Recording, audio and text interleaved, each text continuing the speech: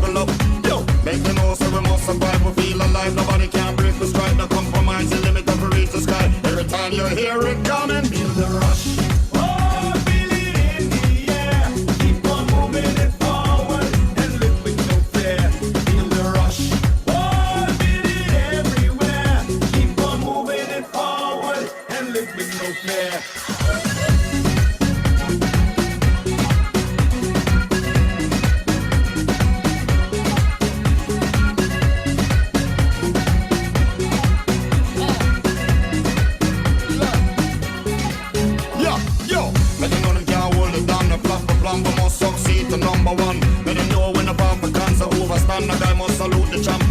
Stand firm, so we hold the ground with victory bound. The best content, the punk upon. Every time when you hear the sound, you shake the ground, you know it's coming.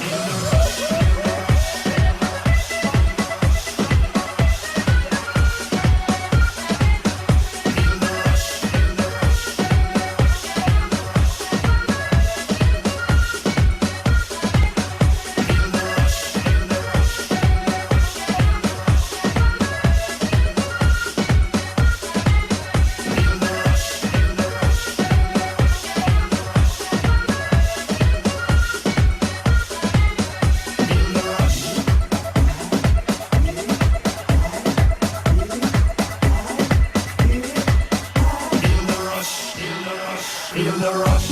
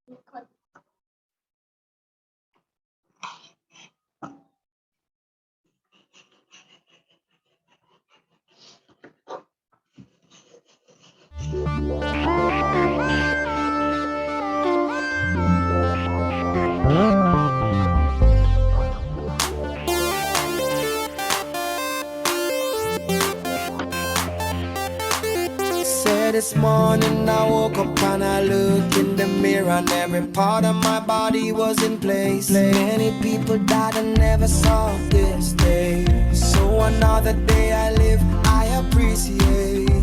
Don't ever wanna act too high and mighty, cause tomorrow I can fall down on my face. So in everything, Lord, I give you praise, and that puts a smile on my face. Lord, I thank you for sunshine, thank you for rain, thank you for joy, thank you for pain. It's a beautiful day, beautiful day, it's a beautiful day. Don't fuss so high. Clever, you need to mute your mic, Clever.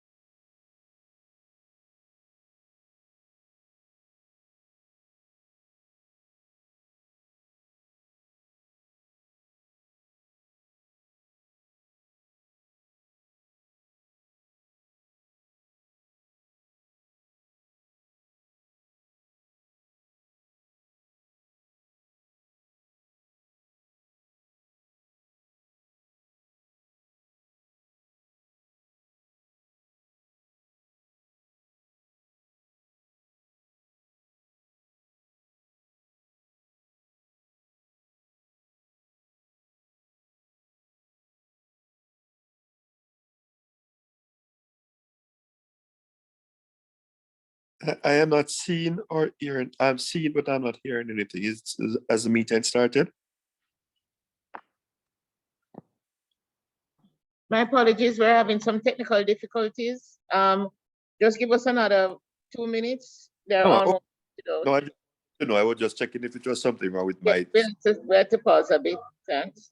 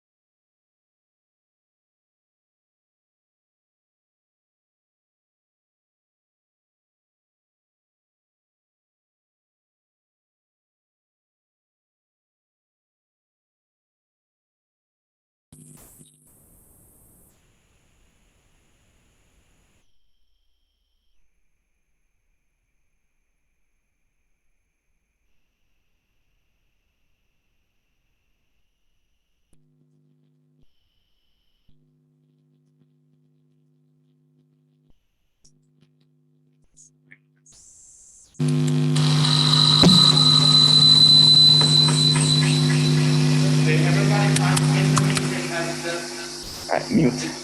Yeah, you have to mute. Guys, you have to mute.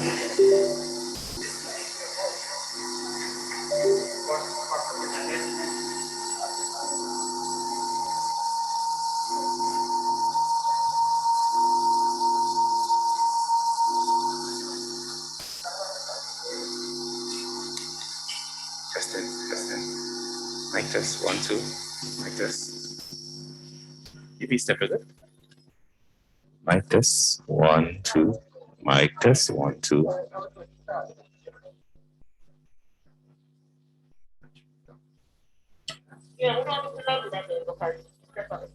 Mic test, 1, 2. Mic test, 1, 2. Testing for clarity. Mic test, 1, 2. Mic test, 1, 2.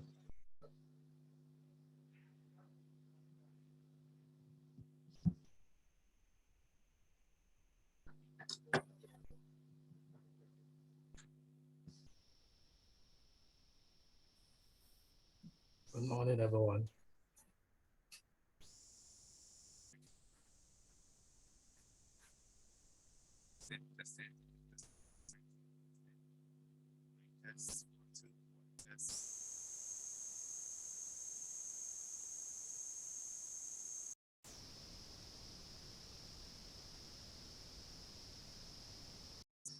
Mic test, testing for clarity. Testing. Mic test, 1, 2. For those online, are you hearing me? Yes. Write in the chat. Are you hearing me? Yes. Mic test, testing for clarity. Mic test, 1, 2.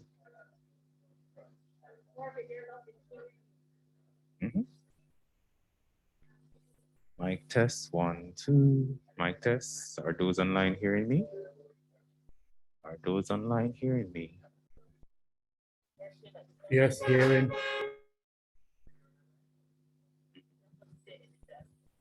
Yes, we are hearing you. Yes, we are hearing. I am here.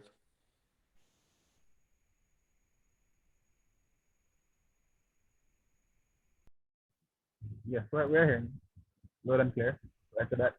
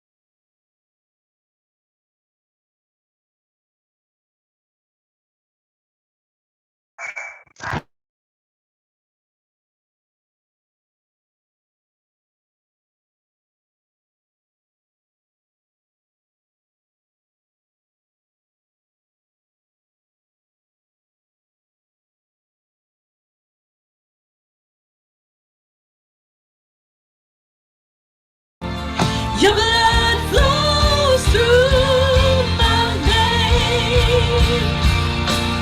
I'm no longer a slave to fear, for I am a child of God. I'm no longer a slave to fear, for I am a child of God. Oh, oh,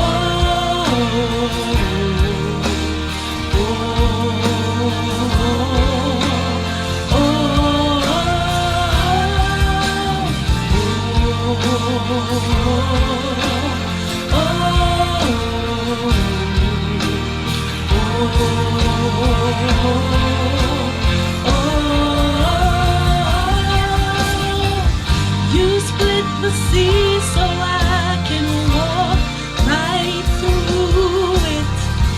My fears are drowned in perfect love. Yes, and you rescued me so I can stand and see. child of God.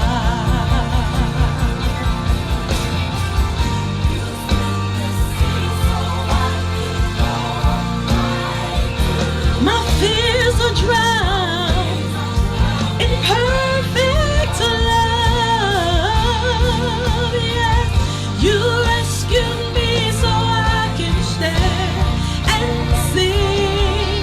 I am a child of God. Oh, you split the sea so I can walk right through it. My fears are drowned in perfect love. You rescued me so I can stand and sing that I am a child of God. Said I am a child of God. Full of favor, I am a child of God. I am a child of God. Hallelujah. We are children of God, no longer slaves to fear, but children of God. Aren't you happy that we serve a God that is across every geographical location? He's not bound by time and by space. And that is the God that we worship this morning. That is the God that we exalt. And I want us to just think in our minds, you know, the presence of the Lord will be with those who are connected to him. And so it doesn't matter where we are this morning, we know that God is indeed here with us this morning. Hallelujah, hallelujah, hallelujah, hallelujah.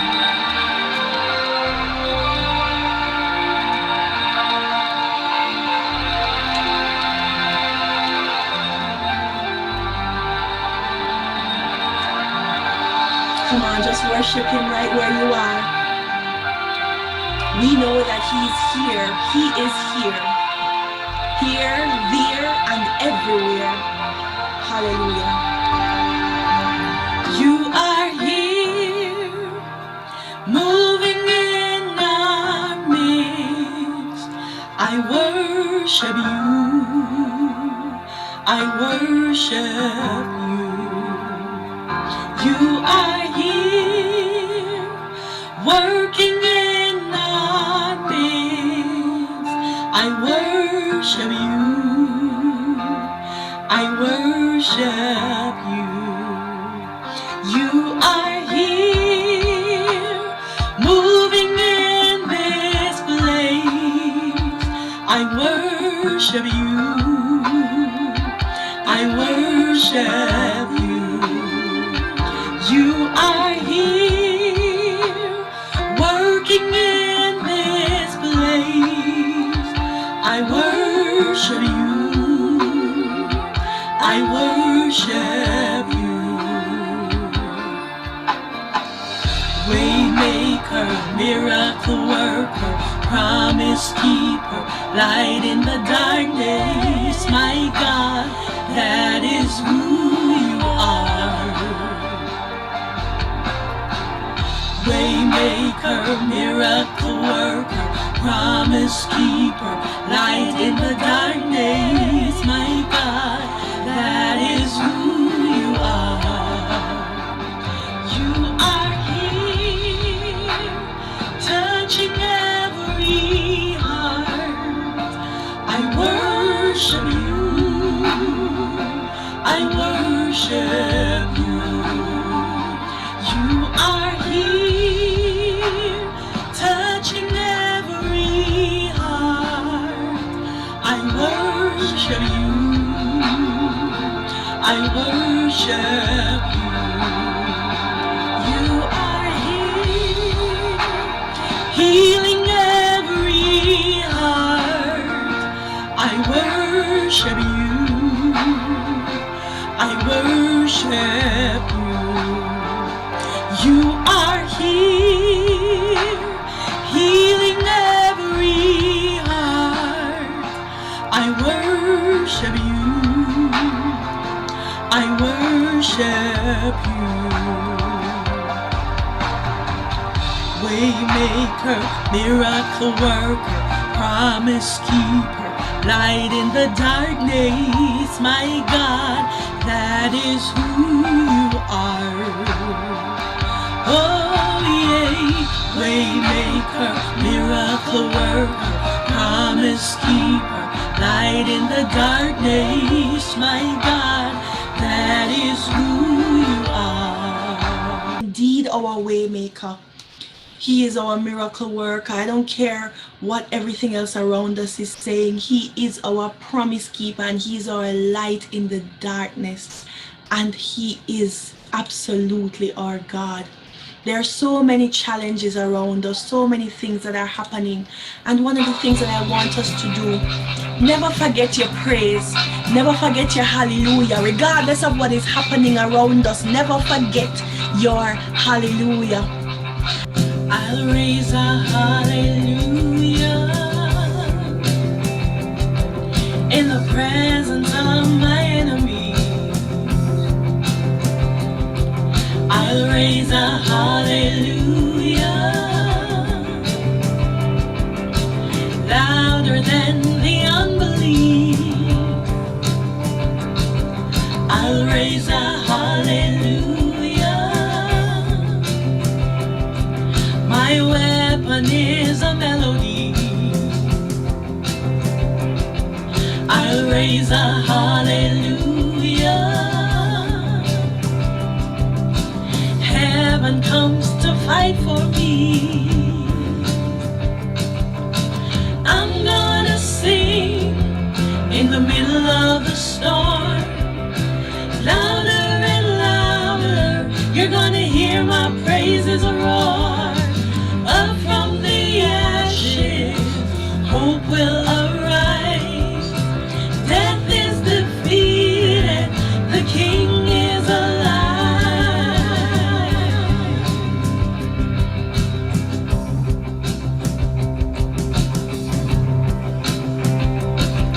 I'll raise a hallelujah with everything inside of me. I'll raise a hallelujah. I will watch the darkness flee. I'll raise a hallelujah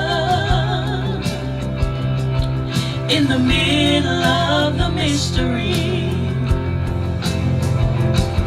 I'll raise a hallelujah. Fear you lost your hold on me, and I'm gonna sing in the middle of the storm. Louder and louder, you're gonna hear my praises roar.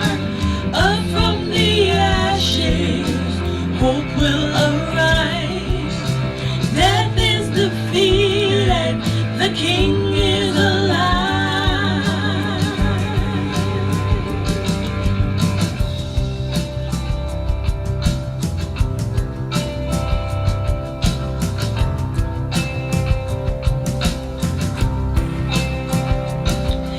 Sing a little louder, sing a little louder, sing a little louder, sing a little louder, sing a little louder.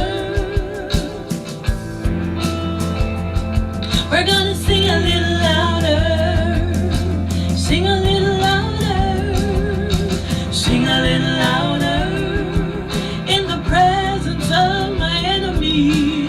Sing a little louder, louder than the unbelief. Sing a little louder, my weapon is a melody. Sing a little louder, heaven comes to fight for me. Sing a little louder, in the presence of my enemies. Sing a little louder, make it louder than the unbelief. Sing a little louder, my weapon is a melody. Sing a little louder.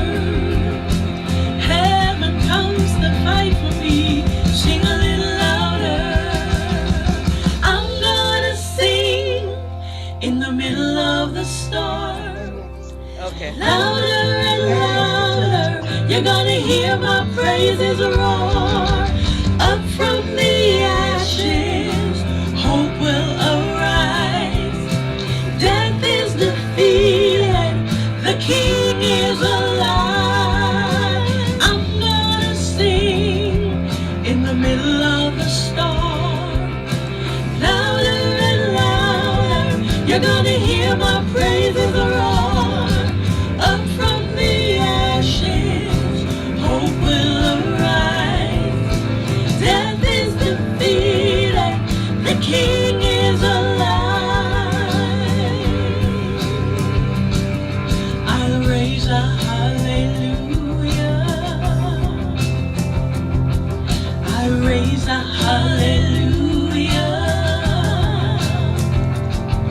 I raise a hallelujah. I'll raise a hallelujah.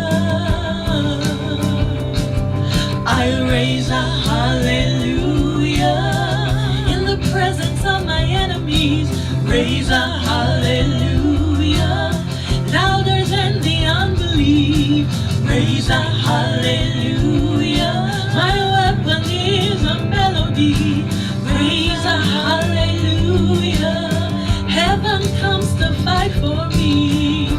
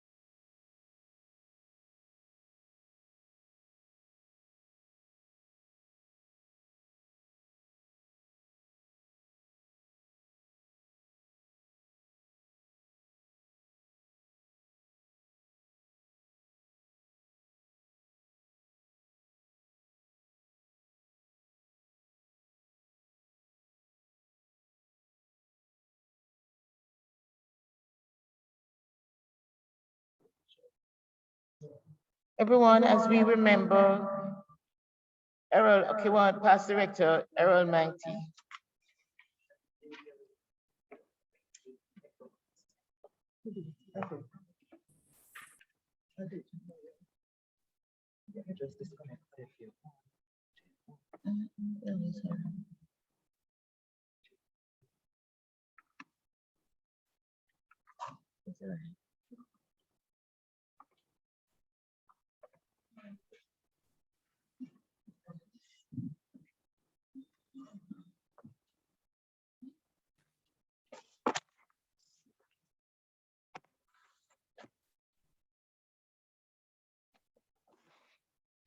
Good morning, everyone.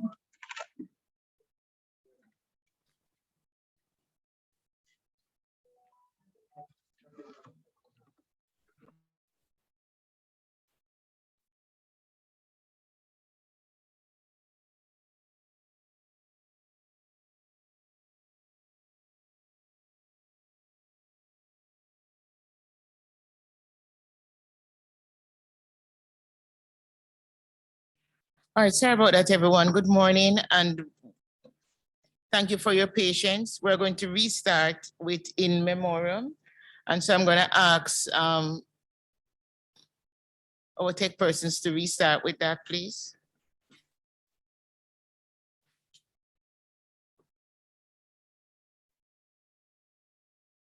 No, there is a screen before it.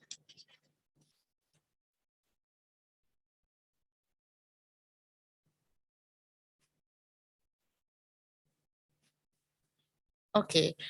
Today we acknowledge our sorrows at the loss of a member of Kiwani and Kiwani's family, Errol Mighty.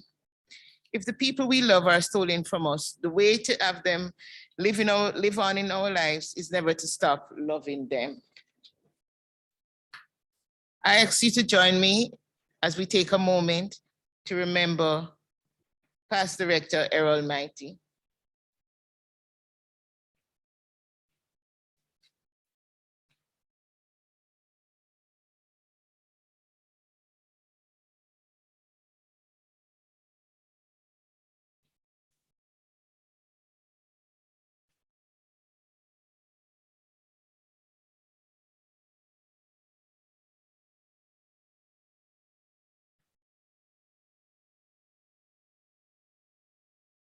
We also share the sorrow of those amongst us who are ill, dealing with illness in their family, grieving, or just going through some type of hardship.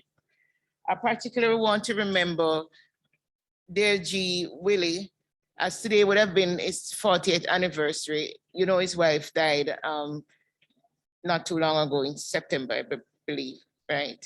So let us keep them in our prayers, and I hope they know that our prayers are with them today and always. Stefan?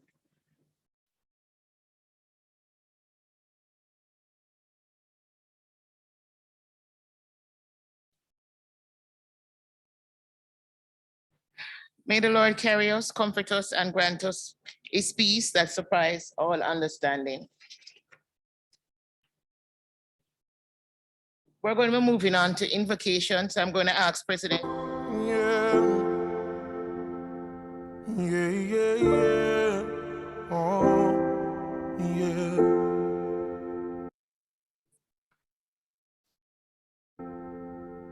If you give a little more than you take, and if you try to fix more than you break, if you're the kind who takes the time to help a stranger in the rain, there's a place for people like you. Good morning, Kiwanians and friends, and our lovely guests. May we bow our heads for prayer. Father, thank you for another morning. Thank you for another day. Thank you for waking us up in our right minds and just giving us our the total operations of our bodies and our minds. Father, as we gather here to do your work together, to plan, to strategize, to just put things into place to allow us to continue the work that you've started so many years ago and continue to do through us. Just allow us to be in one mind, in one accord. Allow us to be in total symphony as we come together to do your work.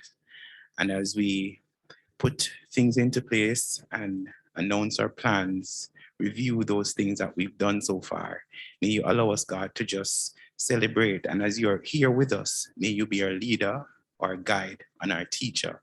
Father, I bless each and every person that is gathered here today, online and in person, as we just come together as one Kiwanis family to celebrate the work we do and to put more into place to continue that great work that you've inspired in each of us. Father, bless our LG, bless our division team, bless our presidents and each and of our clubs. Bless those who are on their way and bless those who are having technical difficulties on that they may solve them so that they may be able to join us and partake in our DCM. Lord, bless each and every one of us today and allow us, God, to function in excellence. Amen.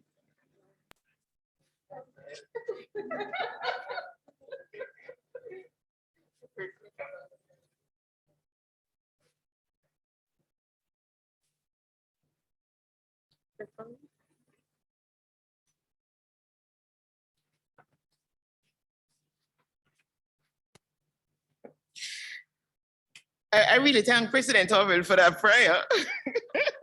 I think we're truly being challenged this morning by technology. Stefan, my presentation has a music in there that I'm not hearing. Yes. But not to worry, we are going to move on. We started the morning giving God praise and thanks And it is good to be here. It's good to see everyone that's in the room and everyone that is online. So I am going to move on in the spirit of giving God thanks and being grateful for what we have. And so this divisional council meeting of Kiwanis Division 23 Central is now called to order. And guys, if you could hear it, I had all these sound effects inside here, you know. But I can't stand here before you and call the meeting to order, so we are doing just that. We are now, I'm going to have our tech team play the national anthem. So I'm going to ask everyone in the room to stand and those online to join me as we listen to the national anthem being sung by Clayton Blake.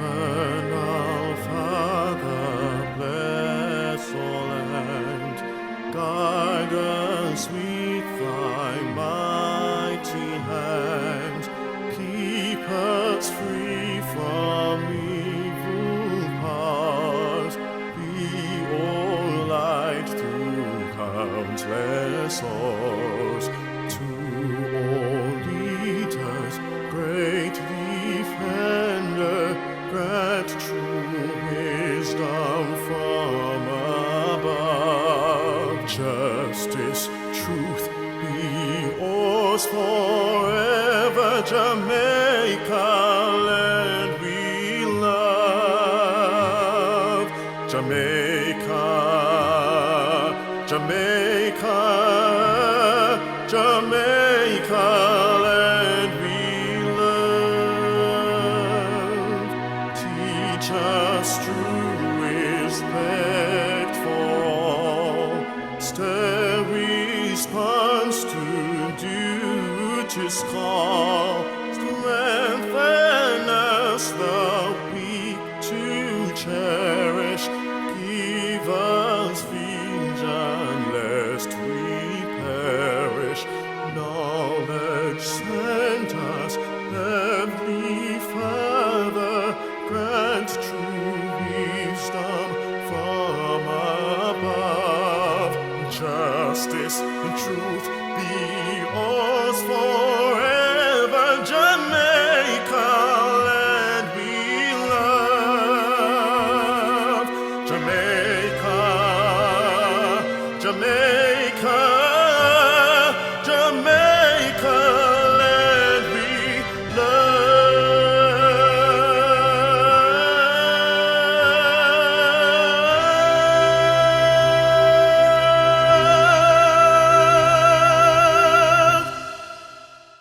Please remain standing while we listen to the playing of Canada National Anthem.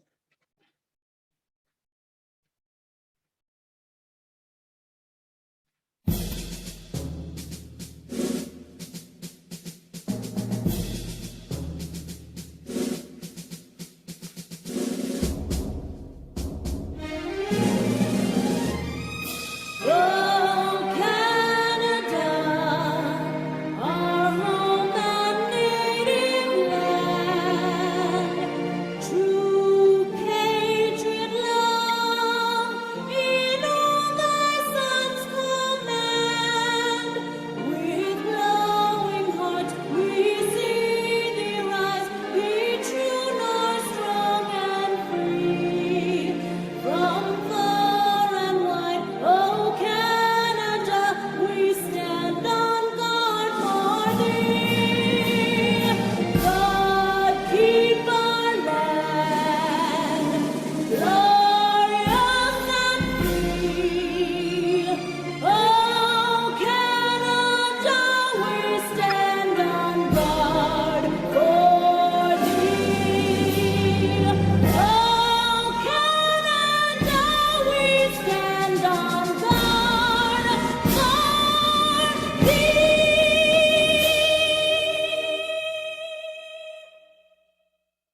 Thank you.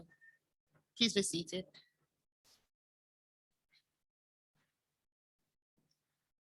I now invite President Ashira from Barbican to lead us in the Kiwani subjects.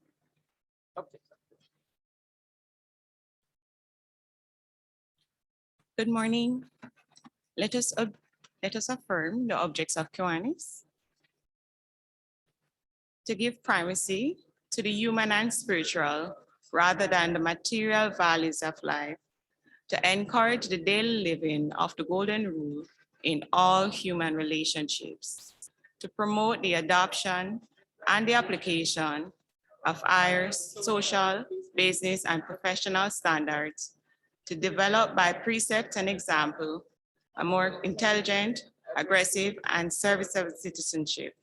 To provide through Kiwanis clubs in practical means to form enduring friendships and to render altruistic service to build better communities, cooperating, creating and maintaining that sound public opinion and high idealism, which makes possible the increase of righteousness, justice, patriotism, and goodwill. Thank you.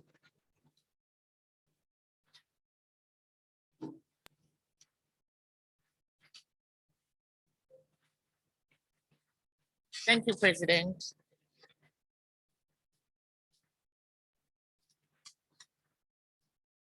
It is indeed a pleasure to be here this morning and to have the opportunity to preside over our first quarterly divisional meeting.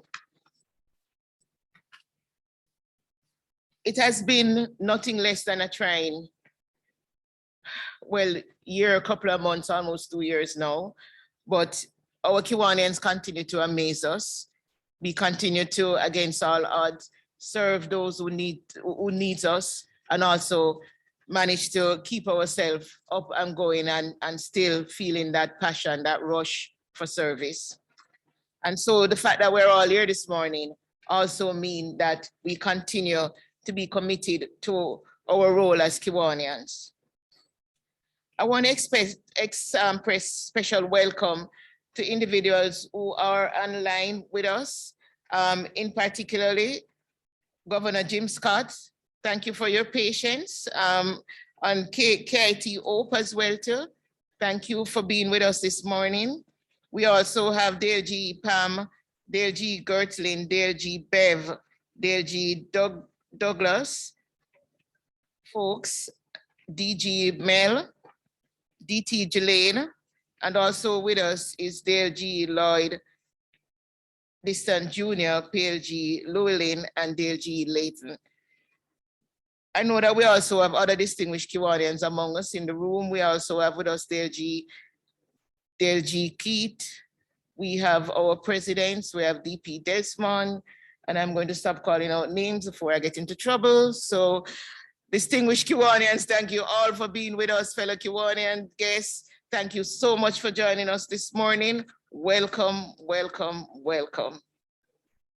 Before we move into the rest of the meeting, I want to use this section to just briefly introduce our presidents, our class of presidents, the change makers for 2021-2022.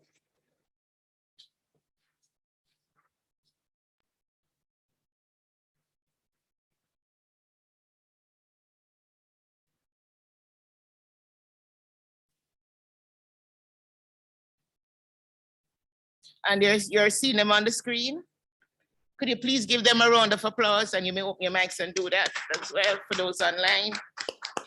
Thank you. I also want in this section to introduce our divisional team.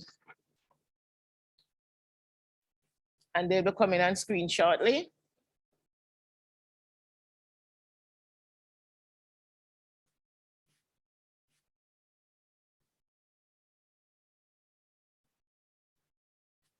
And while he does that, we have two team committees that will not be shown in this section. And I just want to mention them now while we wait. Our governance committee. You ready? Go ahead. Okay. And that committee is chaired by DP Sharon Usim. Members are LGEU, Reed, PDT Ralston Eunice, Dale GE Leighton McKnight, and DP Christopher Robinson. My thanks to them for coming on board with this committee. They will be providing overall guidance to the division and matter relating to bylaws and other issues that deals with the governance of the club and the division.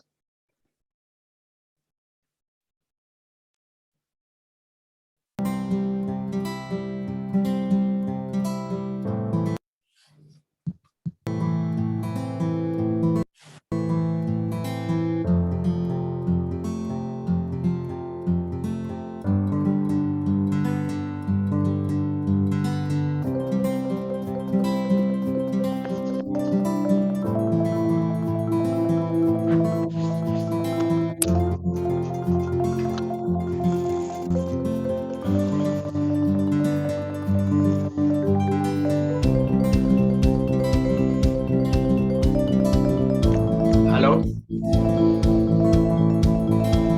Hello?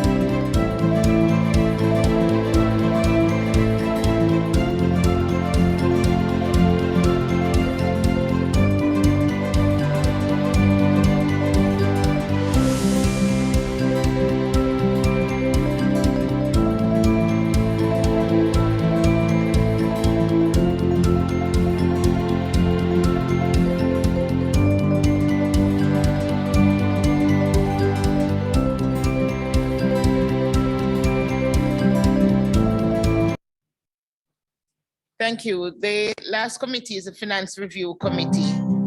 And members of that committee is Dale GE. It's chaired by Dale G. Keith Byfield. Members are DT Camelia Nelson and DP Desmond Batchelor and also PP Leon Anderson. This committee will be assisting those clubs who are unable to get their financials either audited or complete their review at the end of the year, and they also will be doing the review for the divisional financials as well. All right. Let me now move to asking DS Paulette to do the introduction of the head table and roll calls of the club. Thank you.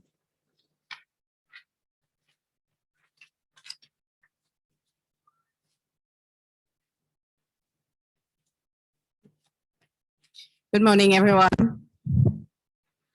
Morning. My task is to firstly introduce the members of the head table. To my extreme right, we have LGE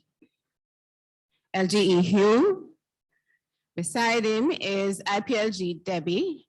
Of course, you would have been listening to our lovely LG, who is in her glory with all her red that is shining and making her feel bright and pretty, LG Rosie, and I am DS Paulette. So I am happy to have been able to introduce that the person's here. Virtually, we have Governor Jim Scott and KIT Hope Marks, who would have been here with us, including also our DS.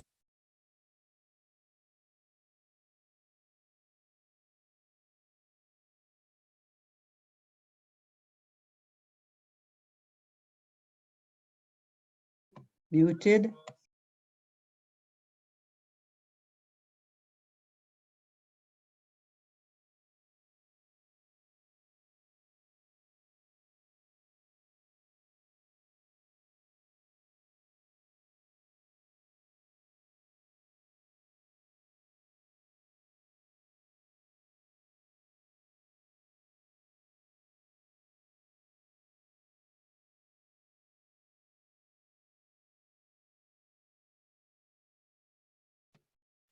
Oh, okay. Any visiting clubs from outside of Jamaica? Do we have any visiting clubs from outside of Jamaica?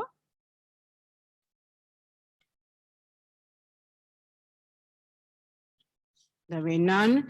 Division 25, any clubs from Division 25?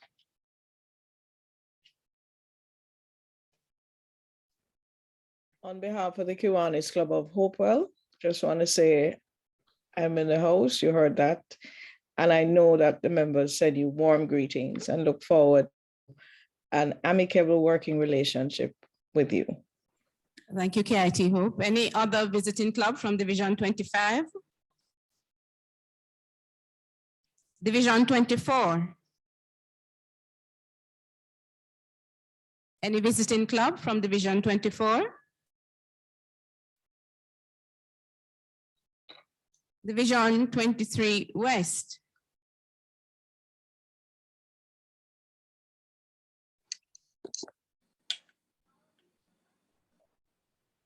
Division 23 East? Good, still morning, yes, still morning. Good morning, Divisional Secretary Product. Good morning, LG. This is DLG Lloyd from Kiwanis Club of Downtown Kingston. Just wishing you a phenomenal DCM, first DCM. Thank you very much, DLG. Any other visiting club from Division 23 East? Greetings, Divisional Secretary Paulette and LG Rosie, distinguished Kiwanians and guests. It's great to be on. I am sure you're going to have a sunshine meeting, just like it's outside. I'm not sure whom I've seen. I think DLG Bev is on, Director Judith Francis is on, and I'm DLG Gerslin. Have a wonderful meeting and stay safe, everyone. Thank you, DLG Gertlin. Any other visiting club from Division 23 East? Good morning. I am President Audrey from the Kiwanis Club at UTEC. It is a pleasure to share with you this morning. We wish you a successful meeting and we look forward to a good working relationship with your division. Have a wonderful day. Thank you very much, Pres Audrey. Any other club from Division 23 East? Good morning, DS Paulette. Greeted on behalf of the Kiwanians, members of the Kiwanis of Eastern St. Andrew. This is DP Donna. I'm alone and just wishing everybody a blessed Sunday and a wonderful meeting. Thank you. Thank you, DP Donna. Any other club from Division 23 East? Okay, we now do roll call of clubs for Division 23 Central, starting with Barbican. Can you please advise how many persons, how many delegates, and how many observers in your delegation?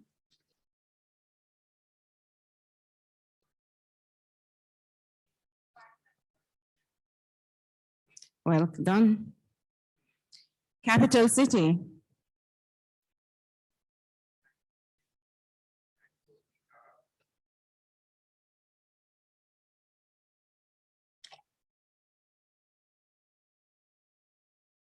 Sorry. Okay.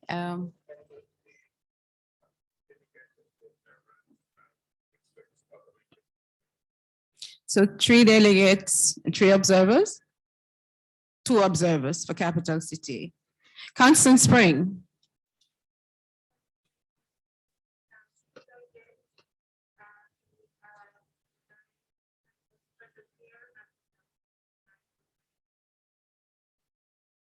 Oh, well done. I think somebody's getting around for their money. Friends Across Borders. Hi, good morning, DS Paulette. President Chris here. We have presently 3 delegates, 2 observers, 2 alternates, and I believe 2 observers at the moment. I know others are on their way as well. And your delegation includes the LG? And the delegation includes, yes, my apologies, LG. Just to say, yes, LG Rosie, home club, welcome, first meeting, and we're here. I know I'm roping out the others to be here.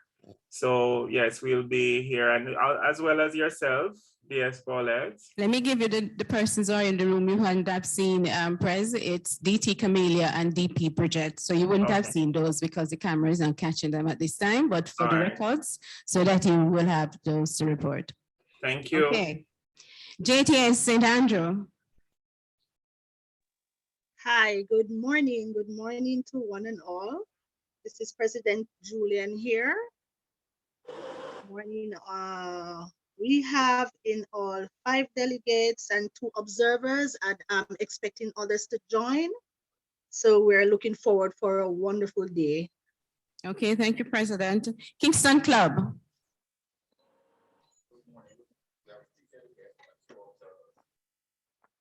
Thank you, President Paul. North St. Andrew.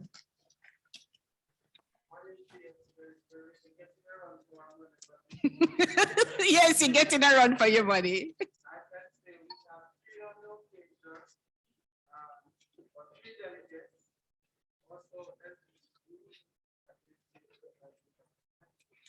Hi.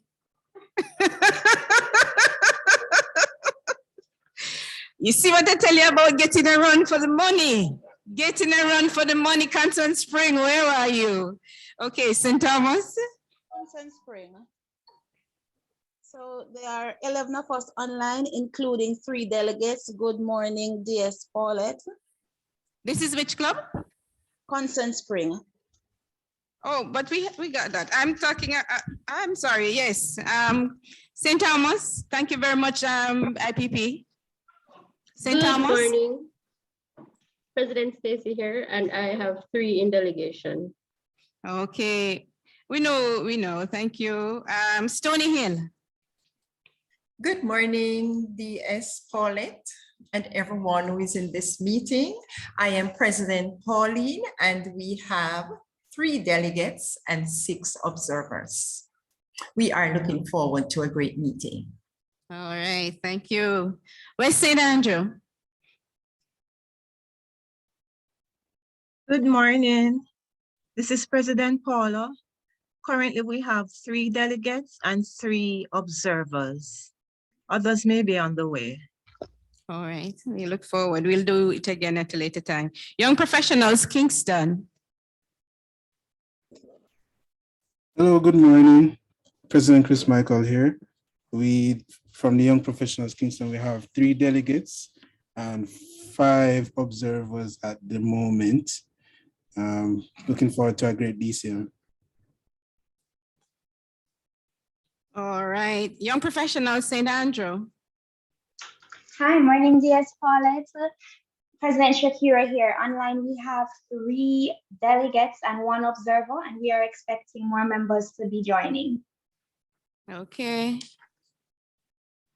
23 Central, sorry, online.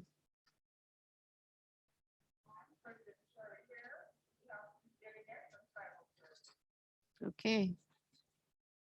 Caribbean Emerging Leaders. I'm sure I saw Preshoni. Good morning. Hi, morning. Can you hear me? Yes, go ahead, Press. We're hearing you. Currently, I believe it's just myself online, and I want to wish you guys a fantastic DCM today. Okay, thank you, President. LG, I would have executed that task, but may I just do another welcome for you because as you would have been moving, we want to welcome DA Chris and DA Odens who are stepped in. They are in the room. You want to just let us, DA Chris and DA Odens who are in the room. And I have seen DA Leo online. And I want to especially welcome DLGE Willie. Whilst you were en route, the LG would have expressed appreciation for all you have done and to say we are here, you have you in our prayers. So welcome this morning, DLG Willie. LG, I hand back over to you.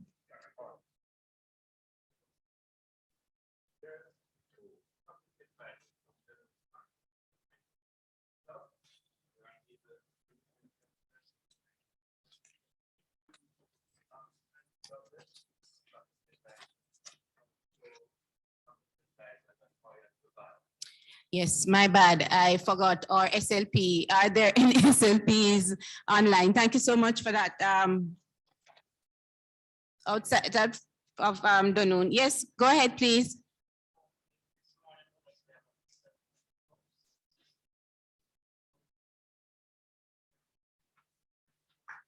Welcome, welcome, District Bulletin Editor. Welcome, welcome.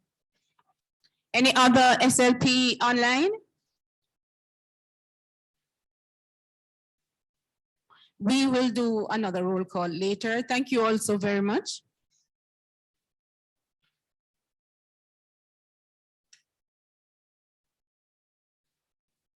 Thank you, Des Paulette.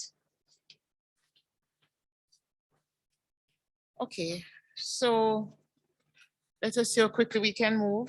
As we begin this section of the meeting, which allows for others to bring greetings to us and provide updates, please allow me to introduce our governor for the Eastern Canada and the Caribbean District, Governor Jim Scott, prior to him bringing us greeting. Governor Jim first became aware of Kiwanis and the fine work they do when he entered a piping contest in Hamilton in 1960 that was sponsored by the Hamilton Kiwanis Club. It is this positive reinforcement from that event that started him on a passion for piping since then. In high school, he was a member of the A.B. Lucas Key Club, which was his first exposure to Kiwanis Club meetings, which they attended at the former London Club. During his high school days, he also attended and competed in many Kiwanis music festivals throughout the Lucas music program, where he played bassoon and saxophone. It wasn't until 1989 that he became reacquainted with Kiwanis, when his dad talked him into joining the former London Club. During his time with the club, he was involved with the music committee, which at that time presented the Kiwanis Music Festival, which is celebrating 60 years of continuous music festivals in the forest city. In the year 2000, Governor Jim took on the role of chairman of the festival, which today operates as a separate entity due to the financial resources that are required to operate one of North America's top festivals. The music festival brings terrific name recognition to Kiwanis. In the year 2005, Governor Jim was the president of the former London Club when it was amalgamated with the Forest City Club to make it the Kiwanis Club of Forest City, London. This amalgamation was seamless and had created one strong club. In 2008, Governor Jim became president of the Forest City London Club. Then in 2010 to 2011, and on to 2012, he was a DLG for Division 4. Following that, he joined the board of the Kiwanis Foundation of Canada and was president of the foundation from 2017 to 2019. In 2019, he ran and became vice governor in the ECNC district of Kiwanis International, and he is currently our governor. Governor Jim's work career was with 3M Canada, where he was employed for 33 years in the areas of sales, marketing, and human resources. Today, he and his wife, Bev, operates a 42-year family business that manufactures and distributes Scottish-Irish products throughout 28 countries. They have 3 adult children, Carl and his wife, Mary, in Markham, Ian and his wife, Lisa, who reside in New Zealand, and Anna, who is a high school teacher at Banton in London. They are proud grandparents to 5 grandchildren.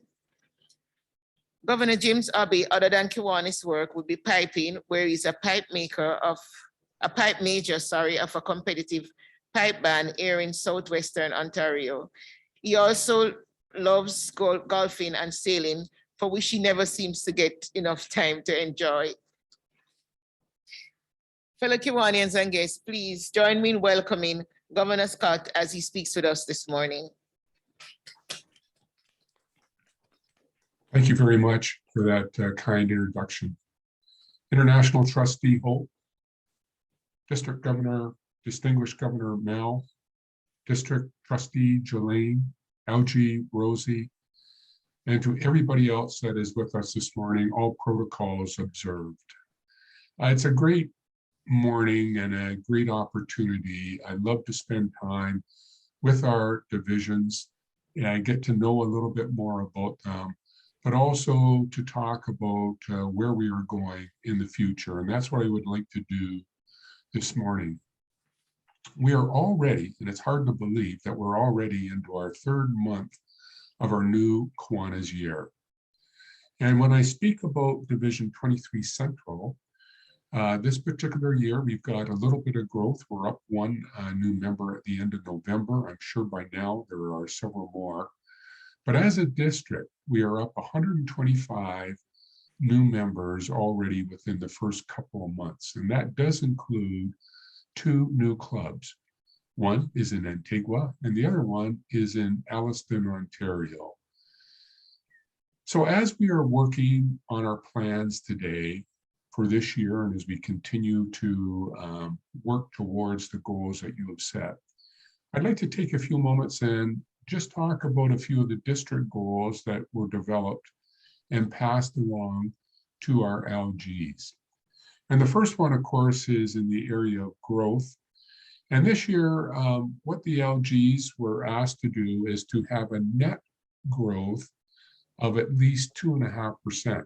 But to get a net growth of 2.5%, that means that we have to be doing about 5% in growth in each of our clubs. Now, when I say net, what we're doing is we're taking the total number of new members, and of course, we're subtracting those that are no longer with us, and that gives us what we refer to as a net membership growth goal. And that's really what we are measured on. Now, when I say we need to get about 5%, that's because each year we certainly have people that for 3 reasons, I break it into 3 areas why they may leave the organization. And the number one area is people that move. And if you move within your own town, city, community, there's no problem because you likely stay with the same club that you're in. But we have a number of people within Kiwanis that move to other communities, other cities, etc., and they may not rejoin. The number 2 reason why people leave is health. Comes to a time and age when maybe they're not as able to get out to the meetings, etc. Of course, with virtual meetings, it makes it much easier to be able to attend. But health is the number 2. But number 3, see, and number 1 and 2, you and I can't do much about. People move, people become ill. We can't do that much to help out there. But the number 3 reason is that people leave because they don't feel that they are being challenged. They do not feel within their club that we are using their skills, what they have to offer, etc.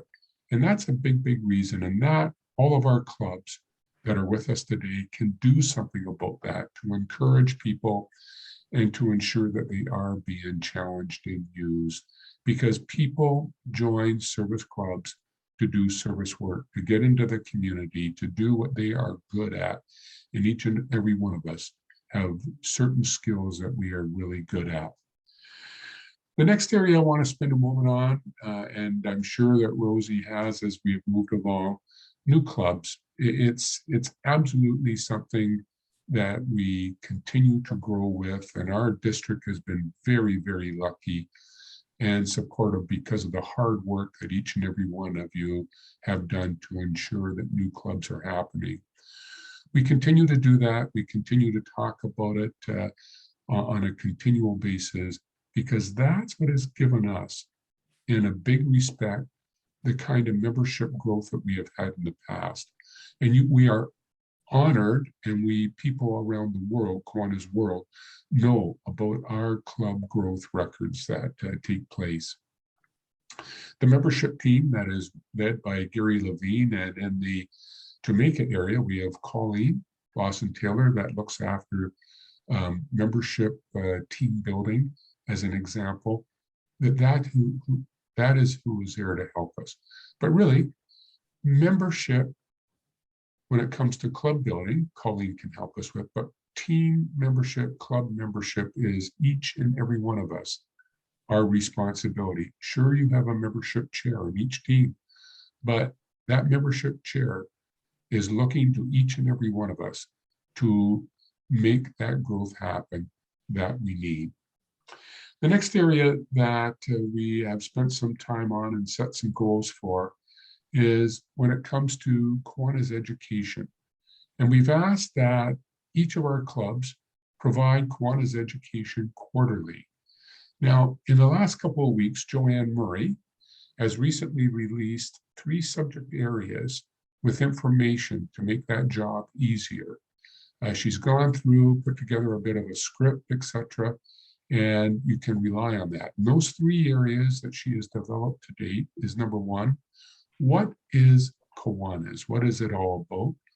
The second one that she has worked on is outlining your strategic plan, each club's strategic plan. And the third one is talking about signature projects and why are signature projects so important. So as I said earlier, this is all put together for you, but it's important that we allow our clubs to know Kiwanis education. The next area is service leadership. You've heard me talk about service leadership in the past and why it is so important. And our goal as a district is to bring our SLP programs back to where they were in March of 2020. We also, that's, by the way, that's a tough goal.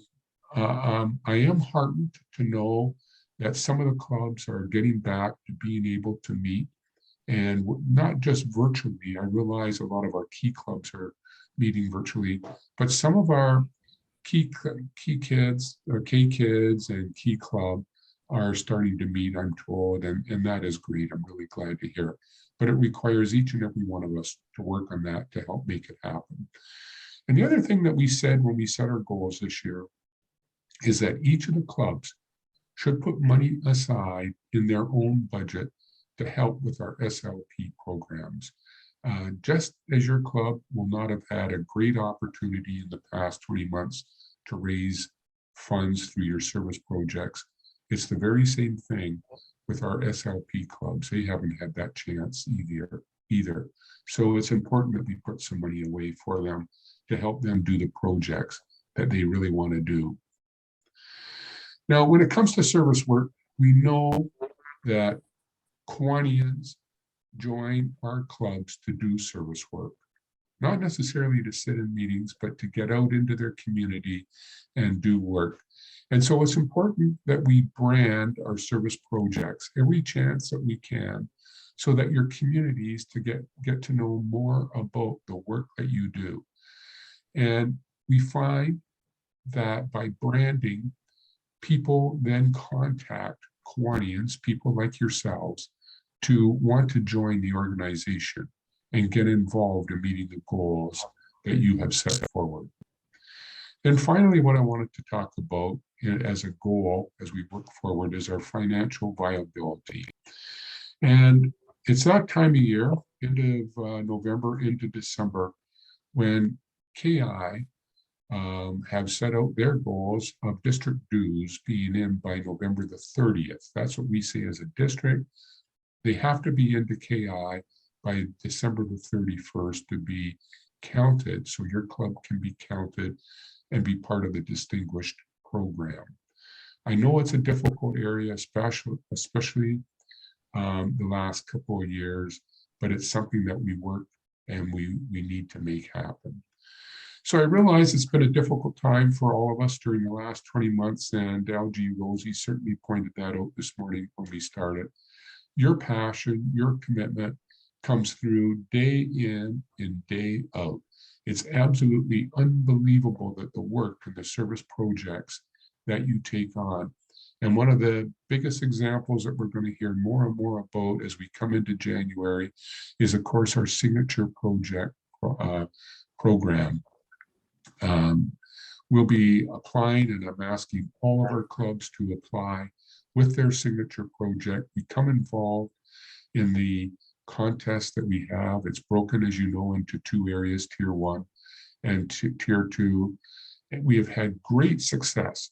And I say we, I'm talking here about our Eastern Canada and Caribbean district in winning top prizes for signature projects.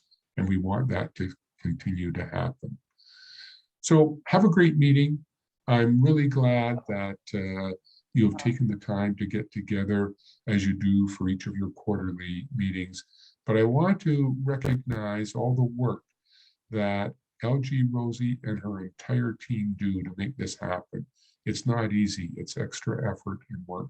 And on behalf of the board, we thank you for doing this. Have a great day, everybody. Thank you.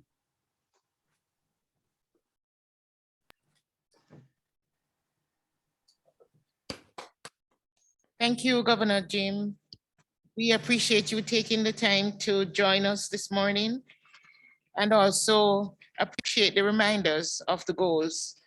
I can assure you that in Division 23 Central, our clubs have hit the ground running and already have in place their plans and are making good on them to meet these goals. Thank you very much. Thank you, Rosie. Thank you.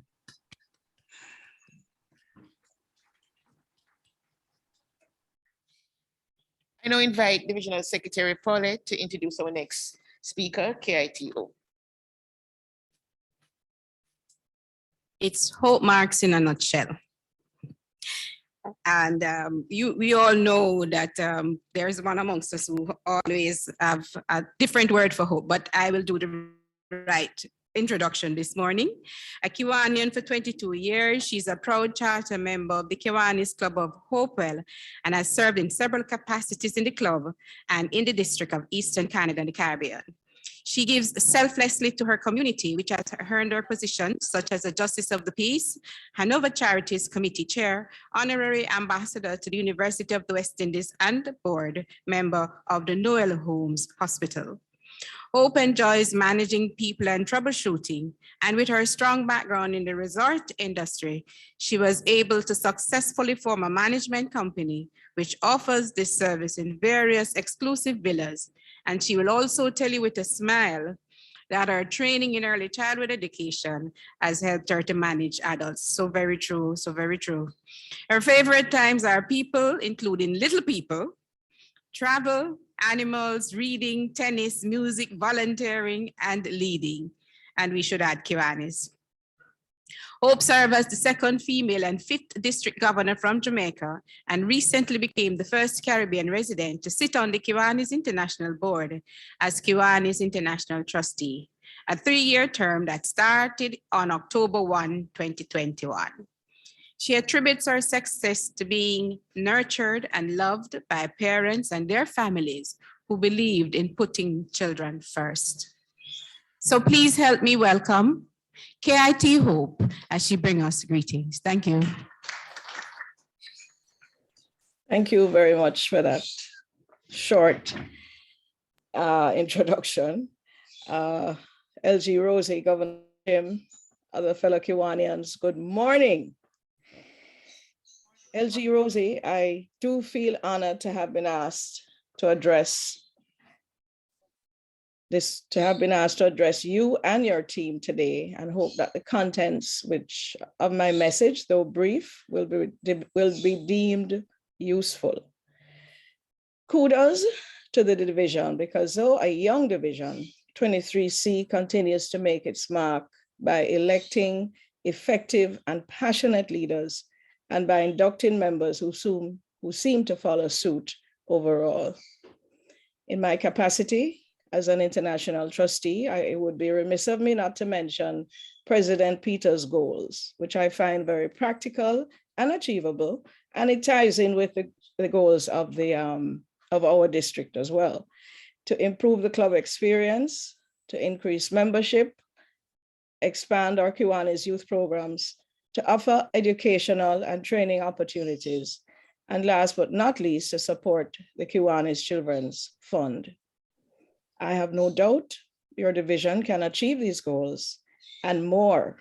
But sometimes in our haste to do this, we do not stop to smell the roses. So today, I ask you to stop.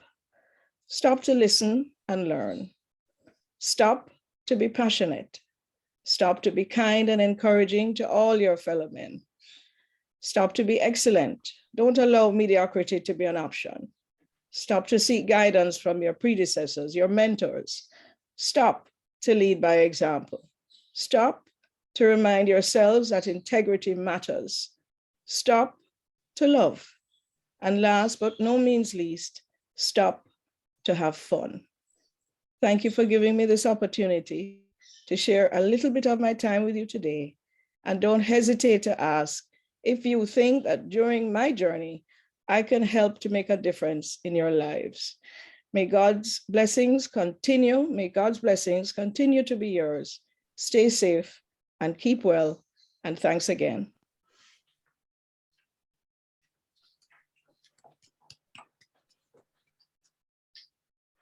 Thank you, KITO, for your continued support of this division and for your message this morning. It is indeed timely, so very timely. It's excellent reminders of the things that we need to do. And I think just so we got started this morning, I know flustered and I got wanting everything to just be right because we have been planning this, and you know, I didn't stop to take the time to just appreciate everything that was happening, the blessing that we could actually be in a room together, not all online, you know. And so it's excellent to mind, the reminders that I will take to heart and that I will certainly try to carry through as I go through this year. And because I was in such a hurry and flustered, I forgot my very good friend, IPLG, Debbie, to acknowledge her and welcome her. But she knows how much I love her and how happy I am to have her with me.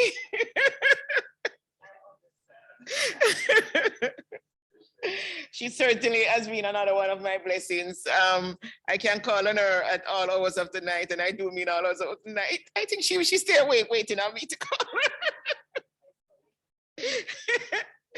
And also, I do also want to extend a warm welcome to LGU, right? Another person who I can also call on as well too. So I'm sitting right in the middle of having two great persons to lean on, and lean I shall do.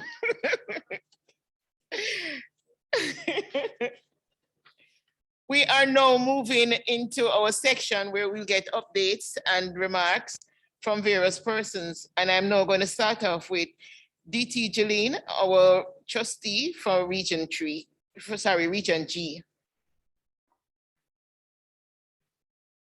Welcome, DT Jeline. Thank you. Your presentation is coming right up. I can bring it up on mine if I'm allowed to share screen. She can go ahead? Yes, I do believe you can. So please go right.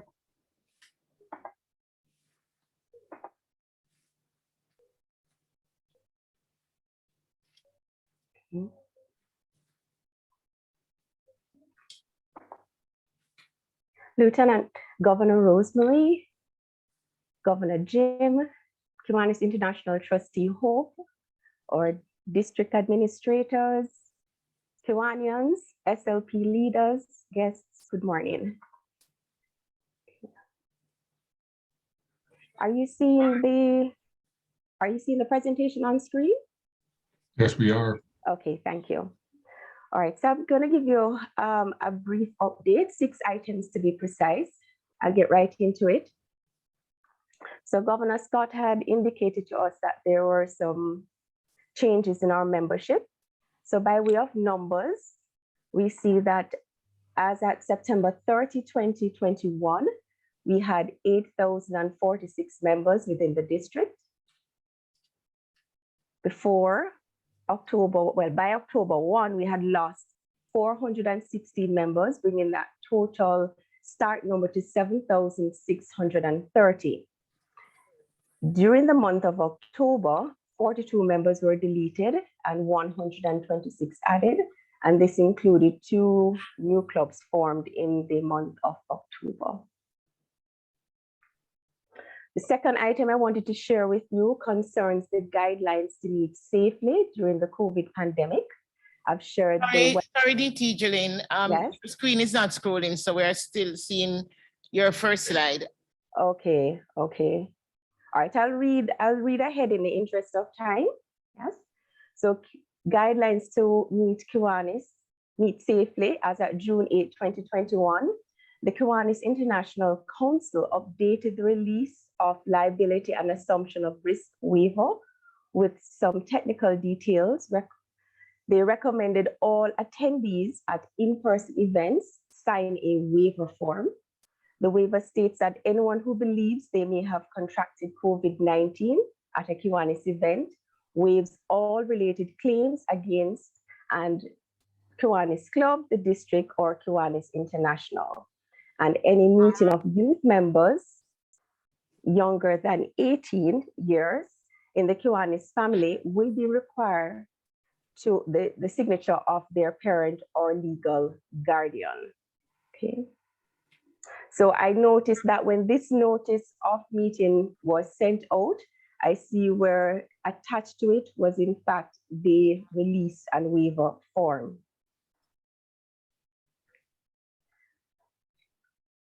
Further into our COVID-19 guidelines, they have also indicated that we should follow the local laws for health and safety.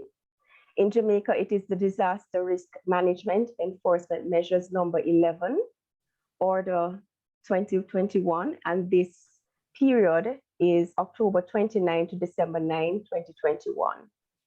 Is everyone now seeing the screen that I'm looking at? Yes? Yes, DT, we have started sharing. Yes, we are.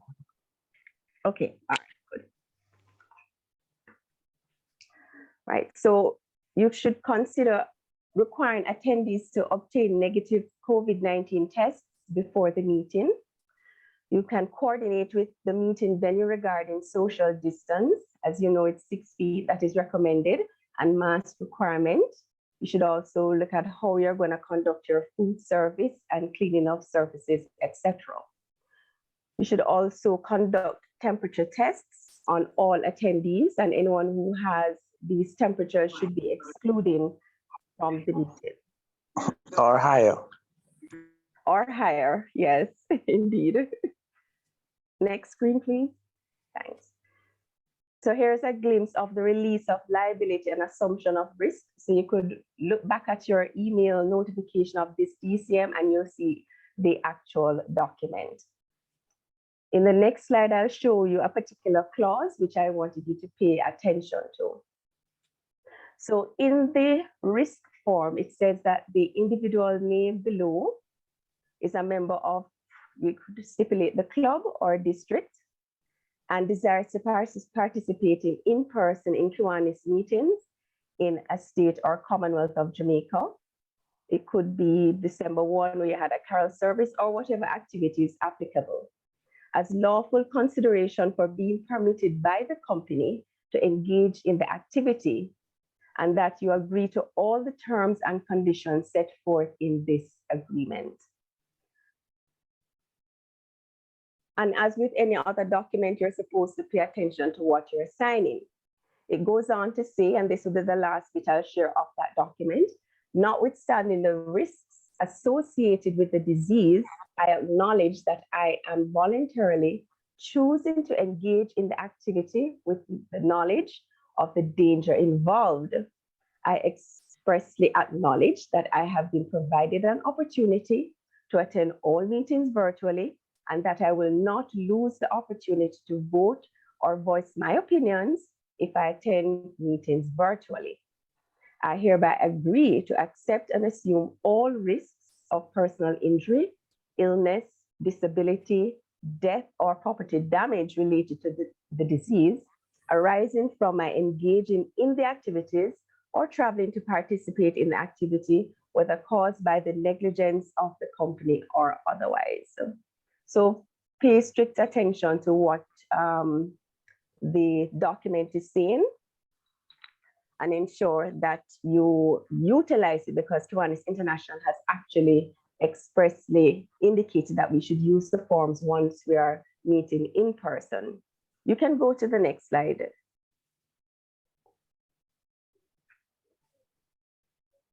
All right, so in respect of our youth protection guidelines, the ECNC district is working in trying to resolve some of the issues of costs associated with background checks for our clubs in the Caribbean.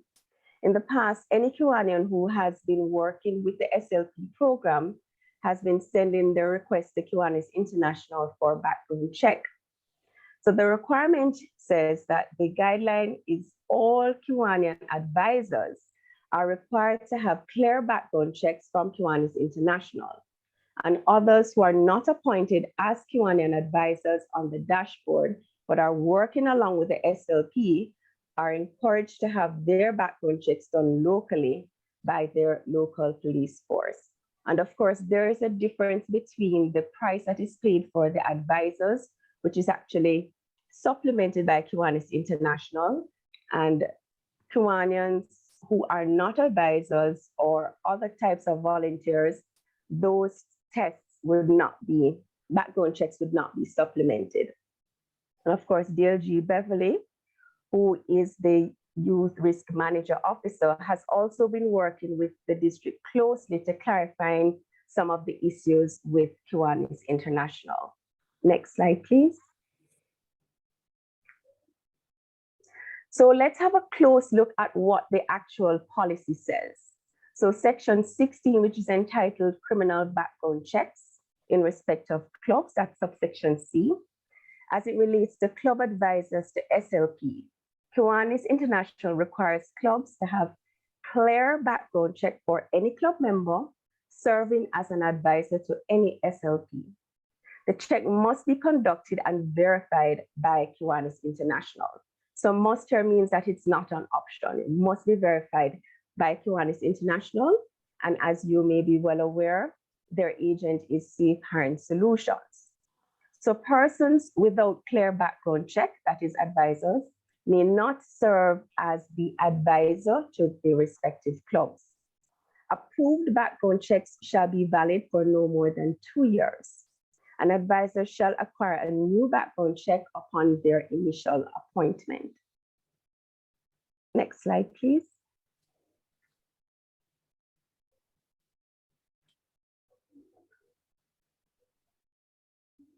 Now, as it relates to adults and club youth events, Kiwanis International strongly recommends, which is not the same as must, it says strongly recommends that clubs conduct criminal history background check for all adults, Kiwanis members and non-members registered for, participating in, or staying overnight at youth event organized by a Kiwanis club that involves direct interaction between adults and youth under the age of 18.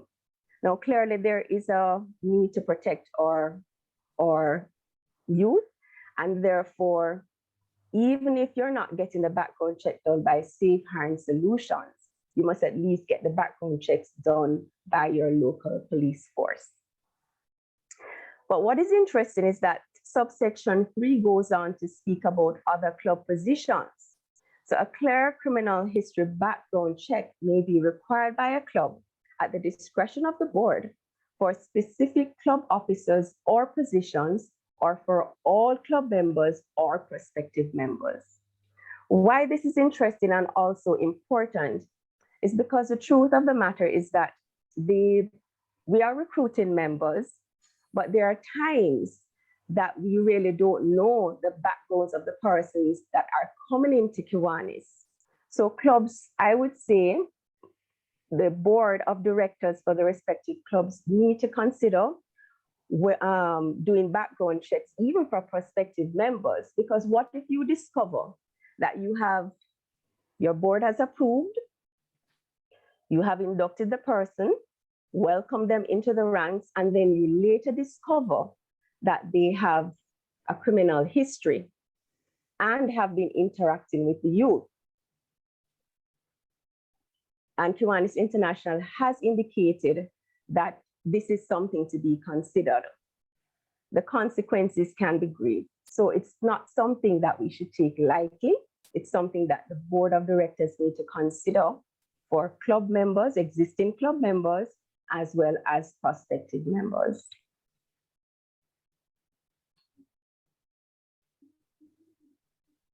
Okay, regarding our Kiwanis Children's Fund. So the Kiwanis Children's Fund has ready-made resources available for clubs that want to learn more about their fund. It is called Ready-Made Meeting, and it is a kit that includes activities and resources for clubs to use in place of a guest speaker. So clubs can sign up at the website that's given, that is kiwanis.org, Ready-Made Meetings, and presentations for meetings are now available. They've also indicated that grants and awards are done 3 times for the year. That is January 1, June 1, and October 1.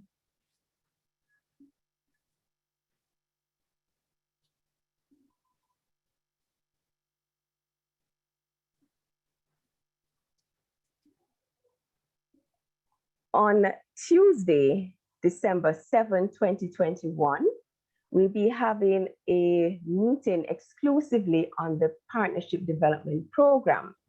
So you're being invited to attend this meeting, and we'll be sharing the workings of the partnership program, the importance of partnership in strengthening and building the capacity of clubs, how partnership benefits clubs in the Caribbean and they may access these benefits, the importance of reporting on the entities that clubs utilize when they are executing their projects and programs. And we have 3 panelists, DLGE Sharon Williams, who is actually the district chair for the partnership program. We also have Pam Norman, who is the partnership officer at Kiwanis International, and I will also be on that panel. So please note it in your diaries. Lastly, we need to look at the succession of the district trustee Region G. So this year will be the end of my tenure as district trustee. Now, Section 6 of our ECNC bylaws indicate that the trustee of a region shall hold not earlier than the first week of the administrative year and not later than the annual district convention preceding the expiration of the trustee's term, a meeting to elect a new trustee for the next term. Now, it goes on to say that no person shall be considered a candidate for trustee without first providing written consent and agreement to carry out the duties and responsibilities. And of course, without first completing 1 full term as lieutenant governor. Additionally, no person serving his or her term as lieutenant governor may be nominated as a candidate for the office of district trustee. Just to highlight some of the responsibilities of the district trustee, the trustee is required to serve a term of 3 consecutive years, attend district board meetings every other month, and once face-to-face, which is usually held in Toronto. They're required to perform duties under their assigned committees under the assigned committees, and of course provide reports on those activities. So this year I'm assigned to the bylaws, partners program, as well as the insurance committee. They're also required to provide support to the lieutenant governor in their region, not take over from the lieutenant governor, but provide support and of course guidance as it relates to some of the issues. They're also required to promote the interests of the club within the district, perform duties prescribed by the bylaws, policies and procedures, and of course attend Kiwanis international conventions whenever possible. They're also required to plan and preside at regional meetings under the direction of the board, and of course conduct the election of trustees. So the lieutenant governors for Region G and I had a meeting last week, and we came up with a preliminary date of Saturday, April 2, to host the elections for a new trustee. What I wanted the clubs to consider was whether they wish to continue with the informal arrangement or convention of having trustees coming from alternate divisions. As you know, we now have 3 divisions, or they could opt to just select the best candidate for the job. So LG Rosie, this ends my report. I'm open to questions.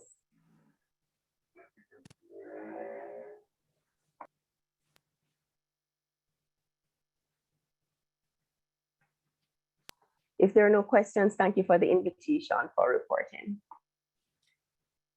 So fellow Kiwanians, there are no questions for DT Jelaine? Or if you think of them after, you can direct them to your Lieutenant Governor. We do have some DT. Go ahead. Yes, Wendy, you can go ahead and ask your question, and then we'll take your one. Go ahead, please. Good morning, everyone. Good morning, DT Jelaine. Good morning. Thank you for your presentation. I look forward to receiving the recording so I can go through it more carefully.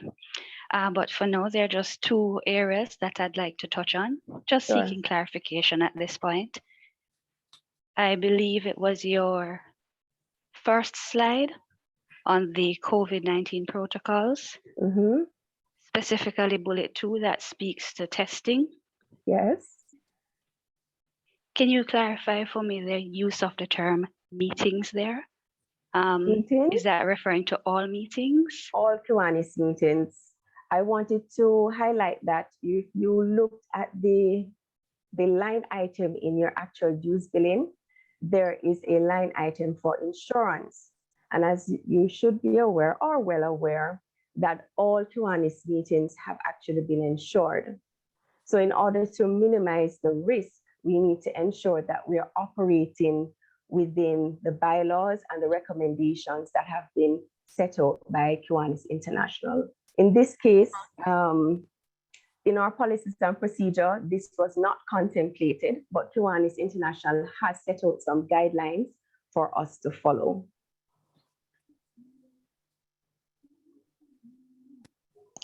Thank you. I mentioned I had 2 questions. I will leave the other one for now until I revisit your presentation, and then no I'll pose the problem. questions. All right, Thank no you. problem. All right. President Dwayne, you had a question? You have to come by the mic. Sorry, we only have one today.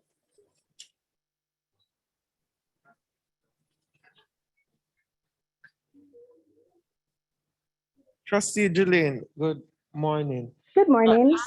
You touched on it at the end of your presentation, and I'm very curious about the informal arrangement you spoke of that we had previously, alternating trustees. Right. That's 2 divisions, and now we have 3. I'm interested to know how we are going to. I hear you say we're going to have the election on April 2. Right. But I'm interested to know what arrangement is going to be in place for replacing the informal arrangement that was there. I'm very interested to know what will be in place. Okay, so I wouldn't be able to get into that now, but what I can see is that the way the bylaws is set up now, it only allows for the election of a trustee. Now, we appreciate that there are 3 divisions, and traditionally we have had a convention where we have had a trustee from Division 23 East. I think the first was DLG Kermit, then 23 West, which was past District Trustee Bueller, then past District Trustee Ralston, and now myself. So now we have 3 divisions. There's nothing that is written in the bylaws that we need to rotate or alternate. Who will determine that would be the delegates. And there's a procedure in your district bylaws which indicate that the delegates are to be comprised of 3 members from each club, of course, alternates and so forth. So ultimately, it is actually the delegates who can make that determination. Now, clubs may have different views on this, and your Lieutenant Governor will take you through that discussion, not in this forum, but at another forum. She will take you through that discussion, and even if you don't come to a decision, or each club do not come to a decision, or the region, your particular division has not agreed, the delegates can make that determination in terms of how they wish to move forward. But it's nothing that is written, it is just a convention that has been practiced by this region. I see, well, PLG Llewellyn, LG Rosemary, hope I'm not out of turn here. No, you're not. You can go Okay. right ahead.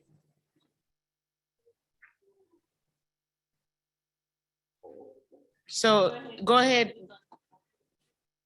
Go ahead, PLG Lou. Thank you very much. District Trustee Julian, I think the first speaker's question has a pretty broad scope. Could you emphasize whether meetings mean regular meetings of the club, board meetings, and committee meetings? It will be all meetings. Once the meeting has been properly constituted in the name of Kiwanis, it's all meetings, all Kiwanis meetings and activities, because all those are covered by your insurance. Thank you. Projects as well. Projects, yes. Yes. But remember, you know, these meetings need to be, the club needs to be aware of these meetings. Persons can't just go off having meetings and projects without them being board sanctioned. I know that that happens sometimes, but we can't have that because there's an issue concerning liability. And that's why your board needs to be aware of every activity and the meetings that are being held. Point well made. Any more questions for DT? No? Thank you very much, DT Jolene. Your update has been very informative, as you can see from the questions raised. Persons have been listening and thinking about what it is that you have been saying as you go along. We are looking forward to the session on partners on December 7th, which, by the way, everybody, is my birthday. And as it's going to be even more important now to allow us to continue the work that we're doing. So we'll also have that discussion with our club on the matter of the trustees, and we will be coming back to you with the way forward. Would you allow me one question? DLG Doug here, Doug folks. Go ahead, go ahead. With respect to the release of liability form, if a member wishes to regularly attend meetings in person during the year, does the release form have to be signed on each occasion? Or is there any way in which a sort of a global form could be signed that allows that person to attend all meetings, having given that sort of discharge of liability? The way that it is currently structured, I would say for each meeting. Seems a little Because bureaucratic. you have to, it perhaps is. Unless Can we make changes to the form, DT? Is that possible? I'm Or do sure we the have to use form it could as be is? amended, but I believe that what is important is that the event must actually be stated. So if there's a claim for liability, it can be easily identified which activity or project the person was actually at. So that would need to be clearly stated.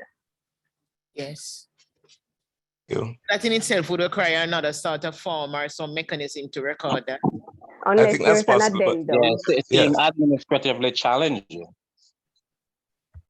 Because we don't want it to be, well, I would say that in terms of a claim, we would want it to be challenged, and the persons would want to be clear that that particular activity was in fact covered. So if you're signing the form and you indicate all meetings for the particular period, perhaps that could work, but it gives a space to identify the particular activity unless it is that you're going to have an addendum to that form. DT Jelaine, I'm going to ask for questions such as those to be sent to our governance committee, and our chair or someone from that committee will speak with you, as well as, you know, continue discussion with others as needed on this.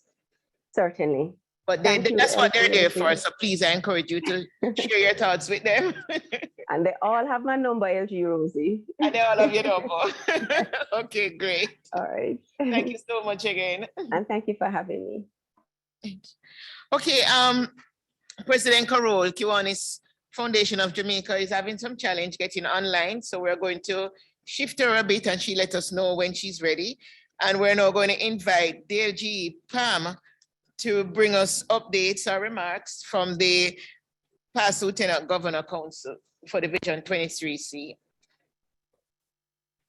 DLG Pam. Thanks, LG Rosemary. LG Rosemary, other members of the head table, Governor Jim Scott, KIT Hope, DG Mel, other distinguished Kiwanians, presidents, SLPs, fellow Kiwanians, and guests. A very pleasant Sunday to you all. I'm beginning to say compliments of the season as I so look forward to this wonderful, blessed, and best month of, and that is the month of December. Just putting it out there, LG Rosemary, that. And I so agree with you, so agree with you. Just putting it out there that Christmas Day is my birthday and I accept gifts. So it is with great pleasure that I once again congratulate you, LG Rosemary, on your election to this position and to be presenting at your first DCM today. On behalf of the past Lieutenant Governor Council of Division 23 Central, I warmly say all the best to you for the rest of the year. The first quarterly meeting of the administration was held and hosted, and we were so well hosted by PLG Llewellyn that I must say it was a most fun and spirited meeting. We, at that meeting, officially welcome IPLG Debbie to the council. As you know, last year was her year serving as Lieutenant Governor. In addition, we made further amendments to the policies and guidelines of the council for Division 23 Central. PLG Ralston was elected vice chair for this year. Earlier in this administration, the council was represented at the All Island PLG Council meeting. We want to encourage clubs to post their activities such as projects, meetings, etc. on the KFJ website. It is there for us to use, and so we encourage you to use it. Of note is that the 5 LGs for this year have all expressed their desire for an All Island convention, so we're really looking forward to that. Of course, you know, our All Island Convention provides excellent opportunities for training. I want to publicly commend the Kiwanis Club of North St. Andrew for engaging members of the PLGs in their club by way of an interclubbing competition. Really novel, and we really commend them for that. The council is an important building block in the division for support. So we remind the clubs that we stand ready to assist them. Requests should be channeled through LG Rosemary. LG Rosemary, we wish for you a fantastic and successful year. We have no doubt that it will be as such because you've started on a wonderful note. Here's wishing everyone and your families a safe and enjoyable Christmas season. Stay safe. May God bless you as we celebrate his birth and continued goodness to us. My presentation to your DCM, LG Rosemary. I'm sorry about the video, not very clear, but it's just one of the challenges that I have this morning, even though I'm at home. Thank you, DLG Pam. We could hear you quite clearly, so that made up for it. Thank you so much. Thank you. And LG, I have to say, I can't go without saying, you know, you are a great star tonight. You are doing wonderful. Thank you so much. Thank you, thank you, thank you. Always proud to let everyone know that I am from Harding. I am a proud Stardonite, indeed. Okay, so we are doing things a little differently this morning as it relates to our SLP. Usually we'll have the governors for the K Club, for Key Club and Circle K with us offering greetings. They have been invited. I've gotten an apology not too long ago from Governor Kyle, and I have not seen Governor Arnav online as yet. But even so, I thought we could use some updates from the district administrators instead. They could give us one of our mandates is to make sure that we're reviving our SLP clubs. And so I thought we would want to be more in line with what it is that they are doing and make sure that we are able to achieve that mandate. So on our agenda this morning, we have DA Leo, DA Christopher, and DA Odens who will be bringing us updates and remarks or greetings. I'm going to start off with DA Leo, who is actually online. Oh, sorry, one before I start, I forgot I was asked to advise the female was missing to collect it by the registration desk. It was left somewhere and they have it there. All right. Sorry about that, DA Leo. Could you go ahead, please? That's okay. LG, Rosie, how are you?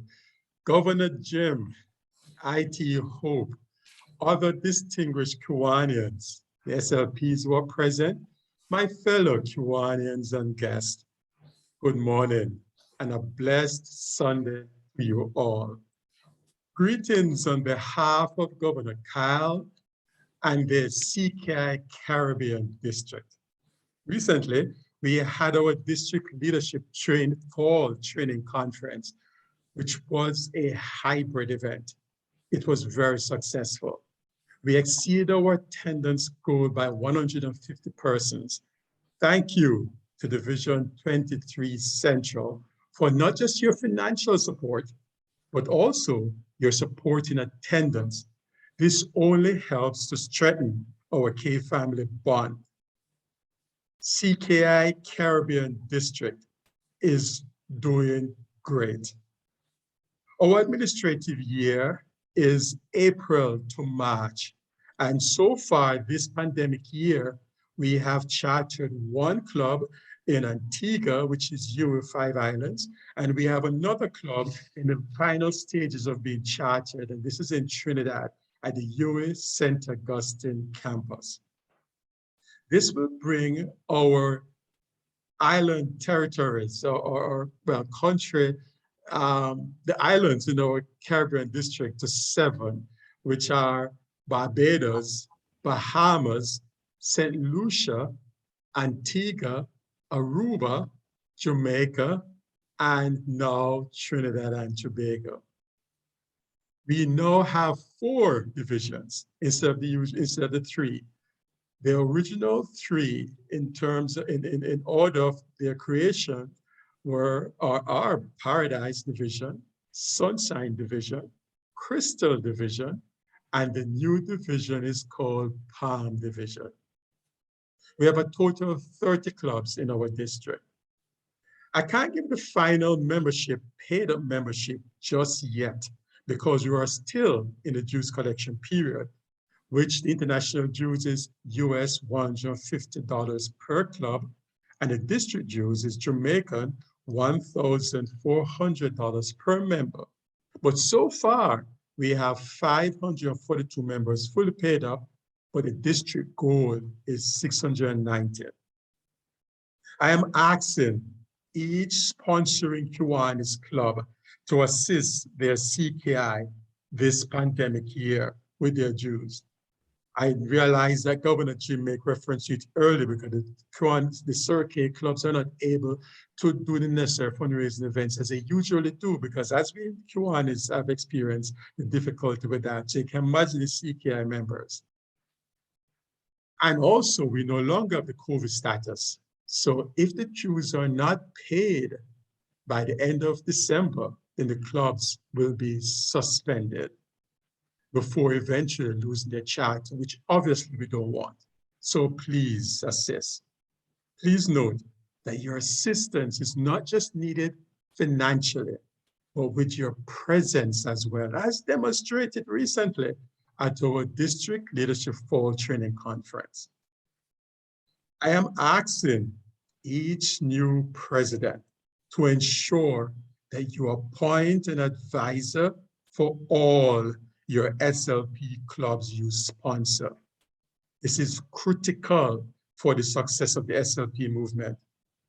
For those clubs that sponsor CKI Club, please, please, please, please, make sure you appoint a Kiwanis advisor for your CKI Club and send their names and cell phone number to me. I know some Kiwanians are apprehensive to be an advisor to circuits because they are not quite sure of the expectation of the role. Please note that we have advisors training conference every November. Our last was this past Sunday. Plus, the International Office also hosts advisors roundtable sessions. The next will be this coming Thursday at 9 p.m. EST. This is to ensure that all our advisors are not just trained, but are kept informed with the latest information. In addition, we have a district WhatsApp group for all our advisors.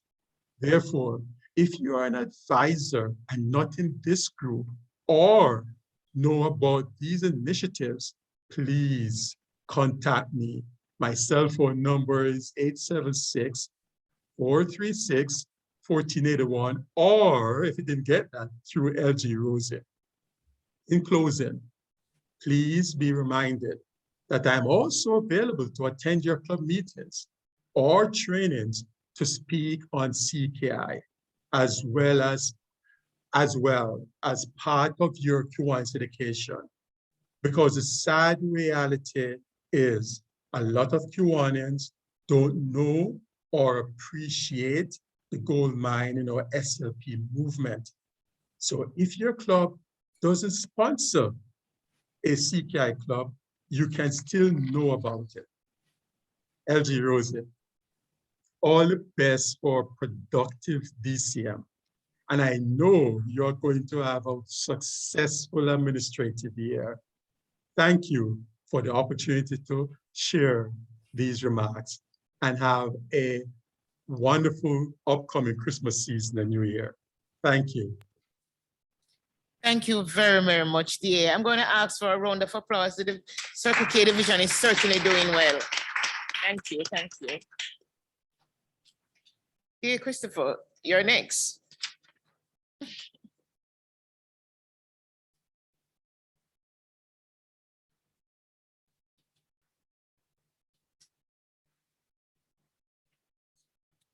Thank you, LG Rosie, Governor Jim, DT Julian, distinguished members at the head table, IPLG Debbie, good to see you again in person this time.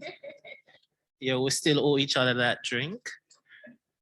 Coming to the credit union, this is where I used to meet with the mother of the first president that I worked with at Wolmer's Boys School, Mario Martin. So I need to call up Mrs. Martin now and actually get her into a Kiwanis club. Key Club Jamaica District since October 1. LG Rosie, we must thank you and the members of 23 Central, see DLG Willie in the audience, for the work that you have been doing with us since October 1. October, we didn't know if we would actually be back in face-to-face school or have face-to-face meetings. As a Key Club district, we have not yet had a face-to-face meeting. As my distinguished district bulletin editor, Amelia, would be able to tell you, we have not actually met as a group face-to-face. Everything has been online. Even our projects, we have tried to do things online and online-wise. For instance, in May, when we had a district board meeting, we did a project where we asked the clubs to contribute some monies towards St. Vincent because they had the volcanic eruption. So we have $300,000 that were sent off to St. Vincent. Our next project, October 1, was with Cancer Society. And we are to actually present one of those huge checks for 100,000, which the Key Clubbers contributed. That's how we have been doing our projects really. Next project we have on the ground right now, and it's in support of my brother, D.A. Leo, is what we call We Haiti. We Haiti is actually French, which means yes, Haiti. The Key Club district decided that we're gonna do a project to assist Circle K in their WASH project. So what happened is that the Key Club Jamaica district, the Key Club Bahamas district, we partnered together to actually do this project. We want to, by January, hand over to Key Club International about the equivalent to $1,000 for said project, because we want to make sure that we're assisting with what's happening in Haiti. Yes, so far, because of the violent upsurges, Kiwanis has not made a foothold in Haiti. Zone coordinator Karen was trying to get a Key Club in it through her church, but because of the upsurge, we have not been able to do that yet, but we are still working on that as a district. Other thing as a district, the major thing most Kiwanians don't like to see me around is when I talk about dues, because I'm known as the collector. DLG EPAM will tell you that my collection will go as far as sending emails some places. Some people don't like me to send the emails, but it has worked and it has led to me getting 100% collection in years past. So far this year, I must congratulate 23 Central. I only have 1 or 2 clubs to talk to, just giving them the eye, not calling their names out in public yet. Which has reduced from the list I sent earlier on to LG Rosie from 16 to just 1 or 2 clubs for this division. And that's because when it comes to collecting dues, we push so hard for it in our Key Club district. This is one of the products of collecting dues, the Key Club district shirt for the district board members.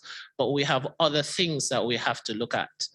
At our district convention coming in April, everybody will see some of the products of that, whether we're doing it hybrid or face-to-face. And knock on wood, we do hope we get back to those days without Omicron. For the future, and for the future, we mean January onwards. This is where we are at now. We are looking at getting Key Clubs into St. Thomas, the parish of St. Thomas. This is the division that has the Kiwanis Club of St. Thomas. Speaking to schools in St. Thomas, I think also we need Kiwanis clubs in St. Thomas, not just one. Kiwanis needs to think of growing in other parishes in Jamaica outside of Kingston, St. Andrew, and St. Catherine. And that's my honest growth to you all, to think about your growth patterns outside of the corporate area. Once we do that, we can spread the word. Right now, we only have 1 Key Club in the parish of St. Thomas. I've asked 2 Key Club lieutenant governors, one who lives in the parish of St. Thomas and one who is in charge of that parish, to look at speaking to schools. I myself, as a teacher, have spoken to teachers. We're trying to get into Morant Bay High School. We're at present in St. Thomas Technical, but we're trying to get a Key Club into Morant Bay High School and get a Key Club into Seaforth and Yadas in St. Thomas, because that parish is without many clubs at all. At present, our Key Club strength stands at 1,510 members, and that is to date. We have paid for about dues for 36 clubs out of a strength of 84 clubs. We lost 1 Key Club this year. I am going to ask Kiwanis clubs that when you are removing a Key Club from your roster, you not only inform Kiwanis International, but you need to inform the district as well, the Key Club district, as we have to actually talk to the schools as well. Sometimes we can intervene to actually save the school and save the Key Club. but that's for another division. We'll have to look at that. I'd like to thank you, LG Rosie, for the work that you and your team, you have been doing, your SLP team. We will have other talks with you and LGE Hugh as you both came to our training conference. And what we've done this year, we've done everything on YouTube for Key Club. So even a forum like this, we hope we would be able to get this section of the video to YouTube it. Why we're doing that? We're in a virtual space now, and in this virtual space, we realize that the students learn better in some cases when it involves Key Club. So our training programs have been on YouTube. We have created a Google Classroom space where we do share information, not just with faculty advisors, but also the students. We're trying to get them to do reports online and everything online. When I became administrator in 2017, I didn't know what I was saying would become something that we all need to do. When I said then we needed to go online, but now we're actually totally online as a district. Thank you, 23 Central. Continue to do your work. I've asked Stony Hill through my fellow Wolmerian to look at some clubs up north. I'm personally targeting some Kiwanans within this audience, virtually and face-to-face, who I will talk to about some key clubs for growth. Thank you all. Question? Yes, my goodly friend, President Cheryl.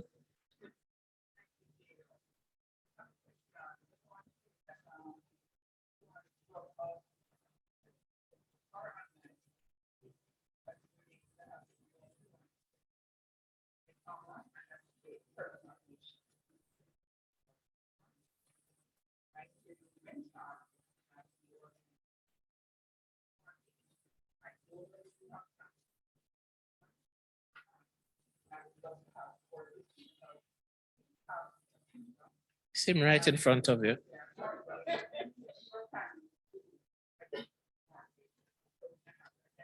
Gentleman right in front of you, DLG Willie, he has spearheaded that charge, so you can partner with him.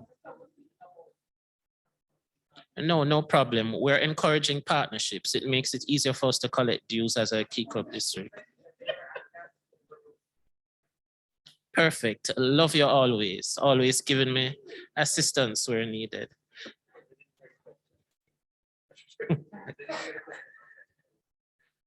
Repeat the question. The question is about Martin Bay High School. President Cheryl has someone from her own club who is a teacher at Martin Bay High School. DLG Willie, he has a personal contact at Martin Bay High School. So we want them to work together because we're bridging partnerships in Kiwanis to actually build more key clubs. Because in actuality, DP Stefan, the only way that Kiwanis can grow is actually through the teams. I mean, Kiwanis Club of Capital City, Barbican, a past president of Barbican, is one of my own key clubbers from St. Catherine High, back in the day, DLG Willie, when I taught there. So the only way for our organization to grow now is actually through the students. And we need to see that.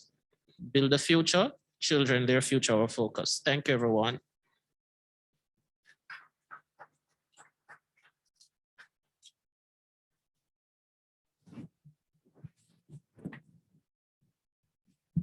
Yes.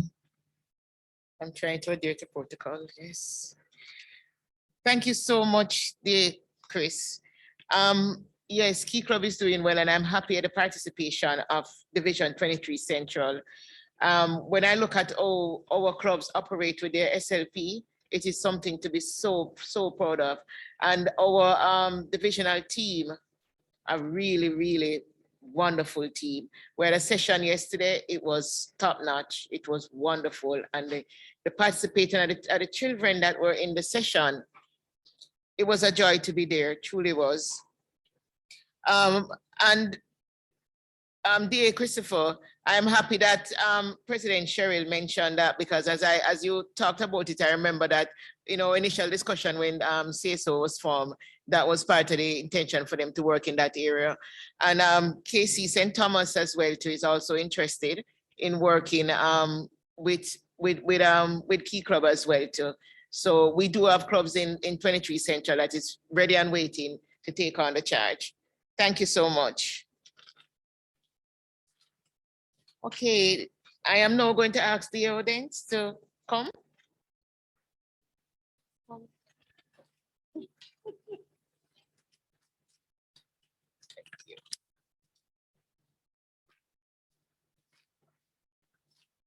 Let me just help you up right here. Here we go.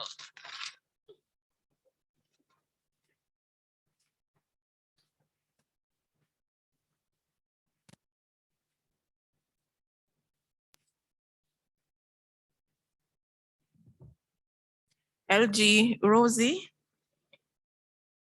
Governor Jim, KIT Hope, Trustee Jelaine, DG Mel, distinguished members of the head table, distinguished Kiwanians here physically with us and online, SLPs, district administrators who are with us, good morning. A pleasant Sunday afternoon to you all. On behalf of builders and K-Kids, LG Rosie, we would like to congratulate you on being the head of this August division. We wish you well, and we know that this division will achieve all that it has strategically set out to achieve. And we're here to support you in everything that we can do to help you. It is good when you are the last speaker of the days because you don't have much to say, because everybody else has said what you wanted to say. Governor Jim has spoken about bringing back our SLPs to the status that we were at in March 2020. I think it is that KI wants us to do so. You'll notice that all clubs have been reverted to active status. And I need to let you know that we had 7 new clubs last year. And that has brought us to 75 builders clubs and 63 K-Kids, and they're all listed as active on the KI website. And so we're all hoping and we're praying that at the end of September next year, we will not only have the 75 that we have carried over into this admin year, but we will have additions as well. And I can tell you that I've already been asked about the forms and the information that's needed to charter new builders and K-Kids. So I'm very happy. I would also want to remind us that Builders Club Week is March 21st to 25th. K-Kids Week next year is February 21st to 25th. And we are looking forward to all the activities that the clubs in 23 Central are going to do.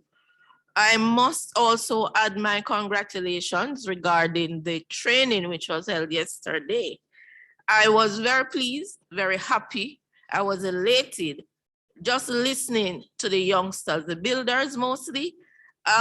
They had such confidence. They exuded so much interest in wanting to participate. And some of them kept saying, is it my turn yet? Am I ready yet? When are we going to do this and when are we going to do that? And they were not timid. And Kiwanians, if we continue on that path with our builders and our K-Kids, we are going to be forming and fashioning excellent Kiwanians who will do well in our Kiwanis clubs. But let me just say one thing, because I hear I would have 3 minutes. If we do not let them see us, and if we do not work with them, when they get to high school, they are going to go into the other clubs. And we have competing clubs. There are schools that have already assigned the students to their own clubs that they want them to join. And I know parents who have insisted that my child not join in that club, my child is going to become a member of Builders or K-Kids. And so the schools have to feel our presence, and the teachers and the parents have to feel us as well.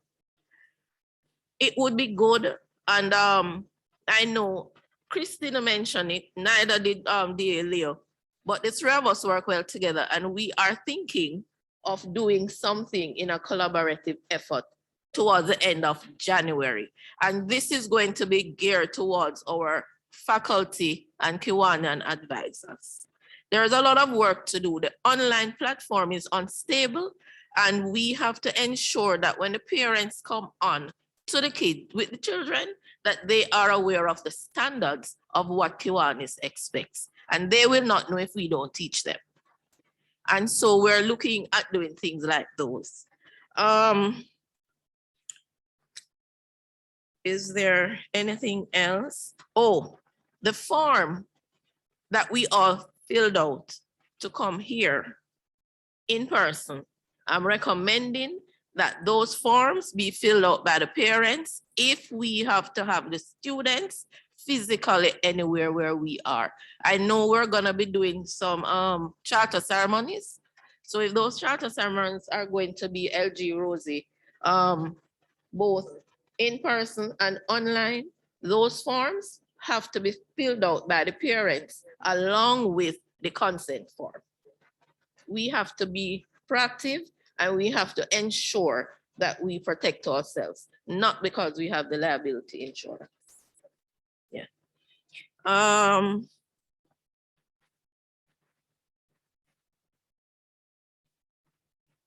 I think that is it from me, except that if you need assistance in forming your clubs, let me know. I'm readily available.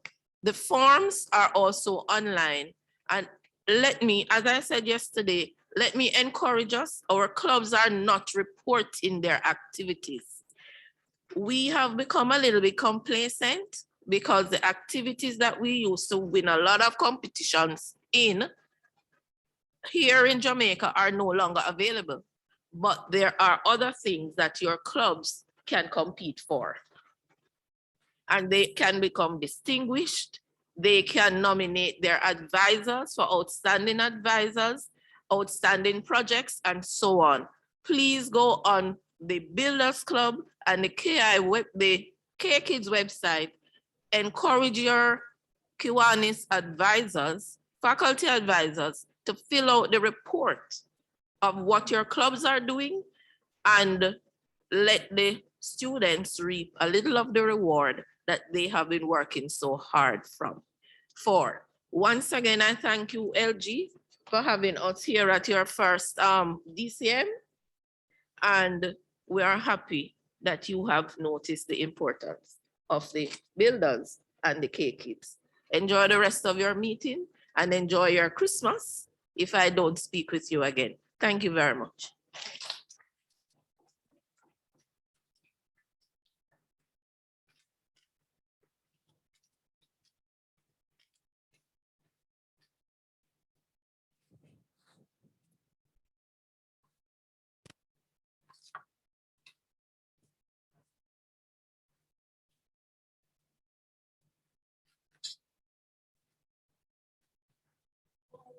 Thank you.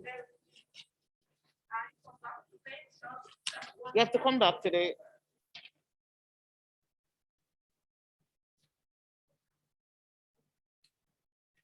I forgot, LG, to commend you. One of your clubs has already paid up for all their Builders and their K-Kids.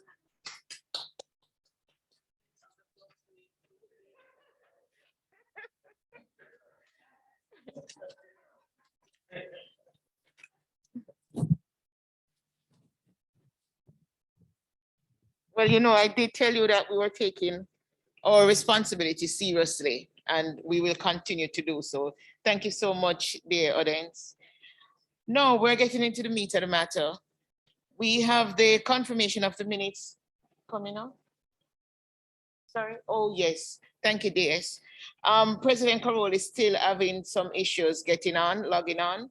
So we are going to be deferring her until continue to defer until she gets, she's able to join us. All right, so the minutes was sent out for a while, so everybody would have had the opportunity to go through it. So I'm going to take the minutes as read, unless there are any objections. So thank you, dear G. Willie. That was a motion to go ahead and take it as being read. A seconder, please. Thank you very much. Oh, sorry, President Paul, wait a second. President Paul, speak next. All right, so with that being said, I'm going to quickly go through and take any corrections to the minutes. So I'm starting on page 1. Are there any corrections to page 1? Not hearing any. I'm on page 2. Do we have any corrections to page 2? We're at page 3. Is there any corrections to page 3? I'm so happy I can move this quickly. I'm on to page 4. Any corrections? Page 5, thank you very much. Dear G. Willie, yes, I am moving on. I'm actually on page 6 now. Is there any corrections for page 6? So let's move to 7. Hearing none, I'm on to 8. But there are no corrections. DP Sandra did a very great job. So I'm on to page 9 and taking 10 at the same time, since you had a breather to take a look at it. And can we move on to 11? With no comments on 11, I'll take page 12. I thank you so much, Kiwanians, for taking the time to read the minutes. I will move to page 13. And hearing nothing on that page, I will take 14 and 15 together based on the fact that 15 is the last page. And since we have no corrections to the minutes, I'm going to ask someone who was at the last meeting to move for confirmation of this minutes. One of the presidents, it will chair LGU. Oh, right, I have DS Paulette, who was a president at the time. You're lucky. So I will take a seconder from the floor. Anyone can go ahead and second, please. Thank you so much, dear G. Willie. And that take care of our minutes. I will now move on to matters arising from the minutes.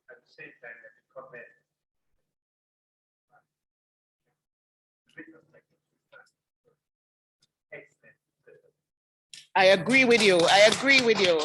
Because of this, we can move. Okay. Dear G. Willie moved for congratulations to, and I'm just going to say dear Sandra, she was at the time, on the excellent set of minutes that she prepared. We were able to move through it quickly with no corrections, and we wholeheartedly agree with him and raise a clap for her as well, an applause. Thank you. Next on our agenda is matters arising from the minutes. I did do, in my go through, I did not see any matters that we actually needed to take right now. So unless I have missed something, is there any matters in the minutes that we need to treat with at this point in time?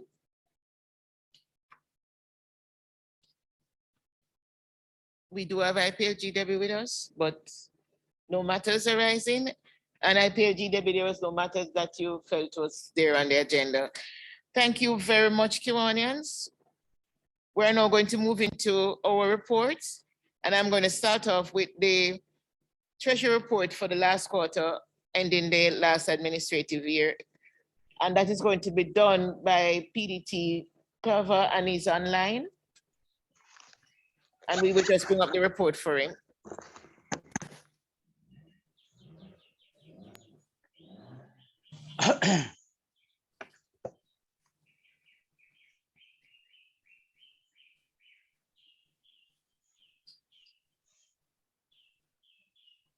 Were you able to locate Stephanie?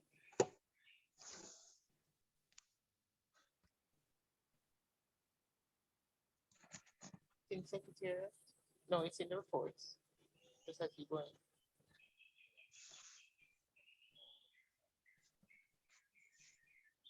That's the first one that says treasurer. Says treasurer's report.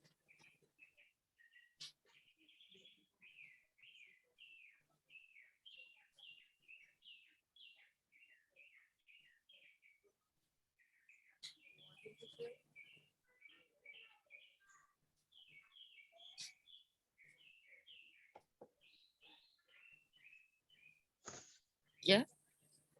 Unity Crabber can go over and share the report. I don't think I can share. I don't have that. I'll do it for you. Not to worry. I have it.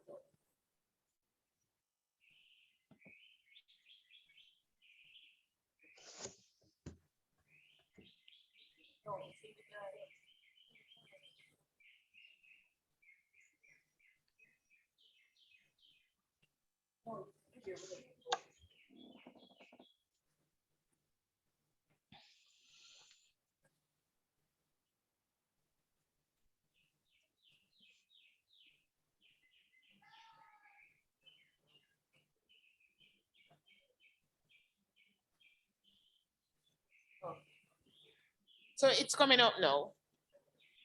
Okay, thank you. LG Rosie.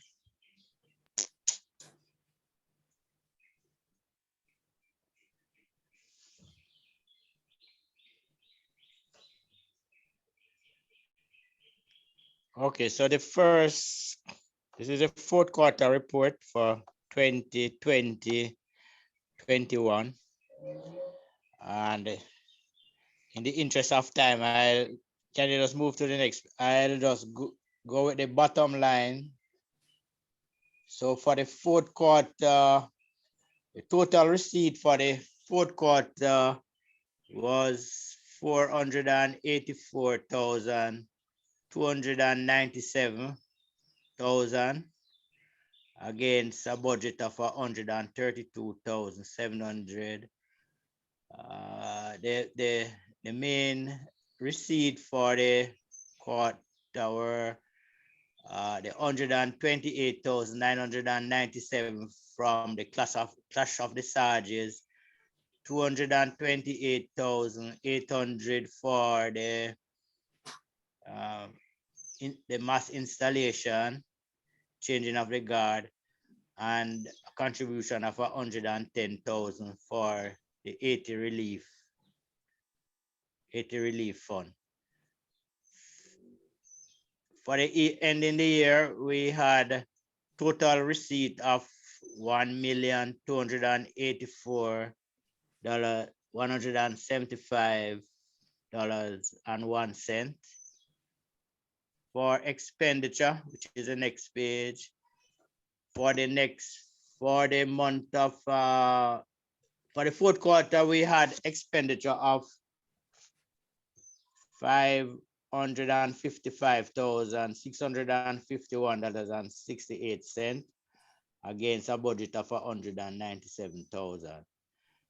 And year to date expenditure of $1,194,291.96 against a budget of $1,317,410. The major expenditure for the quarter were the 80 relief contribution of $135,000, $108,100 to the early childhood project, banner patches $77,000, and there was also an expenditure of $109,400 for the mass installation. So closing, we had a brought forward of $456,202.69, and we carry forward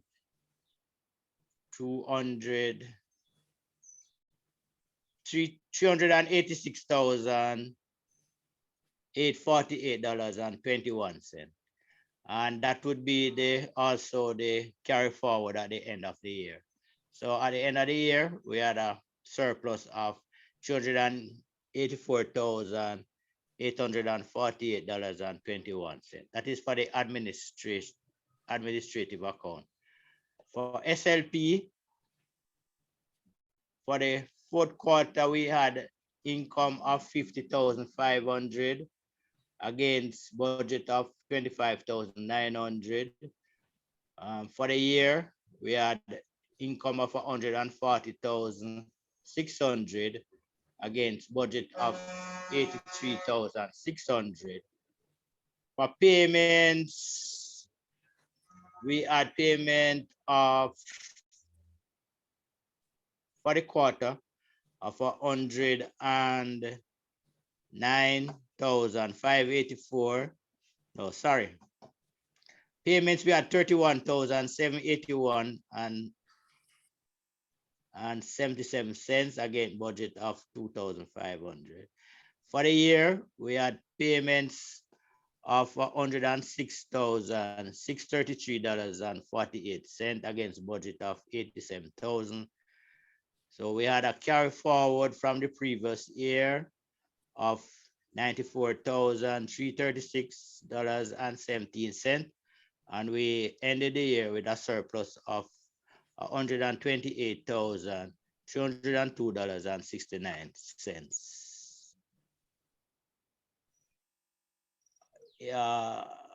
In terms of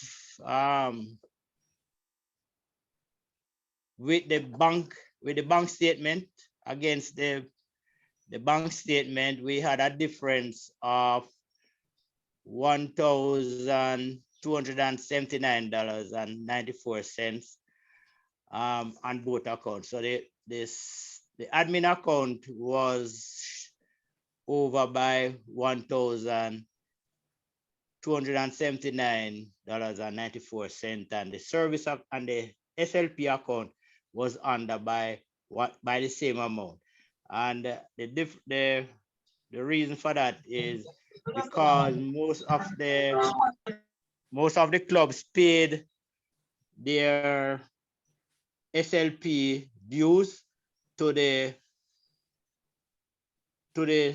admin account, and in order to balance out, we had to do some of the expenditures from the service account for the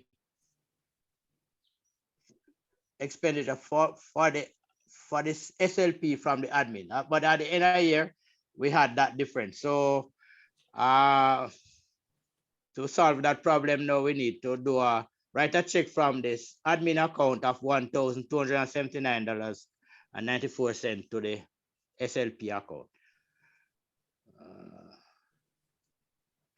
Okay, so as I said, the division ended the administrative year with a net surplus of $386,848.21 against a budget of $310,255.16 for the administrative account. However, if the receipt of the payments accounted for in September for the 2021-2022 mass installation is excluded, the net surplus for the division would have been $277,448.21. So I don't want, I make that donation notation to just to show that because of the mass installation taking place in September and the funds were lodged to the account during September and expense, and it sort of inflated the actual divisional account for the year. I don't want to take up any more time. So as I said at the last thing, to LG Debbie, trusting and giving me the opportunity to serve one more time outside of my club, and to President Pat, Kiwanis Club of Constant Spring, for assisting with all the online payments and downloading of statement, To the officers of all the clubs for cooperating with all my requests and reminders for payment of dues and contribution, and wishing the 2021-22 administration a very successful year. And I must say that all the clubs paid their dues during 2020, during 2021, 2021. Thank you.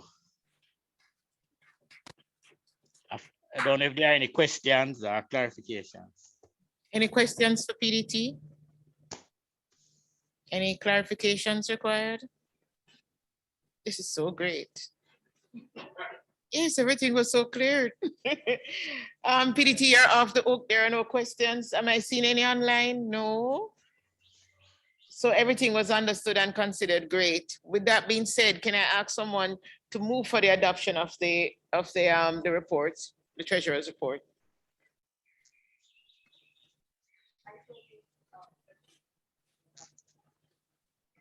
Thank you, DS. I'm sorry, DP Sandra. Yes, don't worry about it. I'll move over shortly. A seconder, please. Thank you. And we all agreed? Aye. Thank you so much. And I'm assuming everybody online said the same aye. All right, now we're going to get into some interesting things. The future. So DT, Camila is going to take you through the budget. And Camila, I shared your presentation, so you don't have to worry, it will be up. As she come to do so, I do want to point out a couple of things. Our main source of income continue to be the dues collections. And it is something that we're going to have to revisit as we move along, because it certainly is not sufficient to cover the administrative costs of the division. Most of our costs end up being in US dollar because it's our convention costs, US or Canadian. So we have the exchange rate that we have been using this amount for quite a while.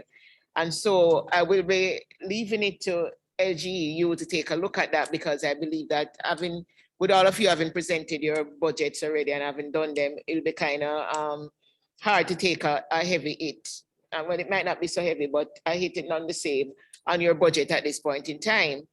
I am, however, going to ask you to consider that we, at the second half of the year, for the new members coming in, that we at least allow the division to be able to bill for that. So it's something for you to give some consideration to, but it will certainly ease the burden when it comes to us finding the convention expense, because unless we find a sponsor to cover some of those expenses at this point in time, it's a requirement for the division. And I don't see the funding being all there. So you will see that in the budget though.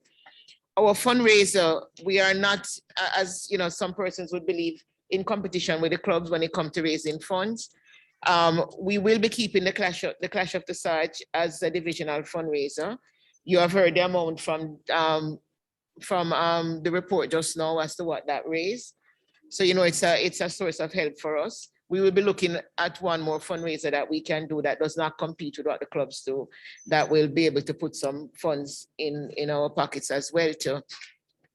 As I indicated, our main expense continued to be the convention this year.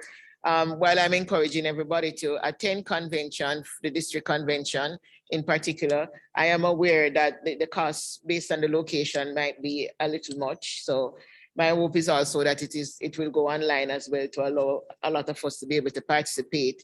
But I encourage you all to start saving though, you know, and while you save, just remember the division as well too, because we'll be seeking to cover those costs. We also want to be able to provide scholarship as a division, and I think that's important for SLP, right? We, from time to time, you hear about the problems children are having just staying in school because their parents are unable to afford most of the stuff. And I think that, you know, we should be able to provide a little something for them to be able to continue. I will be coming back to talk about a legacy program. We should allow each of us to contribute over a period of time, whatever amount that we have, that will help the division to be able to create that scholarship, as well as we will be seeking sponsorship otherwise for it, because we're looking at across 3 categories: the Builders K Kids as one, and Circle K and also Key Club as another. but we will talk on that matter. So let me remove myself and invite DT Camelia to take my place as she takes us through the budget. Thank you.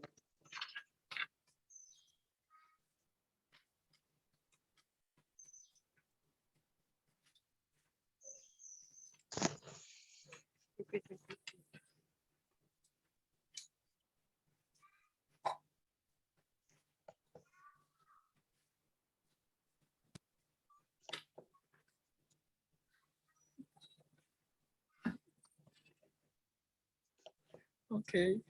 Members of the head table, fellow Kiwanians, good afternoon.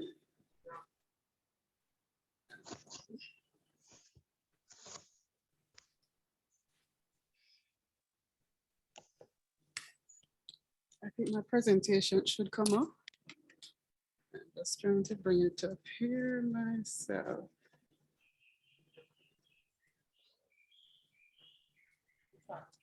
Okay.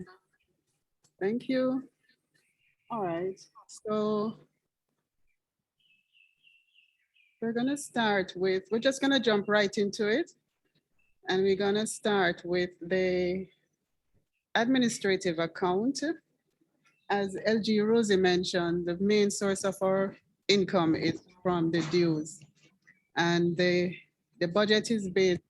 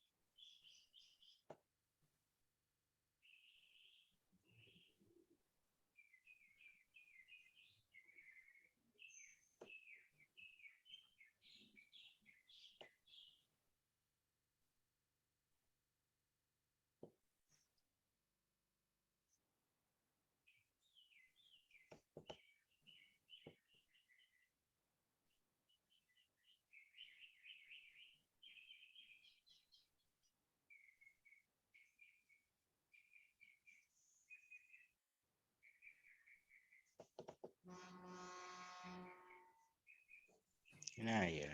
Michelle, nah.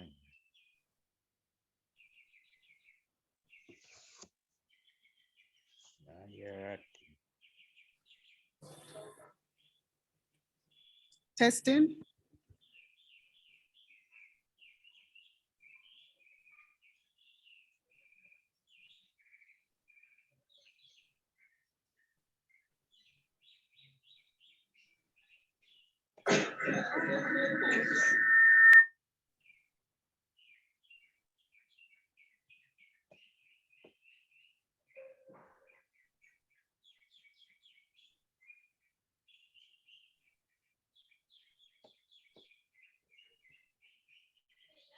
Yeah.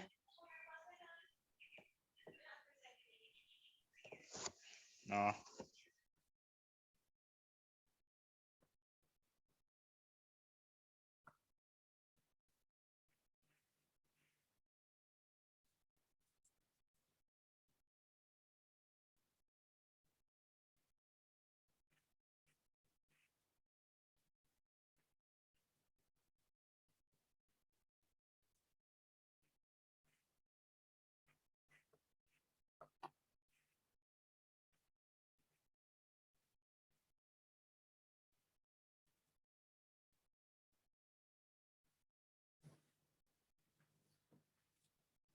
Testing, testing, 1, 2, 3. Oh, we're good to go again. All right. Let's hope technology don't fail us at this time. Okay, so as LG had mentioned, our main source to the division is the divisional dues. And we have budgeted for 670 members, that's $300 in the admin account. I know she spoke about we reviewing this amount at for the next administrative unit, and I'm really in support of that as well. Our face-to-face give us an opportunity to raise some fines as well.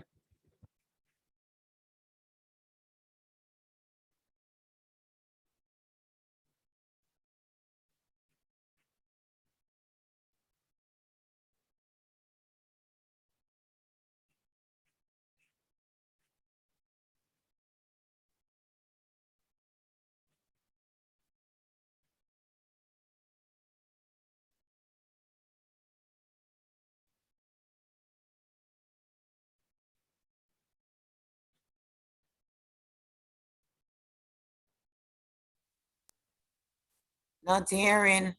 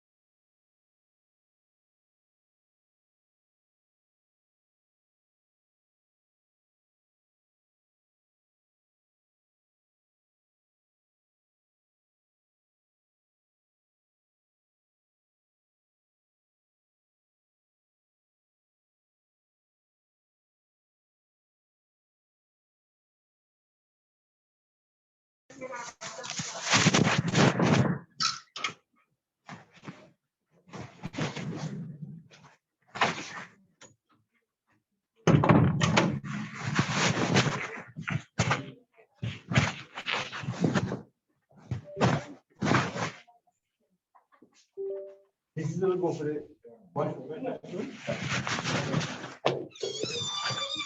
Hello.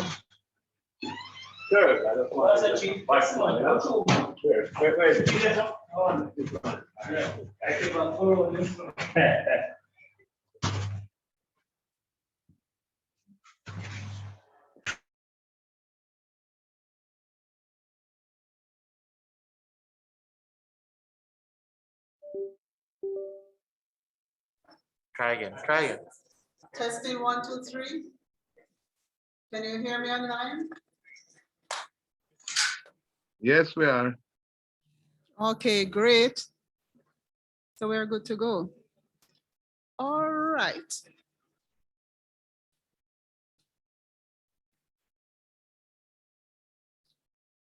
All right, let's go again. So we have a budgeted inflow of 885, almost 886,000. And that consists of dues, fines, 50/50, bulletin ad, fundraising, and donation for divisional council meeting, as well as donation from the district for our Zoom account, because we do pay for it. We also have included in that is some funds which were received in this quarter for the installation that we had at the end of September. So the main source really is the divisional dues. And then we have the fundraising, which we're hoping, I mean, LG mentioned that this is just one fundraiser. Hopefully we may be able to get another one in to help to cover some of our expenditure. The bulletin, even though it's online, we're hoping that we'll get some sponsorship, and that will be just extra funds coming into the coffers of the division. And then fines and 50/50. Well, it will be up to us right now in order to meet this target or exceed it in terms of paying our fines and contributing to 50/50. So for the divisional dues, it's 670 members. So we're expecting to collect 201,000.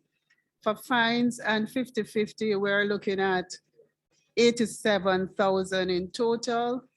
And for the bulletin and advertising, we're looking at 148,000.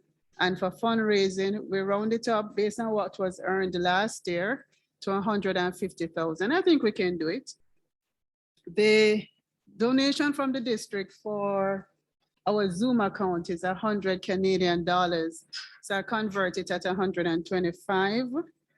And then we have the divisional council meeting, and this is based on contributions that each club are asked to put towards hosting the meeting. So we collected, well, we have inflows, which is earnings from our mass installation that we did not collect in the previous admin year. past divisional treasurer Claver had spoken about what was collected during his year, and he has reported it in his report. So for us, it's 200 and almost 2,000, which give us a total of 886,000. No, and I think LG kind of warned us about the payments. She mentioned the district convention and the fact that we don't have sufficient funds or inflows that will come in during the year to cover the expenditure, which is airline tickets, hotel accommodation, which include airline tickets and hotel accommodations for the LG and the LGE. So our total expenditure for the year as well as budgeted is 1.158, 1,158,000. And I'm just rounding in thousands. And the biggest part of it is the district convention funds, which is 434,000. And that's just a good guesstimate based on what I'm seeing airfare currently to go to Fredericton in Canada. So it's based on that. The other expenditure, well, as you see, we have the inflow of 211,800 at the top. And for the mass installation, we had expenses of 190, almost 200,000, which we have paid. So that's good. So we have a small inflow there. Church service contribution, we have upped it this year. We're doing 20,000 to the church. And then we have created what we refer to as a welfare for members. So, so it really has to do with like if a member is sick, then you know the LG may want to send them a flowers or a goodie basket. So we have provided for that in the budget as well. Banner patches and awards, we have provided 100,000 for that. And then the DCM and other meetings, 73,000, which kind of matches the 75,000 up the top that we expect to receive from the clubs. And miscellaneous, I don't know why I have a miscellaneous, but I figure that I'm expecting something to happen. Sorry. So a provision of 35,000.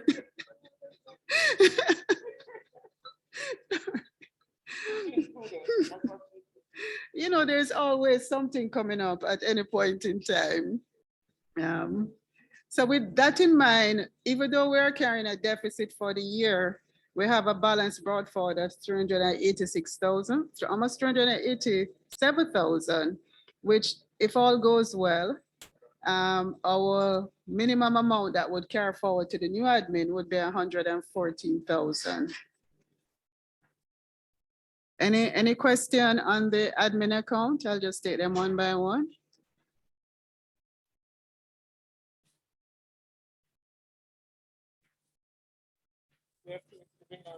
Yeah, okay, going once.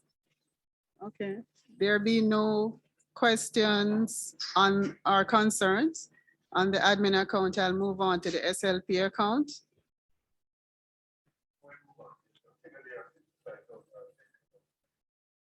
Intercombinant fellowship. Oh, that has to do with the need to travel, right? I mean, we have a club in St. Thomas and the LG will need to visit that club for board meetings, club meetings, once she's able to do face-to-face travel. So we have budgeted for that. We're planning a trophy, both for the crowd and also award for the individuals. Any other question?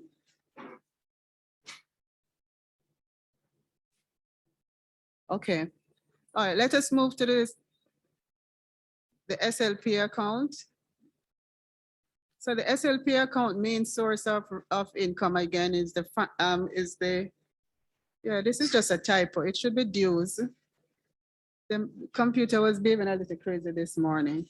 So it's not sergeant fines, it's actually divisional dues based on 670 members at $100 per members.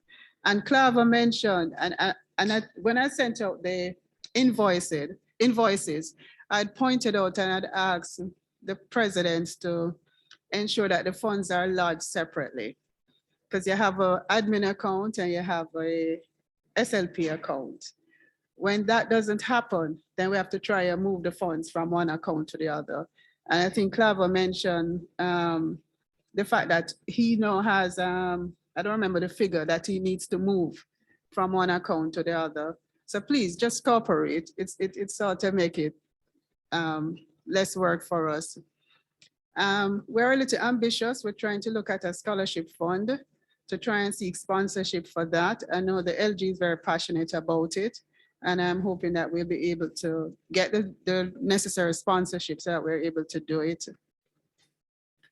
So the inflow on that is 232,000, and we have an outflow of 271,000.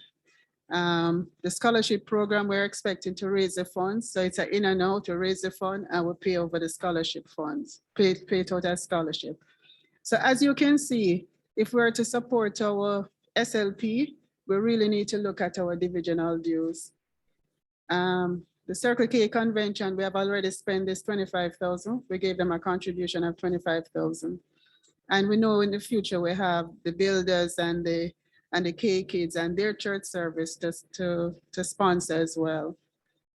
I think the mentorship program, this is a project that the LG is also passionate about, and we have only budgeted 20,000 for that.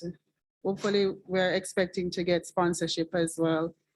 And bank charges, $8,000, because bank charges really eat into your funds as well. So for that, we have a carry forward balance of 128,000. We have a small deficit of 39,000. And if all goes well, we should close the year with 89,000. So any question or any questions here? Sure.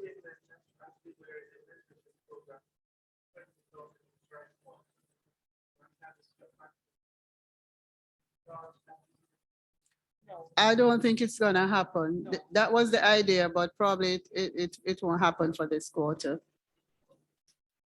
Which is that, because one of the things I did notice is that a lot of the clubs this effort is to start in something around that line. So I want to have a different kind of discussion so that we're not overlapping, but actually collaborating. What is the question? Is a small figure.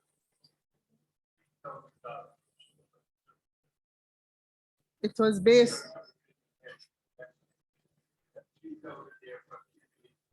Well, it is based on the actual spent last year, and I think the contribution last year was about $2,000. I just up it to $3,000, and it's based on the time and it was paid last year as well.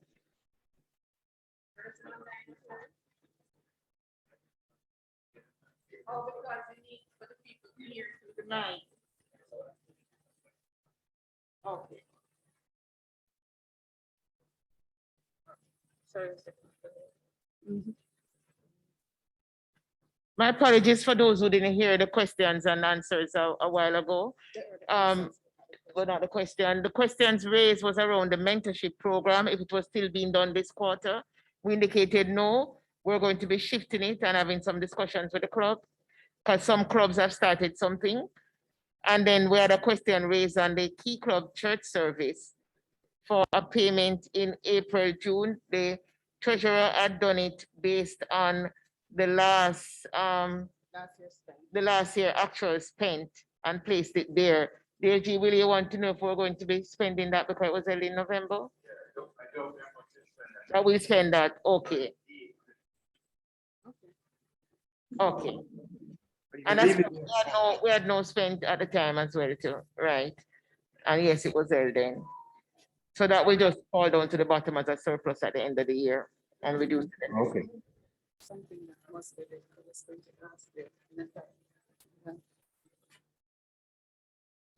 any other question?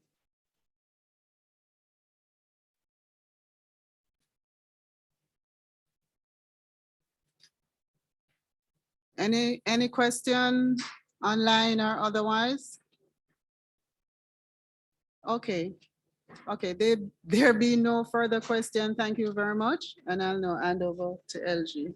Thank you. Thank you very much, DC Camelia. I'm now going to ask somebody to move a motion first to accept the budget. Thank you very much, and I have a second already. Thanks so much. So that was DP Karen and President Paul. Yes, I'm going to ask all in favor. Any abstention? Okay, thank you very much. Eyes have it. All right. You're coming back, leave me. All right, thank you very much, DP Bridget. Okay, so we're now going to move into and thank you so much, Treasurer Camelia. We're going to move into the presentation of the President's report. We're going to start with Team A. So they'll come in this order. We have 4 teams, A, B, C, D, and they will flow in that order.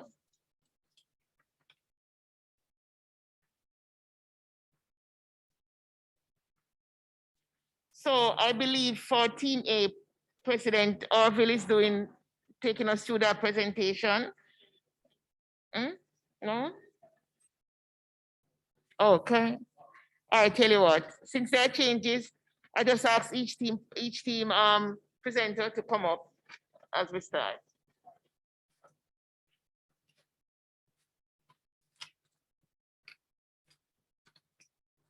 And just a reminder, 5 minutes.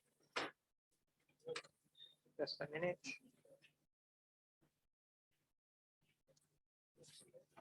So you have. Okay.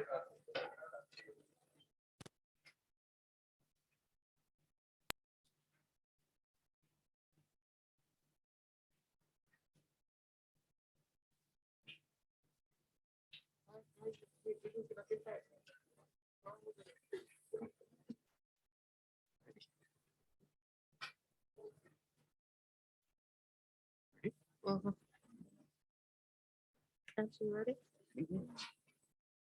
Okay.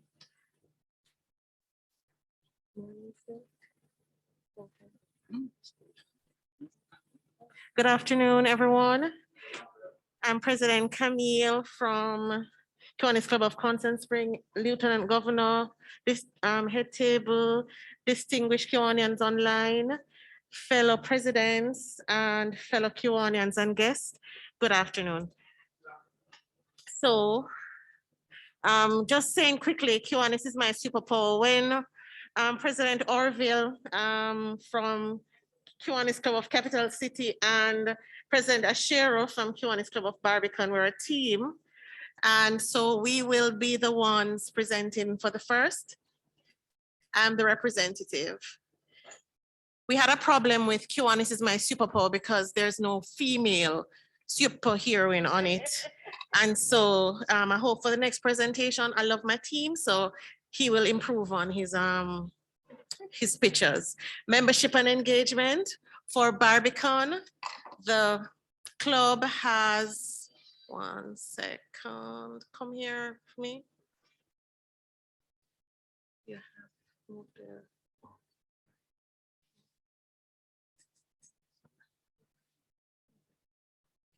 Move that. Yeah, it up the screen. I was trying to pull it on. Right.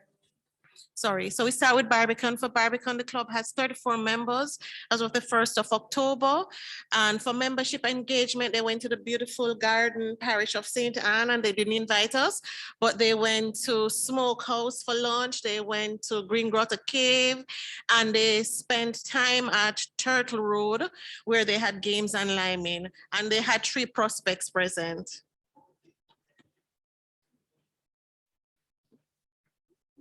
My slide is sticking and for whatever reason it's not moving. Wrong. Okay. All right, so these are just some pictures of what happened at Turtle Road without the rest of us joining. For Capital City Kingston, their club has 45 members as of the 1st of October. And if you can see the birthday club, I mean, Capital City is going on. They have a video of every month of the birthday persons, and they have a color theme for the month. So they're really upping it for their membership engagement. And they also do morning motivations, and they have monthly themes every month: growth mindset for October, gratitude for November, and now they're at grace. These are some pictures showing membership engagement and vision boarding, where they did posters and make plans for what will happen for their year. For Constant Spring, for our membership engagement, we have a birthday club, but nothing like Capital City. But we really think about who our members are. So as you can see, for IPLG Debbie, happy birthday to the only person who I could rescue in the event of a zombie a couple. Okay, we also have a buddy system where we call each member just to check on them to see how they're doing and what's happening. And also we had our members join in the breast cancer poster session for October. For Community Impact, Barbican, they donated $3,500 to the Barbican Baptist Ministry, Children's Ministry, and they went on to Sargani Beach and they did cleanup on November 6th. Of this year. For Capital City, they continued their repurposing of the plastic project, where they use a 5-gallon plastics to build vertical gardens. They also executed phase 2 of its garden project at the Mary's Child Home for the abandoned teenage moms. And also they partnered with Caring for Miracles for our premature babies to support planning and advertising and hosting an awareness symposium. And they've also started a diaper collection drive. For Kiwanis Club of Constant Spring, we gave out care packages in the Cassava Peace community, and you'll see DP Sandro highlighted along with my community chairs, Hadeja and Clive, sharing packages with the community. For Constant Spring, we also did a wheel drive at Maxfield Park Children's Home, where we had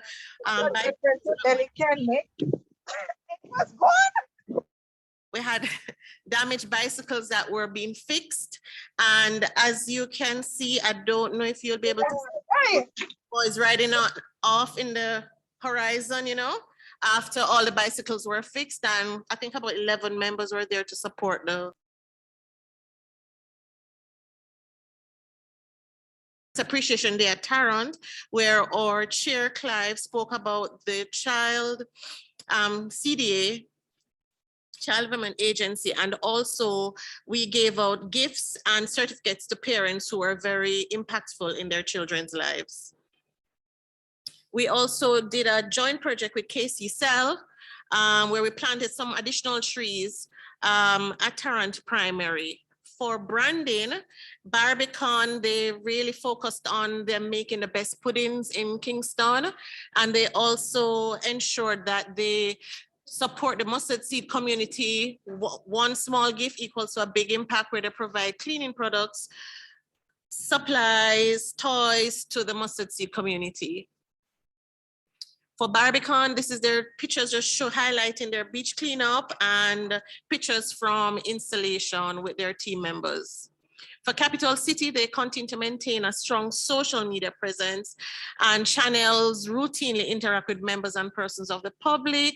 And they've also now launched their LinkedIn profile. And again, you can see the highlights from Capital City. For Constant Spring, just some highlights of pictures that we shared at installation, and also showing the branding of us at Tarrant. And we've designed a Vibes Club t-shirt that should be rolled out for this quarter through DP Sandro. And that ends the presentation from Capital City Barbican and Constant Spring. Thank you. Since we reach.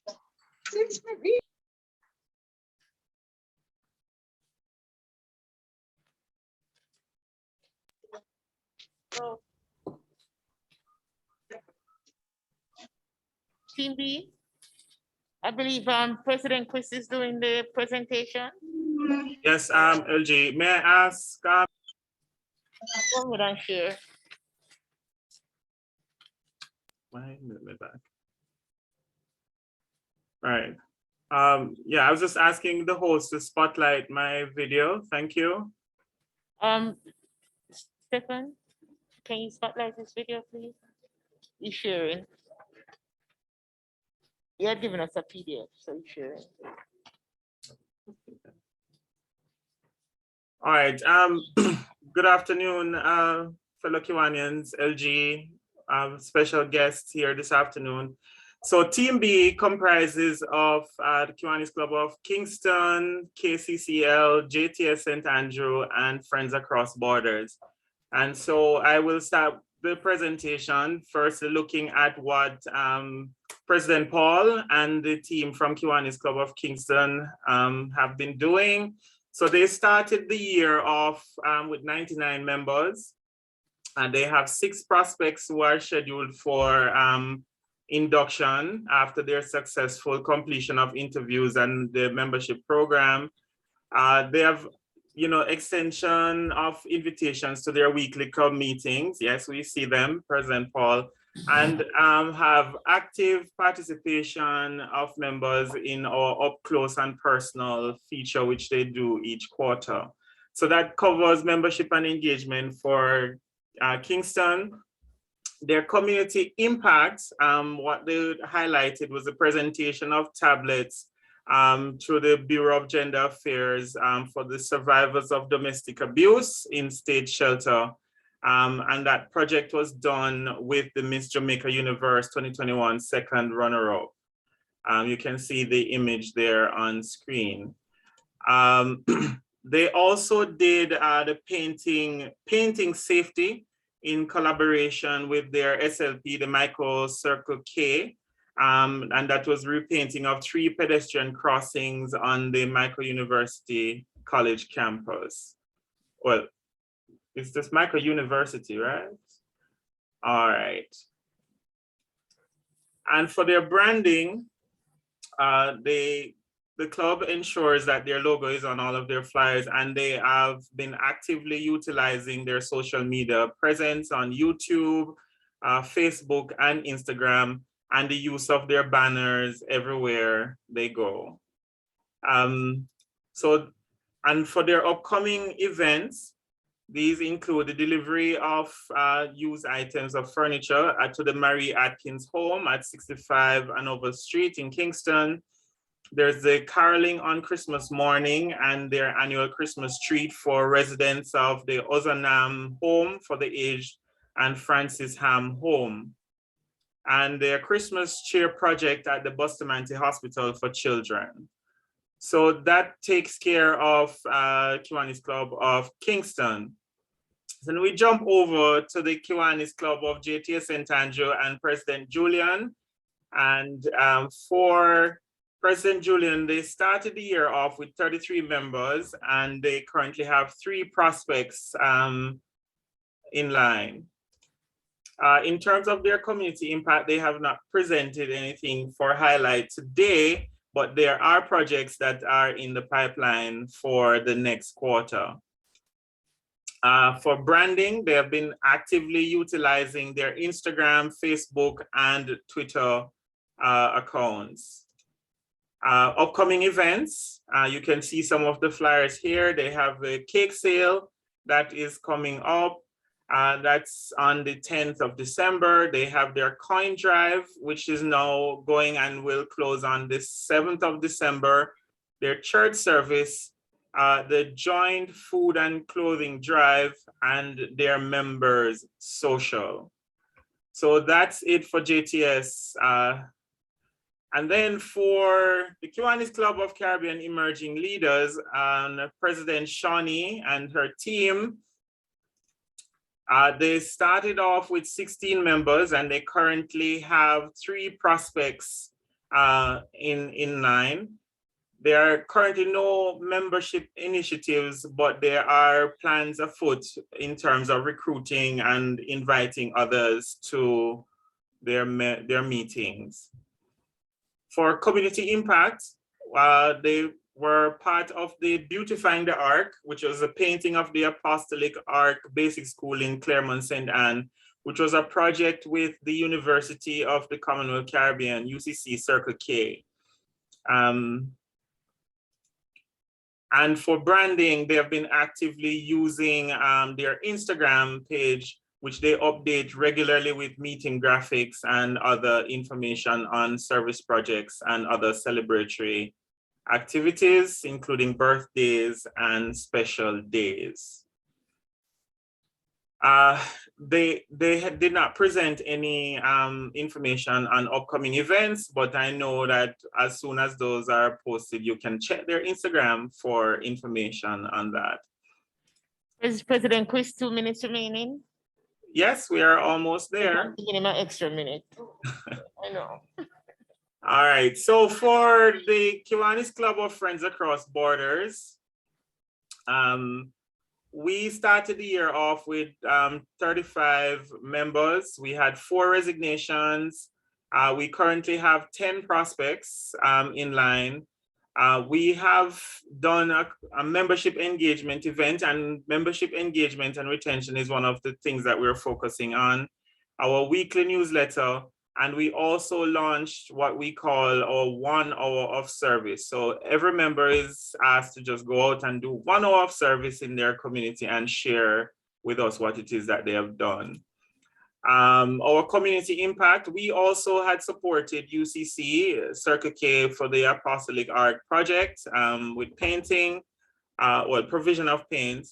And we also launched our public education program, K-Talk Live, which is hosted currently by our President-elect Sandrina Davis, which will look at issues focused on the young children that would fall under the Young Children Priority 1. Our branding, we too also focus a lot on social media, where we post on Instagram. We also have our LinkedIn page up, Facebook, where we do post some of the information, video clips from our meetings. Our Twitter, we stream quite a bit of our content to YouTube. And we have also launched our Linktree, where we put posts from our various activities, which is actually getting quite a bit of traction. That's how a lot of people find us in terms of what we're doing. Our upcoming events, a day of service at the Bethlehem home, and also a treat for the children at the home. We have our joint carol service, which is with the Kiwanis Club of Greater Portmore. Our workwear clothing drive is ongoing. And we are looking to launch both our after school program and reading club in the next quarter. And that's the presentation from Team B. Thank you, President Chris. I now invite Team C.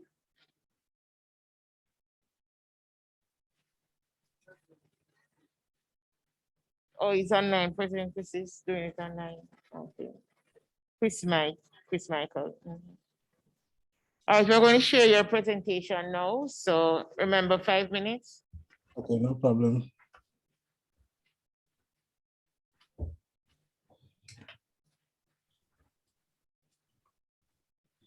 Ready? You're on, President Chris Michael. Thank you so much. Okay, good evening again, everyone. Or good afternoon, sorry.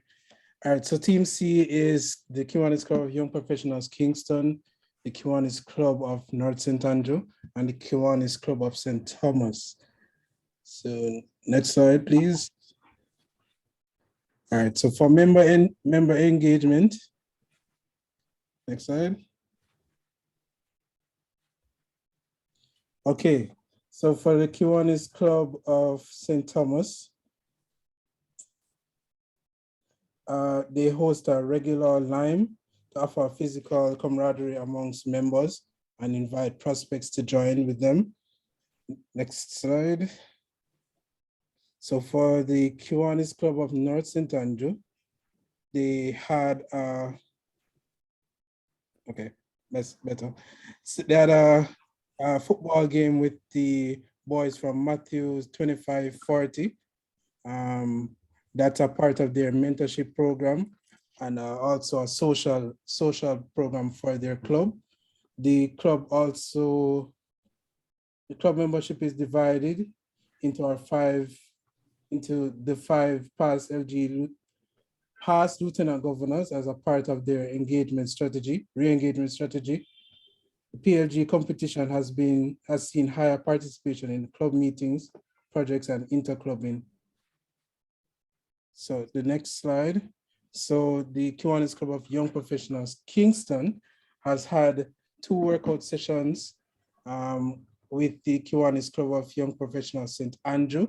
The first workout session was at the Emancipation Park, and our second workout session was at Mountain Spring in St. Andrew.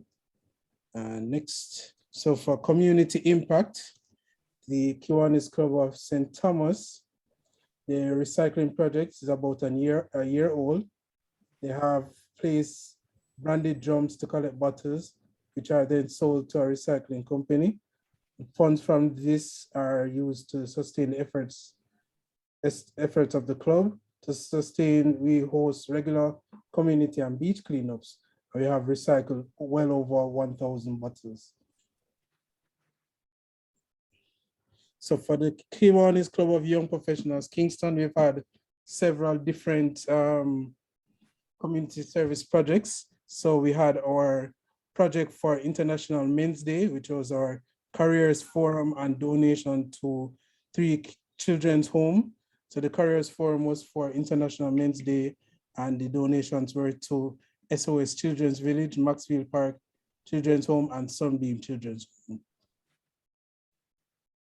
We also, with the help of JMMB, we donated a tablet and a data plan to one of the students at our adopted school, which is Norman Gardens Primary School, as a part of our BUG scholarship.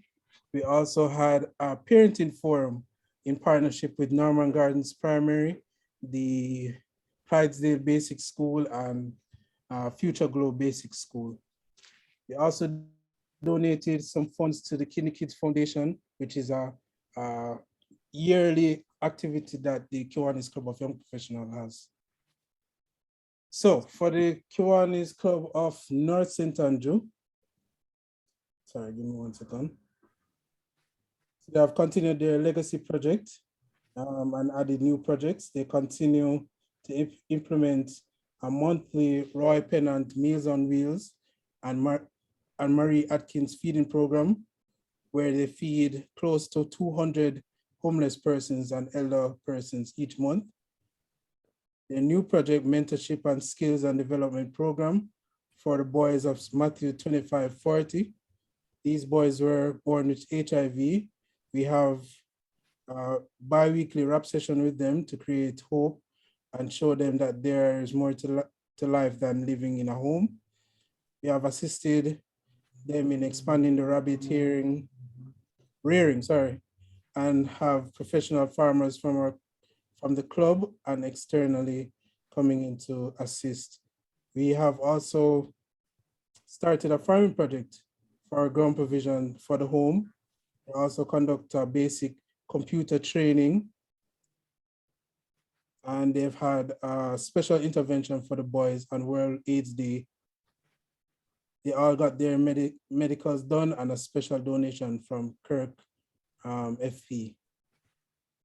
Next slide. So for branding, the Kiwanis Club of North St. Andrew, they have a weekly bulletin, bi-weekly bulletin, sorry, my apologies. And next, they also had an interview on Let's Talk on Radio Jamaica, as well as coverage in the newspaper for their Builders Club tree planting project, and also coverage on CVM for their Builders Club tree planting project. They also posted to their Instagram page for their scholarship winner, as you can see here in the slide. And for the Kiwanis Club of St. Thomas, they continue to post to their various social media pages, that being Facebook and Instagram, all their activities for the month. For the Kiwanis Club of Young Professionals, we had a few significant posts for the month. Donation to the Kinder Kids Foundation, Reading with Clydesdale Basic School, or post for International Men's Day. And next slide, please.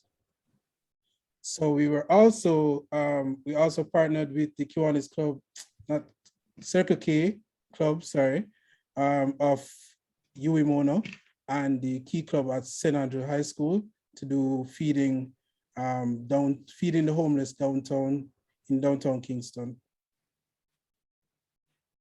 And right, upcoming events. So the Kiwanis Club of St. Thomas and JTS have a clothing and food drive. And the Kiwanis Club of St. Thomas, they also have their Christmas raffle, which is $1,000 per ticket. The Kiwanis Club of North St. Andrew, they have a toys and clothes drive, and their upcoming fundraiser, which is a play on Zoom. And for the Kiwanis Club of Young Professionals Kingston, we will be kicking off our food drive for some families at the Norman Gardens Primary School. And those are the activities for the Group C, Team C. Thank you very much, President.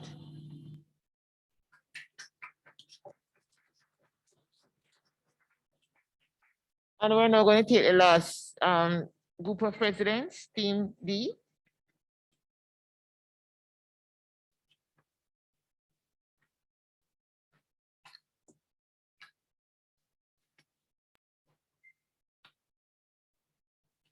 Good afternoon, everyone.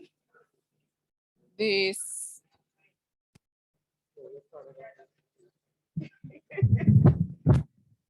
thank you. Okay.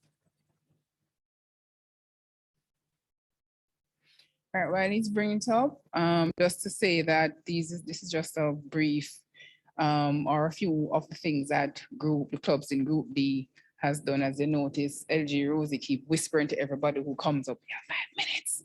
So, so we want to make sure we stay within our time. All right, so the clubs are Stony Hill, 23 Central, Online, West St. Andrew, Young Professionals, and Young Professionals St. Andrew. And the presidents are Pauline from Stony Hill. Next slide.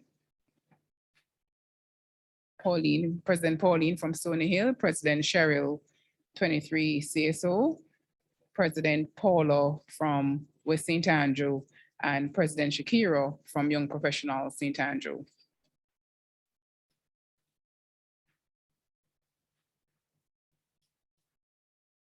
On the membership,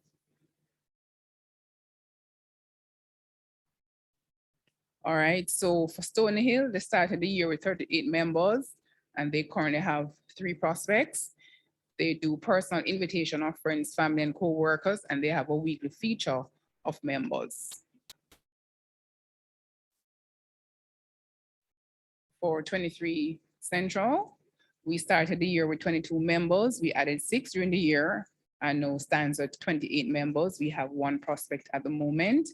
Personal invitation of friends and family and co-workers. We also have a production of we'll be doing a production of 23 CSO brochure for showcase on the club to be placed at strategic locations. We also do activities through human and spiritual and the membership committee. We also have a membership survey for every quarter and at least 1 membership expo for the year. We'll also be implementing a buddy system. For West St. Andrew, they started at 34 members and they have 1 prospect.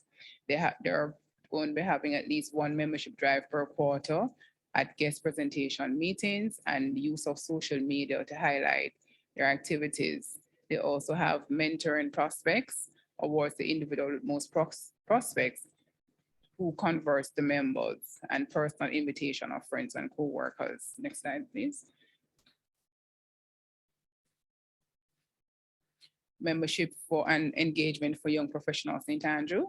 They currently have 23 persons on the books, and they have 7 prospects to be inducted by the starting of the next quarter. They do partnership and working closely with their Circle K clubs.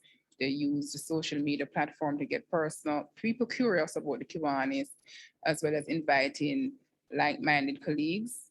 They do events in partnership with the Kiwanis Club of Young Professional Kingstons for membership engagement. And this took the form of an activity at Emancipation on Mountain Spring. Community impact. Stony Hill, they did donation of book vouchers valued at 7,000 to students, donation of chemicals and diapers to the Home of Beatitudes, installation of glass partition barrier at Stony Hill Police Station, and a parenting session hosted by the club. For 23 CSO, donation of 10,000 to assist with school fees for UCC Circle K students, donation of coloring books and crayons at DuPont Primary. There's a Bring Up Grade program at the Dunoon Park Technical Key Club, and donation of back to school items at the Lease Gray Basic Key Clubs. We also did our youth protection guidelines session. For the Kiwanis Club of West St. Andrew, they did an Adopt a Family project, donation of groceries to families who lost income due to COVID, donation of tablets and school bags, as well as distribution of parenting handbooks. For Kiwanis Club of Young Professionals St. Andrew, they had a breast cancer awareness campaign, donation of reading and textbooks to the Maxwell Park Children's Home. They're going to be starting their Bring Up Grades program at the Cockburn Penn Gardens Primary. Branding. Okay, for Stony Hill, use of the logos and Kiwanis logo on the flyer, wearing of the t-shirt to projects, use of banner, wearing pins, use of logos at projects. For 23 Central, online, use of logos as well. The Kiwanis logo as well as 23 CSO logo on correspondences, the logo on flyers, use of banner and Kiwanis 23 CSO banner and the Kiwanis banner, wearing of pins and branding of t-shirts. Over St. Andrew, same logo on flyers and the use of banners, and also they have branded t-shirts. Young Professional St. Andrew, Instagram, level foreign of 20% increase following, creation of club t-shirts, banner at events, and the logo on flyers. Upcoming events for Stony Hill, Christmas treat for senior citizens and membership drive. For 23 CSO, Christmas treat for children in Gordon Town, donation of tablets to 2 sponsored leadership program, continuation of our bug program, street feeding program in December, refurbishing of a basic school in St. Thomas, partial refurbishing. For the Kiwanis Club of West St. Andrew, annual Christmas treat at the Stony Hills Golden Ages, shoes box project, I see a LG, shoe box project joined with SLPs in December. For Young Professional St. Andrew, Christmas luncheon and treat for Cockburn Gardens Primary Christmas gift giving party is a fundraiser, and a membership line at Devon House. And I think that's the end of the report. Thank you. She tried, didn't she try? Yes, she did.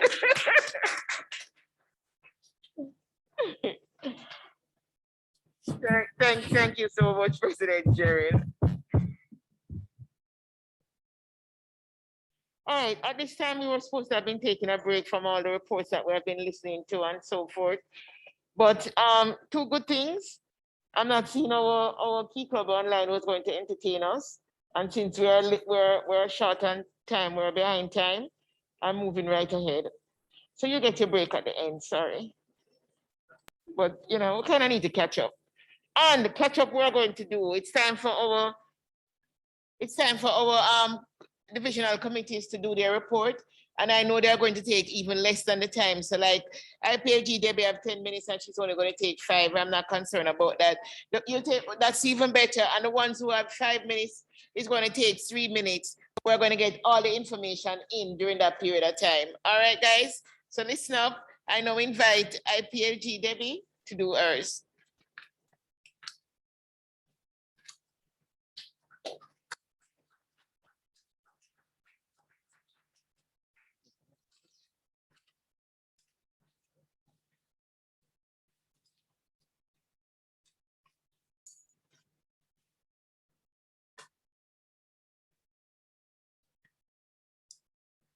Thank you and good afternoon, everyone.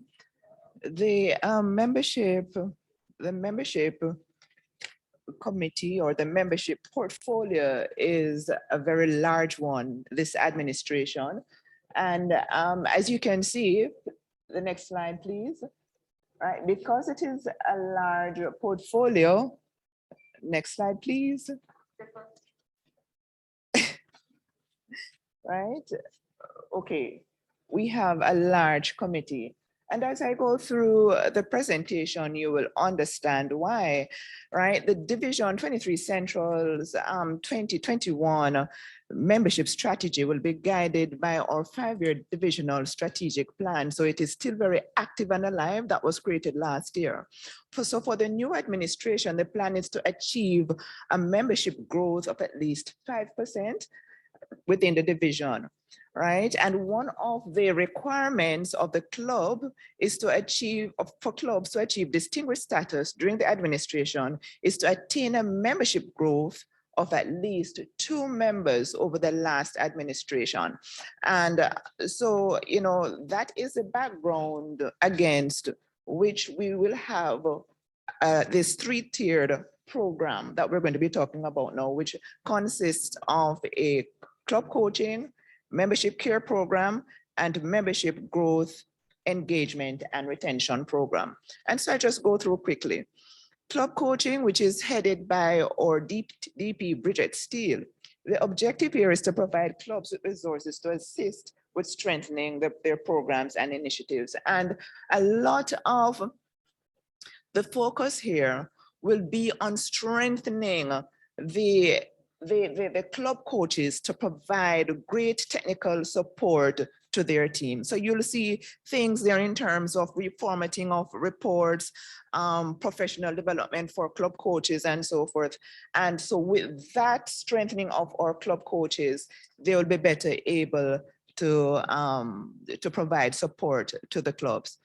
Another very, very important program, which is very near and dear to the heart of our LG, is a membership care program. And I do believe that she alluded to that earlier on. And the thought behind this program for her is to provide support to vulnerable but active Kiwanians. And so I have here 2 things listed. Oh, I have 3 things. All right, so it's really. No, you're highlighting 2. All right, so I'm highlighting 2, all right? Yeah, you have 3 listed, but It's 3, right, so.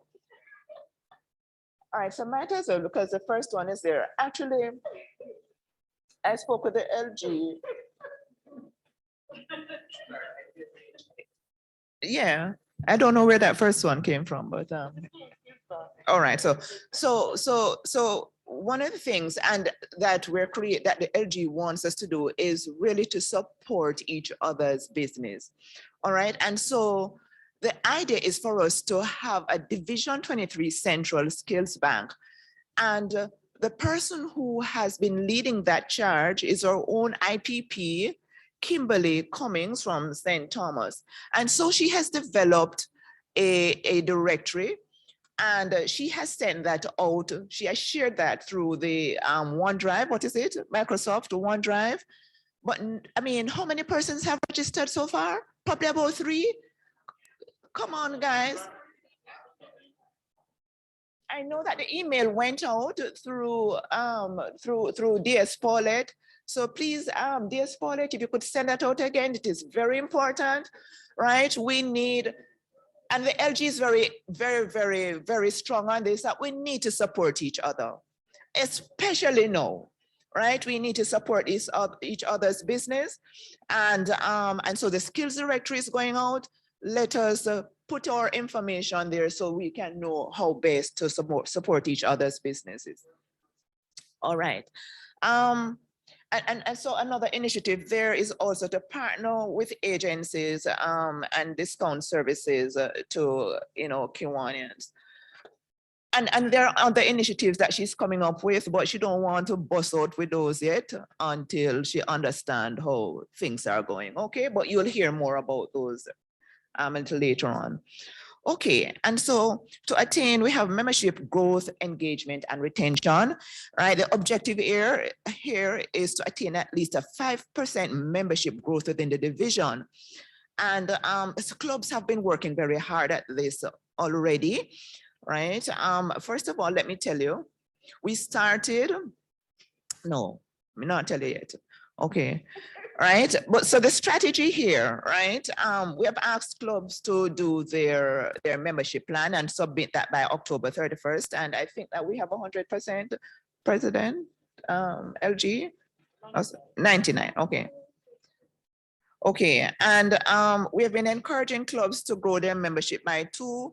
And each club, each member is encouraged to bring in at least 2 members, and clubs are being asked to host their membership drive by the second quarter, have a membership drive by the second quarter. We have also developed a membership growth quarterly competition. That is something new, right? And I'll be talking about that just briefly after this. And we're planning to conduct a mass installation like we did last month for membership month in the month of May. That's next year. So get your teams ready for that. And we're encouraging clubs to engage their members, right, in their club. So those are long time members as well as your new members. And team, I have been getting complaints from some of our new members that we have inducted last year. That is either that they're not being engaged or they're working and nobody not paying them no mind, not big them up, not recognize them. That is not a good thing. We need to do better, especially if we see that people are working. We need to do better. Don't you agree? Yeah, man, we need to do better. People are complaining and that's not a good thing. Right. All right. And so there's also a discussion about forming a new club, right? And discussions have already started. We'll hear more about that. And we want to do that within the second quarter. So just quickly update where we know. Divisional membership growth. So far, our division has grown by 4 members overall. Let me explain. We started out with 665 members. 2 clubs added 9 members to the roster. 2 other clubs deleted 5 from the roster, right? And so we have an overall growth of 5. So we are now 669 with more to come. All right, so keep on keeping on. Discussions are in progress about the formation of a new club. And as I mentioned before, there was a circulation of the skills bank, right, data sheet. And the promotion of the membership growth competition that was gone out by or sent out by our PR, Ramona, as well as the membership engagement competition. And you can see the flyers on the screen. So with the membership growth competitions, clubs are being asked to, clubs will score points for new members inducted each quarter, all right? And we will be awarding first place and second place quarterly with banner patches. At the end of the year, the club that has the most growth will get a trophy, right? An inaugural growth trophy. And the idea is that that is a trophy that will be moved to each club over the time. So that's a club that will be held in the division. And so people will vie for that club. Clubs will buy for that club over the year. And it will be based on, of course, our usual categorization in terms of membership, diamond, gold, silver, right? And so that information went out to you. Saw that one? Any at all? Tell me you saw it. All right, so we need to send it out again. Yes, I know you did. All right, so the final one, so this one now, we're hoping to have a lot of fun from it, and I'm wrapping up now, LG, right? The engagement party, you saw that one?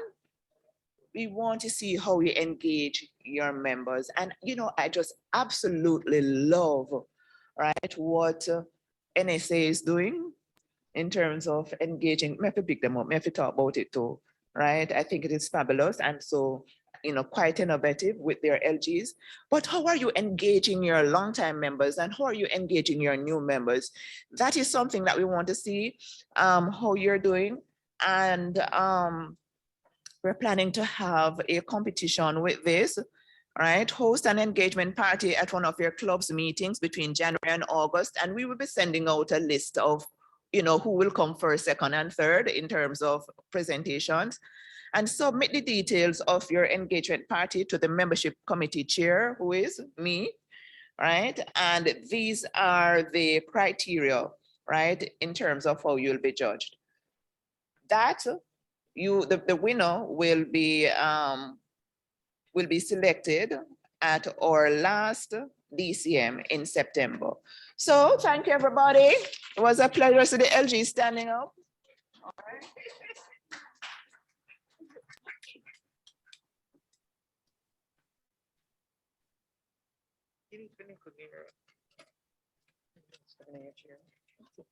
So you're ready for human and spiritual? You have that one off?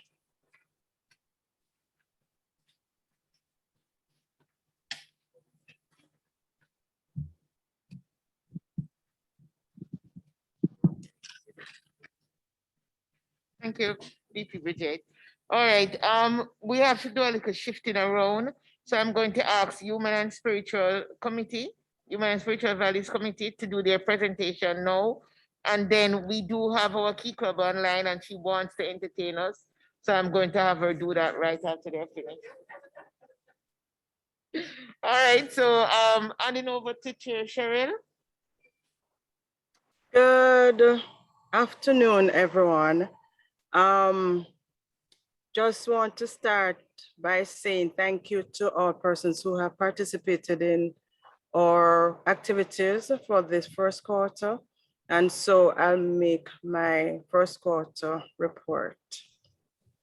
So we started the year with our church service at Saxthorpe Methodist Church, and that was well attended. And I have placed some pictures of those persons who were able to attend because, you know, with COVID measures, we have had to cut our numbers of, cut the numbers of persons who we take with us when we attend these events.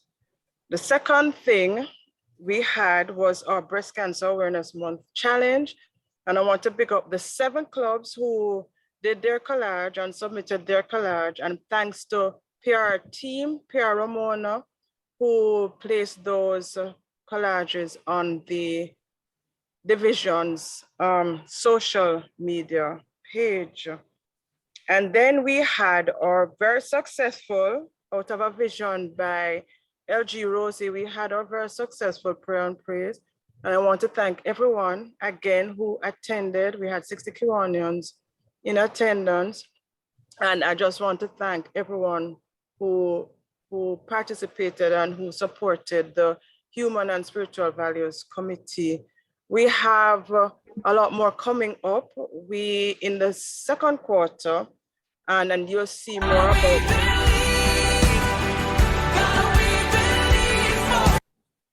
Sorry. And so we're going to have an adult diaper drive, and that will be launched in January.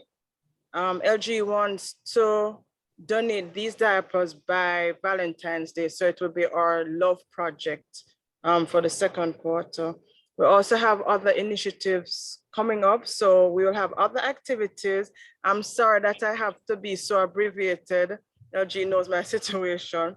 And so I'm just gonna ask you to watch this space, watch your president's space, watch the Division's Instagram page and social media to see all HSB activities for the second quarter. Also, we'll be working with the YCPO on the upcoming divisional project.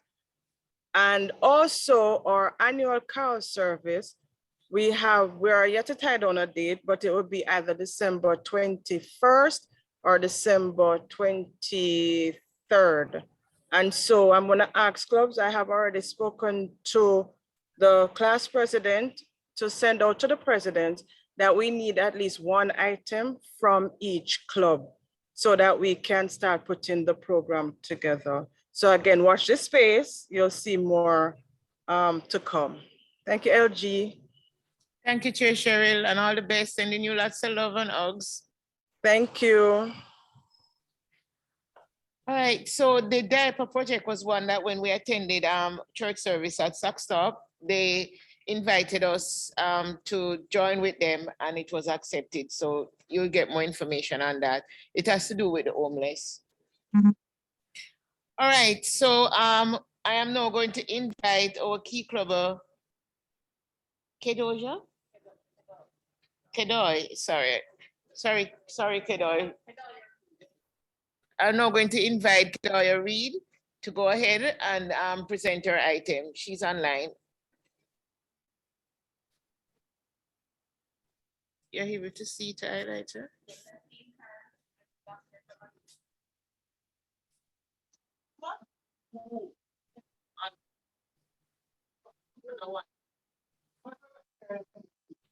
You found her, Stefan? Can I highlight her? Oh.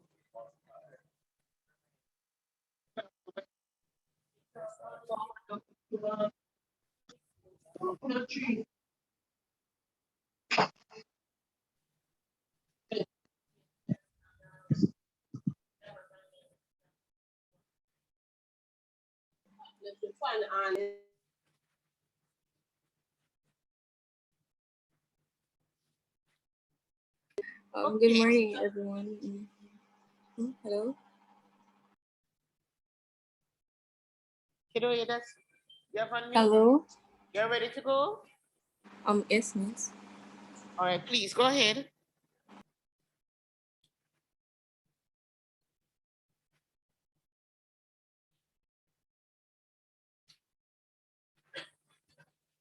You can go ahead and start singing. You're turning on your camera? No, I won't be able to. All right, go ahead and start. That's fine.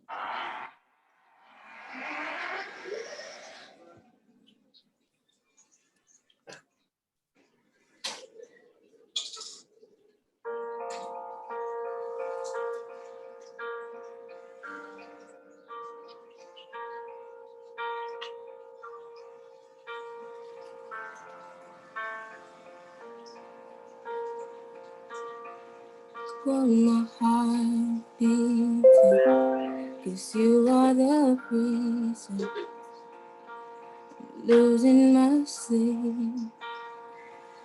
Please come back now. There goes my mind racing, and you are the reason that I'm still breathing. I'm hopeless now.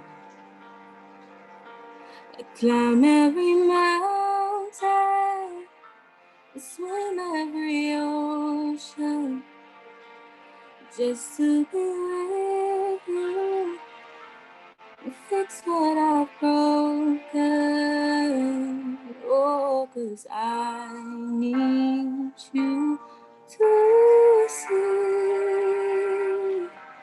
you are the reason.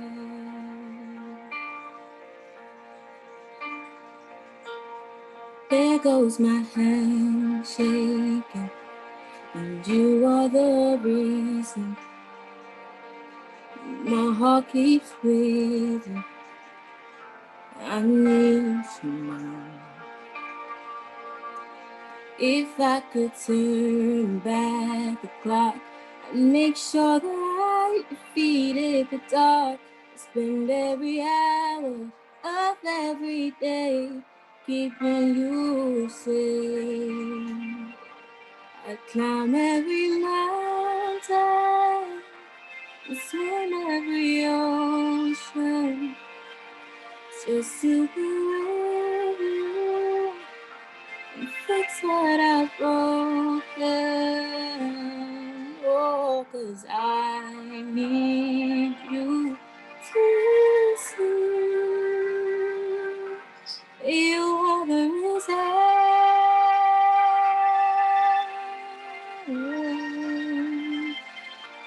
You are the reason.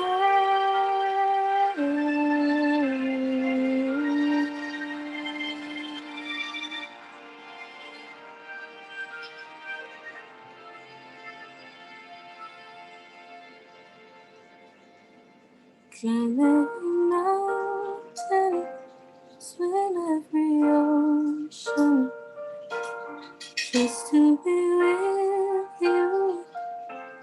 Fix what I've broken. Oh, 'cause I need you to see that you are the reason.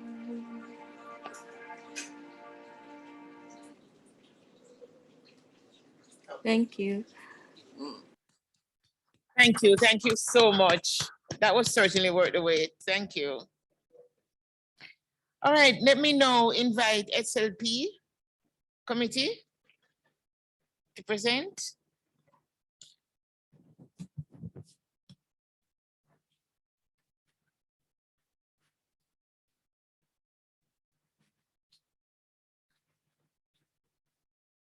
A pleasant good afternoon to all the distinguished Kiwanians and guests in the house and online.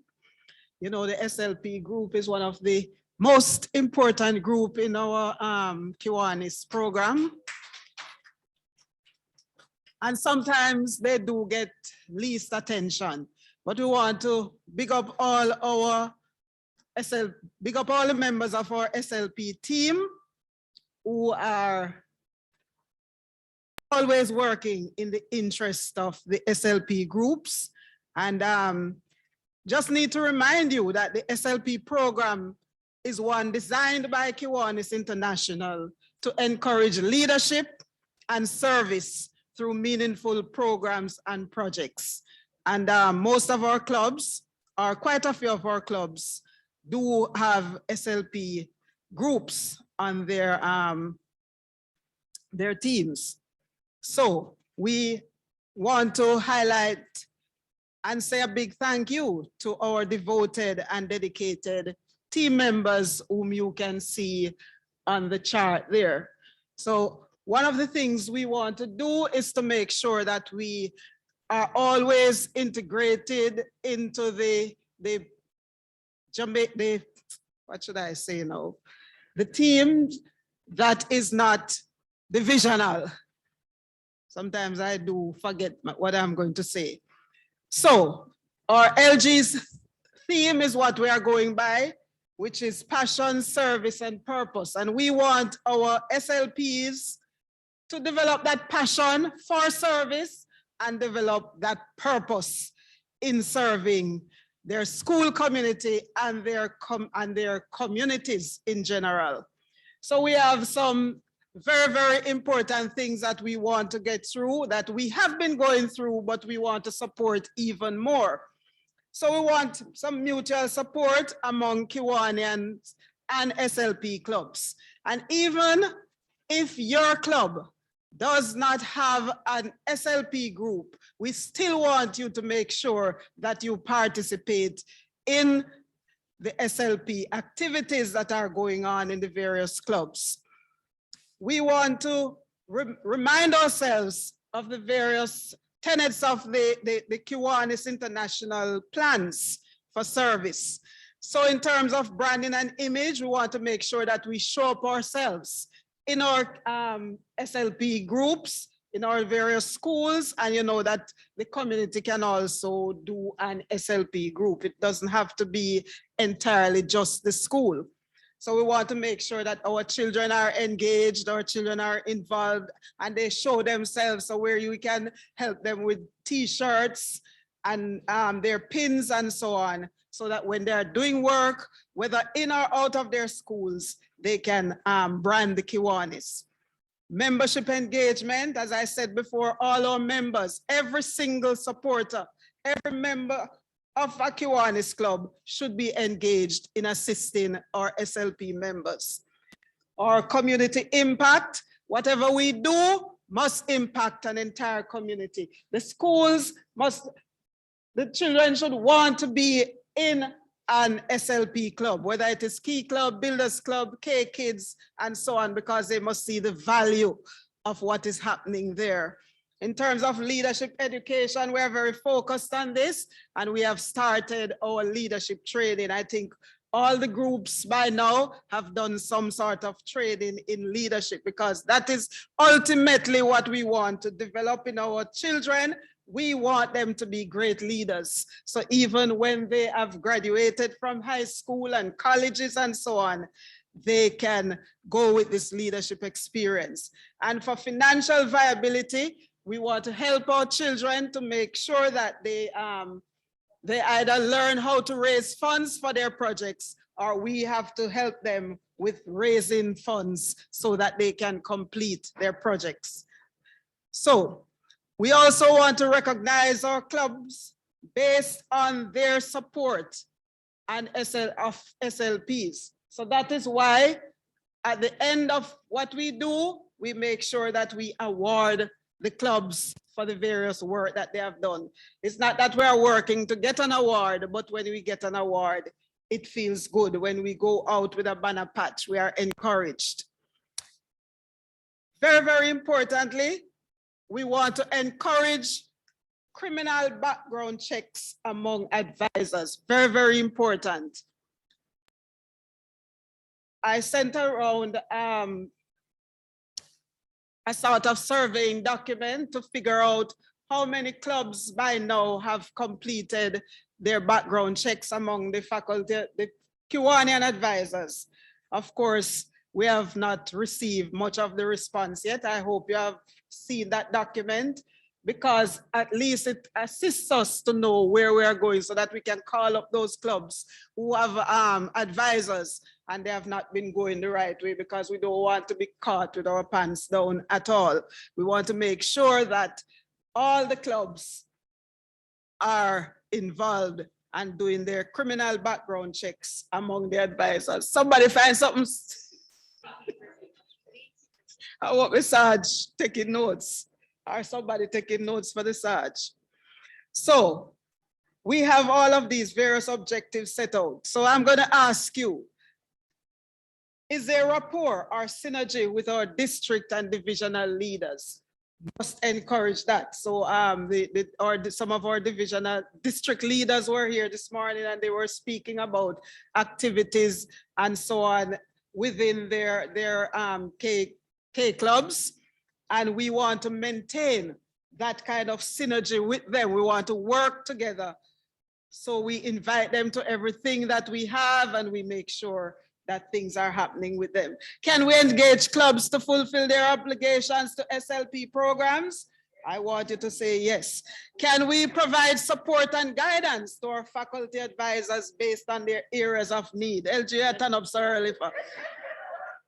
Can we generate interest in our action clubs especially?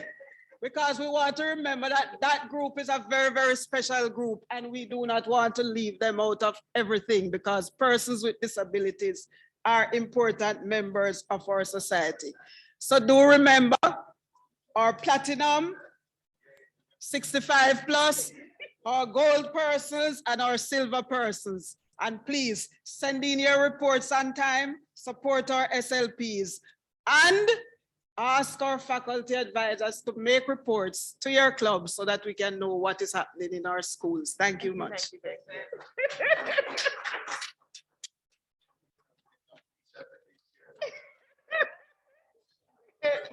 They won't finish.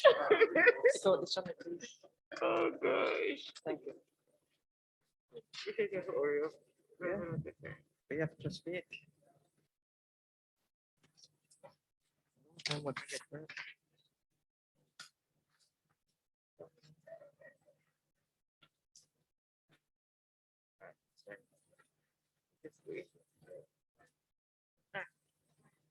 All right, so moving quickly along. Another one is going to take less than 5 minutes. It's young children priority 1.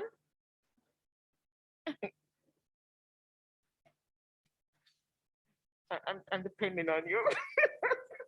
Pleasant afternoon, everyone. LG, I didn't really pass on my writing in school, you know, but I'll do my best. All right. Greetings, everyone. I'm going to just go right into it. Presenting for Young Children Priority 1 Committee, I am Dominique Martin. Committee members are Chair Adika, Director Andreen, and PE Shauna. We all know what Young Children Priority 1 speaks to. DP just indicated that SLP is very important. I would like to also put in there that our Young Children Priority 1 Committee is very important. You know, when the kids are born with the blank slates, we write on them. And so giving support and development, therefore, speaks to the development of the country, the future of the country. And so Young Children Priority 1 will be focusing on 4 areas this year: maternal and child health, child care and development, parent education and support, safety, and pediatric trauma, which also speaks to premature infants and how we can help to sensitize and develop and provide a safe environment for them. So we're skipping DP, moving on. So having spoken about the 4 areas that we're paying attention to, we want to ensure that we provide a very safe environment in which these babies are growing in and developing. And so the first thing that we're going to be doing for YCPO this year, you can skip, is launching our Young Children or Priority K Corner. And here we will be doing a forum on the topic mother, infant, and young child nutrition and malnutrition. We'll be hosting a holistic public forum to discuss long-term strategies for improving maternal and child health from Kiwanis to the rest of the community. A part of Young Children or Priority K Corner as well, we will be donating care packages to 3 expectant mothers, 1 per month. These will be working in tandem with Jazwa Jamaica Social Work Association, as well as TERS at UE, identifying positive mothers who are in need of help and donating care packages to them. Moving on, we will also be hosting in the second administrative quarter a YCPO committee competition where the clubs will be expected to select one of the 4 focus areas that we had indicated and then conduct a project on that said topic, and thereafter use the project and the photos that you have taken to tell a story as to what the impact was and why you selected this topic and the reach of this project, which take us to the excitement. This year we're doing our Christmas project a little bit different, okay, Christmas presents with a difference. And so we'll be journeying to the communities of Cassava Peace, Grants Pen, Whitehall, 100 Lane, and we'll be conducting a service project with these babies ages 4 through to 12. We'll be hosting a treat, a Christmas treat, giving back to a total of 50 to 60 children, starting with our Christmas service first and then into the treat where we'll be painting, telling stories, and Santa will be there with all the goodies and treats for the children. And so you will see the flyers and videos being circulated. Presidents, please respond to the Google Forms that were sent to you. We need the information as soon as is possible. And I see some presidents in here that I'm going to hunt down today. Moving on to our final thing for each quarter, we'll be hosting a Divisional 23 Central YCPO portfolio. At the end of each quarter, we'll be compiling all the projects that you did for that quarter, and then we'll be submitting a portfolio of our young children or prior to K Corner, and this will be shared at every division DCM meeting each quarter, and that's just for the first quarter. You'll be updated on the rest of the quarters to come. And I didn't see LG stand up, so I did well. Thank you, everyone. She was just going at it. All right. That was very great, and we really have some things to look forward to. I'm particularly looking forward to the Christmas project. So please, guys, support, support, support. Interclubbing and fellowship. Ready? 5 minutes. Leave one. Good afternoon. Good afternoon. I'll try to be quick. So this committee covers Convention, Interclub, and Kiwanis Moves. And with me on this committee, we have DP Sandra, IPP Cheryl, and Kiwanis Regine and Danielle. Okay. Okay, so for district convention, the venue is Fredericton, New Brunswick, Canada, and the date is August 18th to 20th, right? Registration is not yet open. However, there will be no early bird and cutoff will be closer to August, right? The rates will be the lowest ever, I was told, somewhere in the region of Canadian 200 to 250, right? Bookings, please, please, please go to the district or the convention site and register. Only 400 persons will be accepted, and they've already registered 160 persons, right?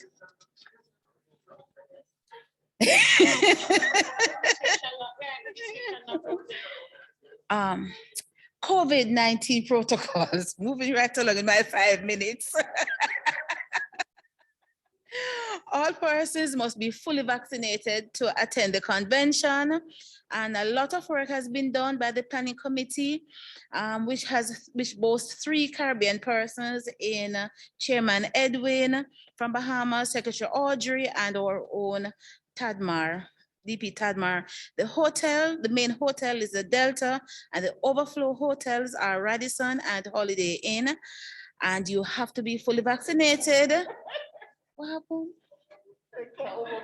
It can't overflow. Okay. So when the Delta is full, the other persons can check in at the Radisson and the Holiday Inn, right? To go to these hotels, you have to be fully vaccinated, and shuttle service will be provided from the overflow hotels. All right, visa. The processing for visas will start in January 2022. It will be done through Pat White, and who's our travel agency contact. The information will be required to be sent to the division. Individual divisions, a compilation will take place, and then one submission will be done. All right. There's not a full cost as yet. The last cost was $31,000 and that was based on the exchange rate then. So this is a guideline, not a final figure.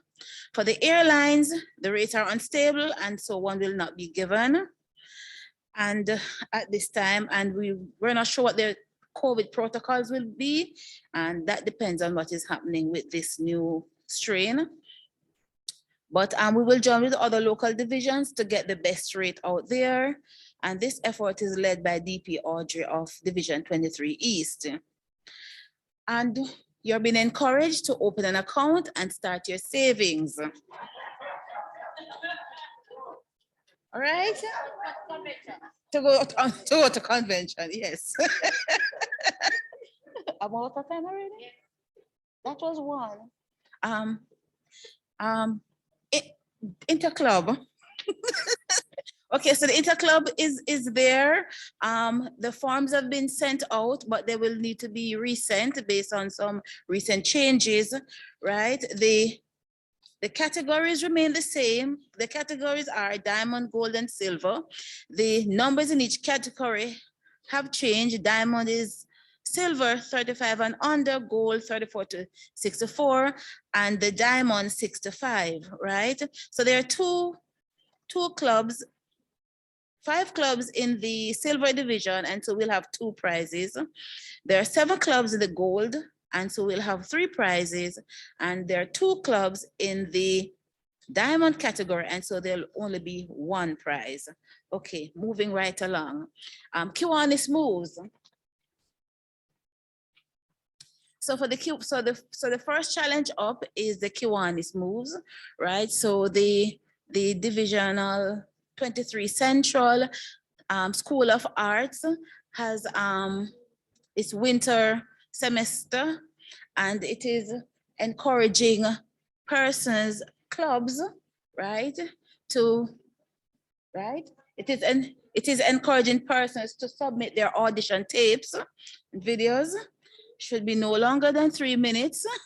Your routine should be choreographed to demonstrate proper techniques and creativity, to include ballet, Afrobeat, dance,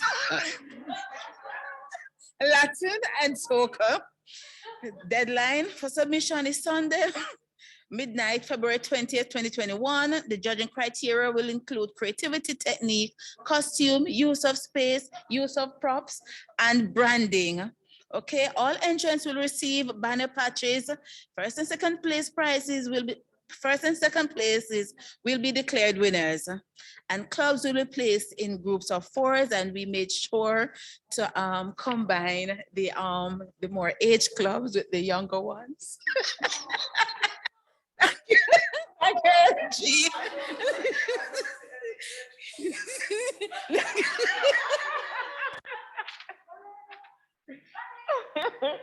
Belly and all.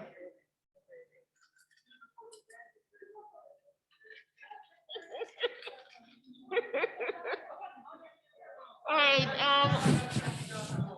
you had a question, go ahead.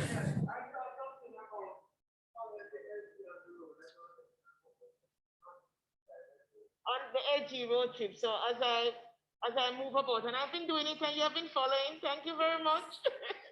But as I move along from club to club, I will be putting out and inviting persons to join me at the various clubs that I stop by. So I'll be doing a lot more of that next year. And so you get bonus points for it. It's bonus points for the interclub. All right. You know we have to fit the money in. So we're running behind, but I have to ask the Sarge to just come and talk to us a bit. Sarge Nadine?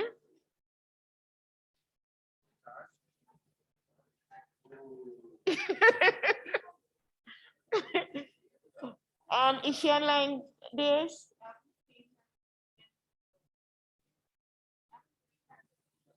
So we need to start this order.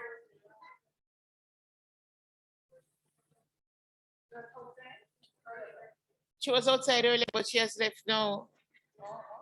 All right, you see, she's not online? Okay. So you see, because everybody took so long to do their report so we could get to the Sarge, so we could earn some money, I'm going to have to help out the Sarge. So I'm doing a blanket fine. And I'm going to assume that all the clubs have all their members online. So not to worry, DT Camellia will send you all a bill for the fines, the invoices. Thank you so much. Oh, the president gets double charged. Yeah, that goes without saying. Thank you so much. Appreciate that agreement. All right, so moving quickly along, I'm going to ask our PR team to do their reporting now. I forgot who. Marissa, right? I couldn't remember who PR Ramona had said. I think you have a report. Marissa. I have the report. Good afternoon, everyone. I have the report and I can share the screen if that's okay. All right, that's fine. That's fine, go ahead.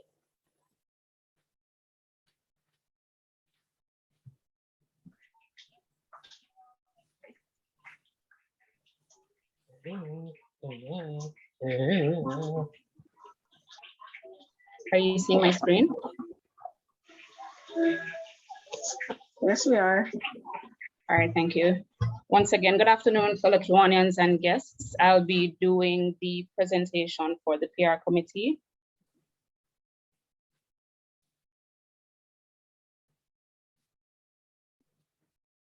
Our members, our PR chair is Ramona Morgan from Kiwanis Club of Young Professionals Kingston. Our members are as follows: Carice Harris, Shauna McLeod from YPK, myself from Capital City, Patricia Valentine, Rakisha Williams, also from YPK, Jason McIntosh from NSA, Andreen Bailey, and Dominique Martin from JTS San Andrew, as well as our bulletin editor is Davion Coombs from Caribbean Emerging Leaders.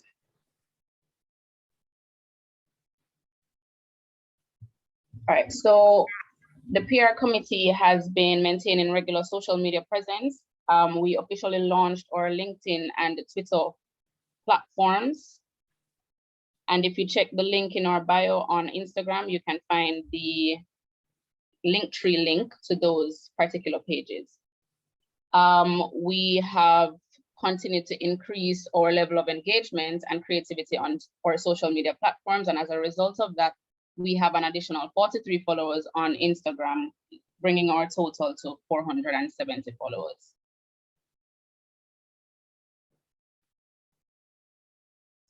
We have hosted our first in our series of Canva training sessions titled Canva and SIP, which was a major success, I must add. Thank you to all the members who joined us via Zoom. And thanks for all those who participated by sending their flyers. A certificate will be sent to you guys, so just pay attention. Sorry, just look out for that in your emails in the coming week. And we continue to support the various committees by providing the division with promotional flyers.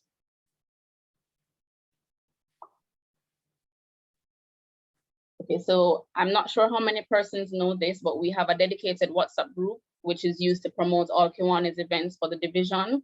We're gonna ask our divisional secretary, Paulette, to just share that link via email. So persons who are interested in joining the link can do so. You will receive regular updates in that group. We will also be rolling out our website by the end of the year, hopefully. We have a few content on the website already. We just need to finalize the remaining details. And as soon as that is done, we will provide a launch date.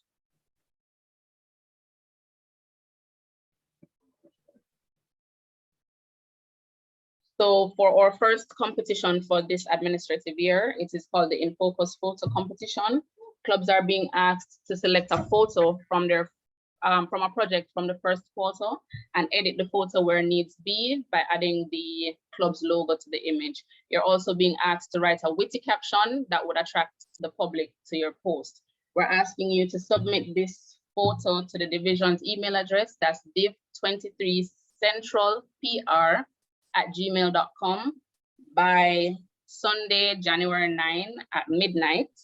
Each photo will be added to our social media platforms, and you're gonna be asked to ask your family members and friends to just like those photos and follow our pages. The top 3 clubs will receive a banner patches. Top 3 clubs with the most likes, that is, will receive a banner patch, and the likes will be tallied by the end of, sorry, not by the end, will be tallied by February 28th at midnight. And so the results will be shared at that time.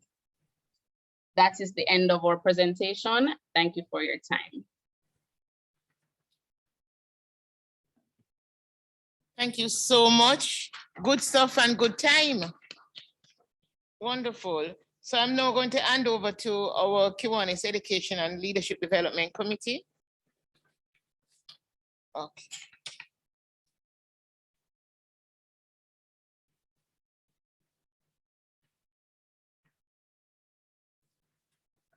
Thank you very much, LG, Rosie, and good afternoon, fellow Kiwanians.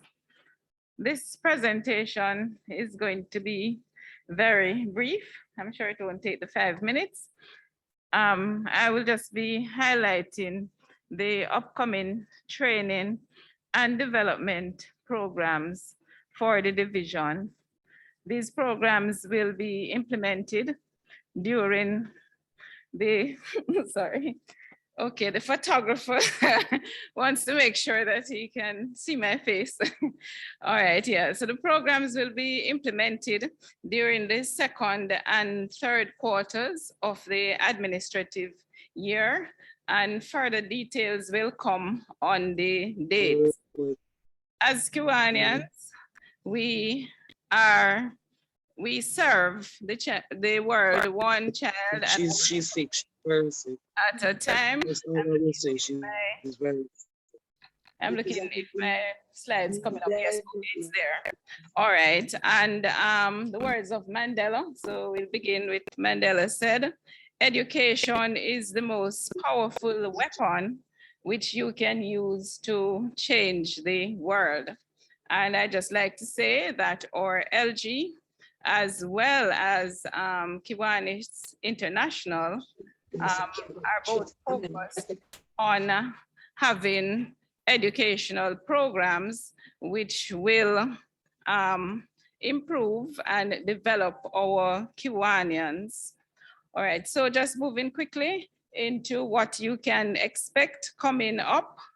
And the first session that we will be looking at the use of virtual meeting platforms as well as protocols for online meetings. So we are all already using virtual platforms, but of course we can sharpen more skills in these areas. And there are some protocols and tips which will be imparted as well. We will also be looking at Kiwani's protocol, bylaws, and policies, as well as conducting board meetings. I should say that DP Karen Sinclair Lim and myself are the co-chairs. We will be joined on resource persons from the PLG Council, and of course we will engage other Kiwanians and outsiders who are subject matter experts in various areas. As it relates to membership, there will be training as well on membership retention and growth strategies. And something that I think is new to the division, which the LG is very keen on, is entrepreneurship. So we will be doing some sessions on entrepreneurship, starting, managing, and financing your business. And of course, we will support the project that was mentioned by LG Debbie, IPLG, sorry, LG, IPLG Debbie earlier, which is the Directory of Professional and Business Operators, which is being compiled for the division. So this will be launched at that session when we're having that session on entrepreneurship. That's the plan. And there will be a preliminary flyer, which will be sent out. I don't know if we move on the slide there. Right, that will be sent to you. All right, just a quick thing. One final thing that I wish to speak about is the Kiwanis Amplify program. So members are being encouraged to participate in the Kiwanis Amplify program. This, of course, as many of you know, it's a learning and leadership development program that is put on by Kiwanis International, and it's aimed at strengthening the ability of Kiwanians to lead others in a strategic manner. I won't go through all the details that's there. You can go online and you can read more on it. Just to say that the cost for participation in the Amplify program is $200 US.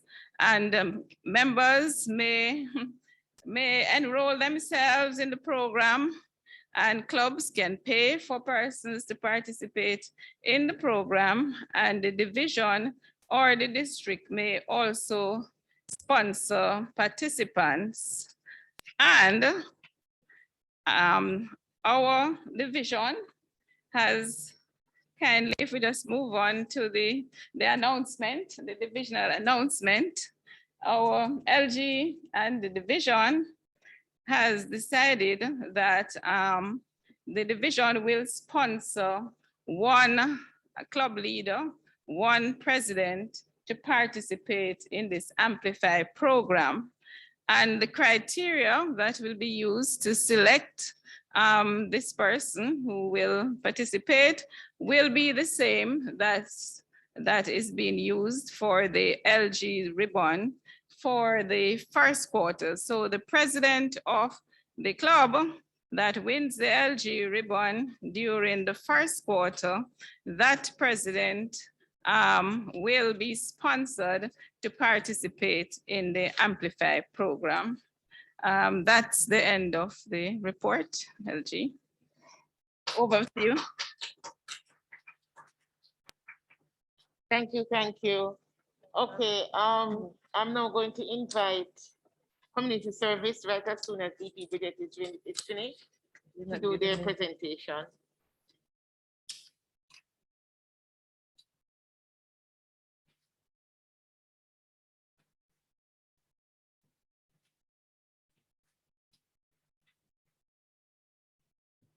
Members of the table, distinguished Q1 and in the audience, online and the face-to-face. The community services project, serving the children of the world, one community at a time. And a quote from Martin Luther King, "Life most persistent and urgent question is, what are you doing for others?" The table of contents,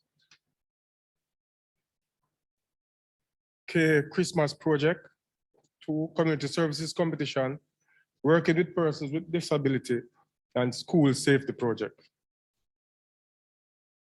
The K Christmas project presents a divisional community Christmas treat, and that is December 19. All clubs from division participated in this project. It is a joint project with YCPO.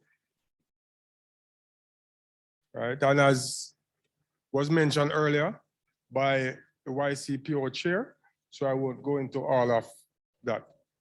Then there's a community services competition where all clubs will be a part of it, where if you already have a signature project, it can be in the competition, but you will have to add something to that project. And if it's a new project, then that can also be used, and you will be asked to at least 25% of your members must be involved, right? And you also must showcase Kiwanis social media and newspaper. Details of competition, instruction, and application will be provided for each club. Working with persons with disability, we are looking at the deaf community, and we are inviting members of the deaf community to become Kiwanians. And we are seeking to train Kiwanians to understand signage, sign languages, and we're asking members who can teach sign language to volunteer to teach other club members, right? And what we're encouraging is that members join, clubs join together instead of one club going at all. Right? Encouraging clubs to look at opening an SLP club or an action club with adults within the deaf community. A school safety project, we are looking at doing that for January. And discussion have already started with the police, and clubs who are interested to participate can contact me.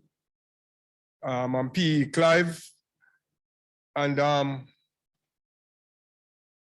LG as my contact, and I can also make it available now for persons who would want to contact me, right? And I also encourage clubs to join in this project. I am at the police, he already said give him the date and he'll readily make himself available.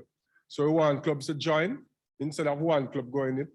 I think if 2 clubs do it, it will be much costly for each club. All right. Say again.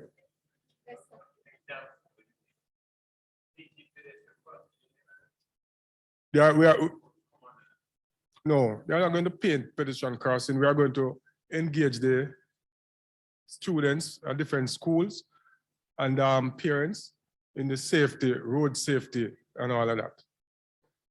All right. All right, so I think that is it to summarize quickly.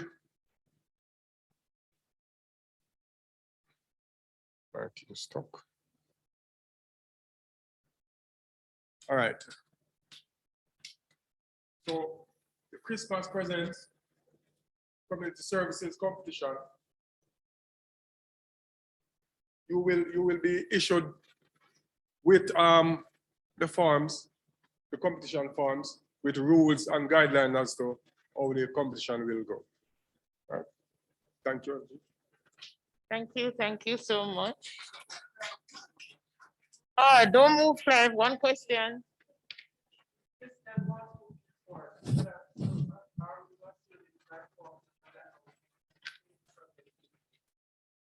No. It's not by quarter. No, the 1, 2, 3, 4 don't mean by quarter. It was just the.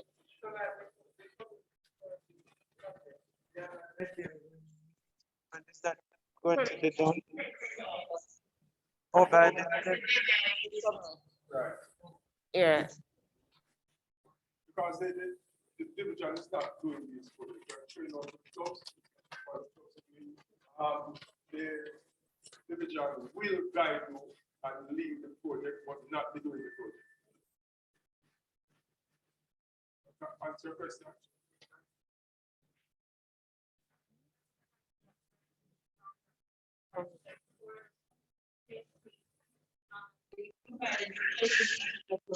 Okay. We'll be providing the police to do the training for the club, which is why PE indicated that if the clubs can join, it will be more feasible because we're providing the trainers. It's just for you to set the time and date. Okay. I see no more questions online, Arine, so we are going to move to our last. Thank you so much, P. Clive. We're going to move to our last presentation, and that's on the Kiwanis one day. Oh, there she is. I was just wondering where you were. Hold on a second.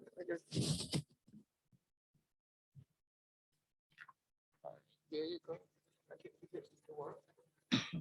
Thank you. Thank you, LG. Members of the head table, fellow Kiwanians and guests, those online and in the audience. It is my pleasure to give you the report for the Kiwanis one day. Let me first acknowledge my team, DP Desmond Batchelor, DP Marissa Jones, Past President Kenton Bryan, and IPP Clemar Johnson.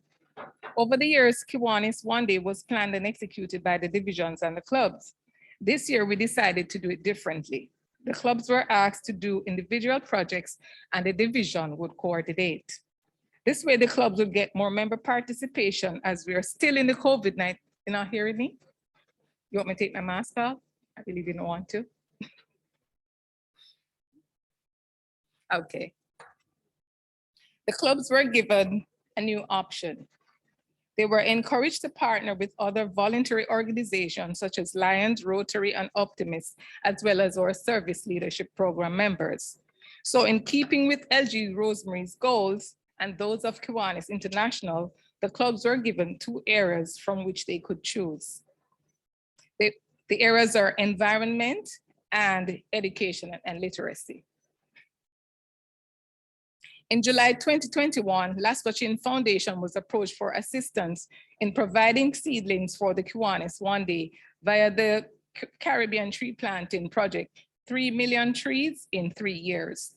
So through the Lasker Foundation, a number of meetings were held with the stakeholders, and we agreed to set these wheels in motion. Food for the Poor would provide the fruit tree seedlings and provide a listing of the various types available. The clubs would make the request through the divisional chair, and detailed information was asked of them, so they would provide the location, the size of property, maintenance, etc. The relevant forms were submitted to the clubs to make their selections, and a total of 148 trees were requested by 10 clubs. I'm very pleased to report that all 14 clubs in Division 23 Central participated in Kiwanis One Day. I must also applaud the clubs for going above and beyond with the projects. And special commendation to Capital City Kingston for that very, very innovative vertical garden. It was indeed a very novel idea. So in the areas of environmental, we had 10 clubs that planted 148 seedlings. I won't, but in the interest of time, I won't list the amount per clubs. So we had 10 clubs that did 148 seedlings, and we had 3 clubs that did education and literacy. There were other projects on the day as well, because we had painting of a pedestrian crossing at the Michael College University and a mural at the Melrose Primary. This was done by Kingston and Barbican respectively. They were also joint projects with the Micro Circle K, Edna Manning Circle K, and St. Hugh's Key Club. Members of Kiwanis One Day team, along with LG Rosie and myself, and representative from Lascaux Foundation and the Temple Church of God, visited several of the projects. And what a great feeling of accomplishment it was. It was really good to see Kiwanians out and about, making a difference in the communities. And as class president said, Paul said, they understood the assignment. So kudos to you, change makers. Our sincere thanks to our partners, Lascaux Chin Foundation, Food for the Poor Jamaica, Trees That Feed, Temple Church of God for the role they played in this extremely impactful Kiwanis One Day project. Value of the seedlings provided 59,200. That is a total of 148 by 400. LGS, you're standing beside me. So I will just say thank you, everybody. I really wanted to say a special thank you to them, to all persons, but I want to say special thanks to PR Ramona and the PR and Marketing Committee for the very, very high standard of work in producing our flyers and videos, and a special shout out to IPP DP Dominic for the voice